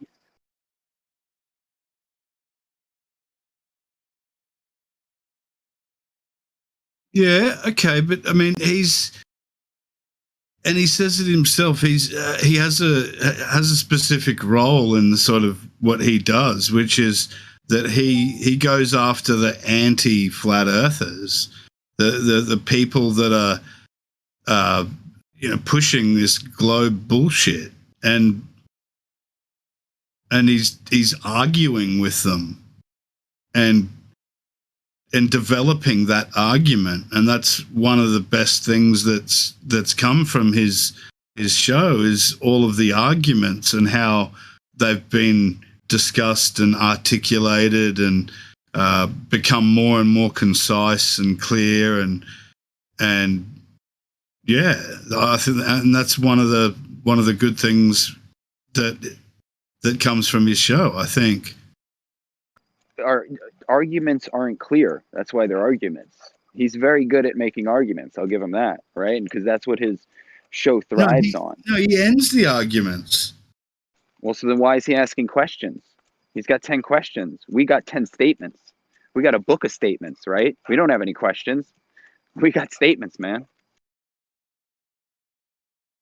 Questions are for an endless debate. That's what they want. These YouTube, Jose, all these, they want endless debate, because that's how they make income, right? Money, you get, you know, that's why they like putting on the shit shows, because it's like a WWE a scream fest. People start super chatting. They want to watch it.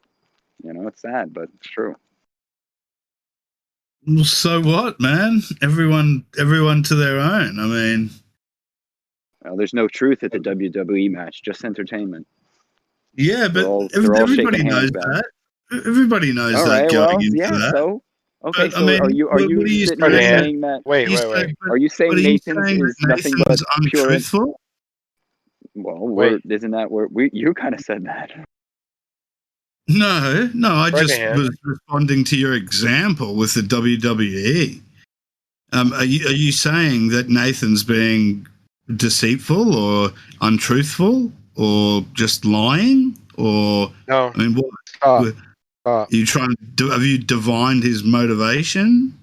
I mean, what I'm gonna say is, It's just a leap pad. What's a leap pad?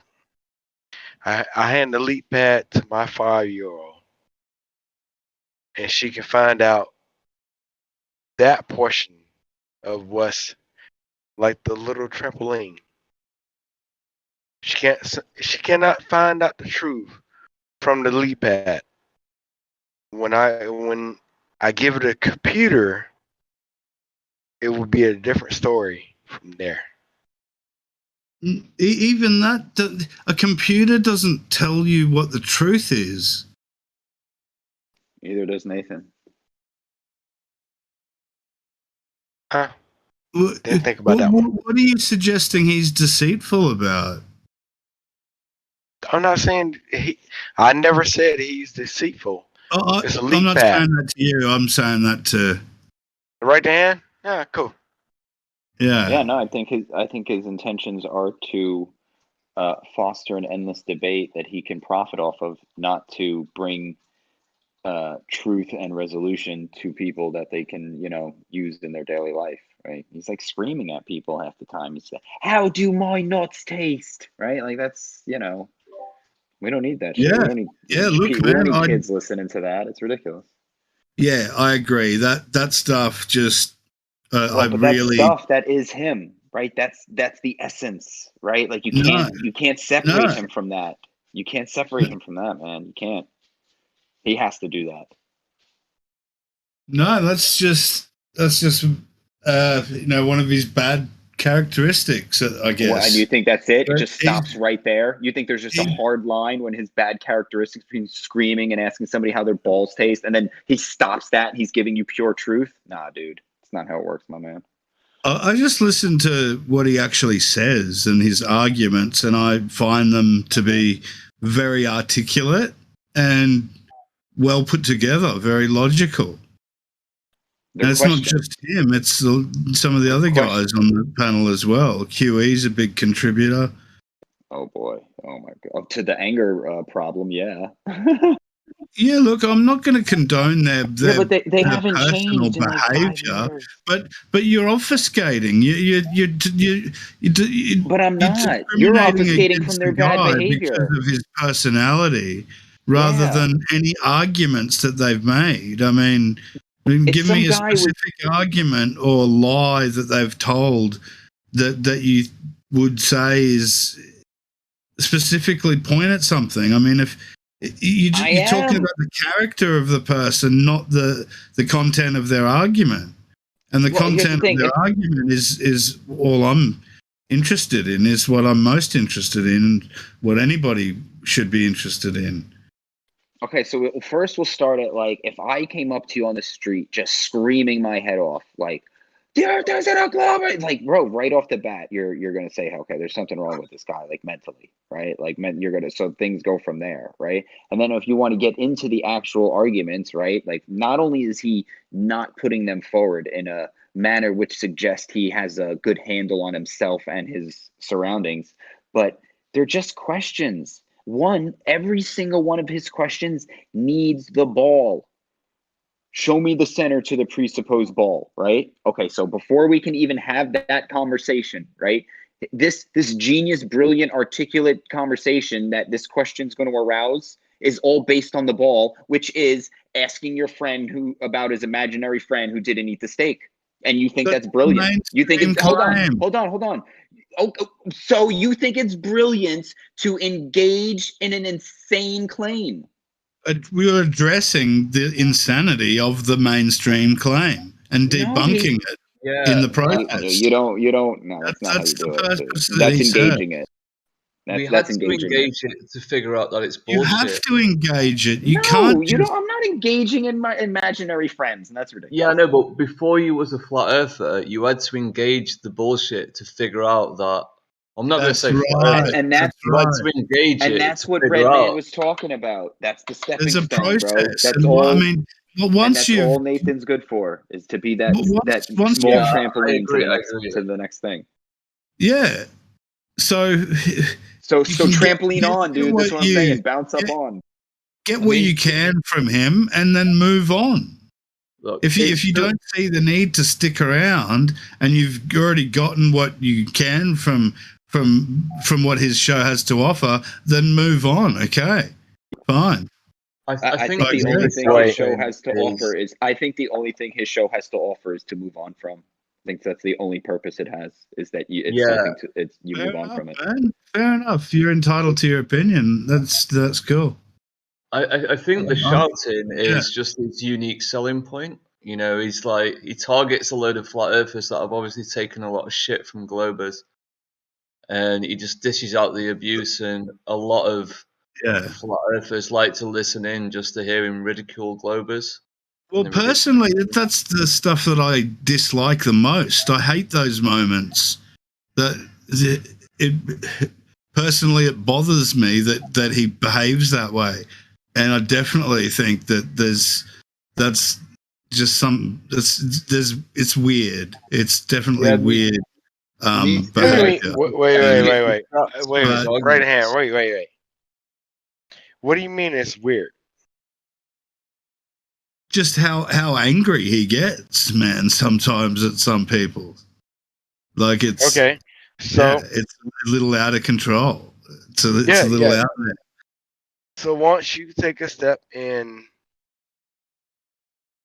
you take your own proofs, we're not sitting on your couch, and look at it for yourself, there's no need in carry on with a conversation with somebody that hasn't done what you've done. You yourself. You've seen face to face, not mainstream, not air debate, anybody else. Don't give a shit. Something you've seen eye to eye that somebody else is taking their time. That's here in Discord. They've done. Oh, holy shit. They've taken their time. I haven't had the time to do it myself, but I can see it real time. Has Nathan Oakley has done that? I mean, if all he's giving you is questions. I'm not really sure what you're getting at, but look, with all the criticism, demonstration, I've learned more about the whole debate and about science and the nature of Earth and the heliocentric model from listening to his program than I have anywhere else. You're still on the how baby to pad. argue it and how different people argue it and how you're still on the baby trampoline. Yeah, man.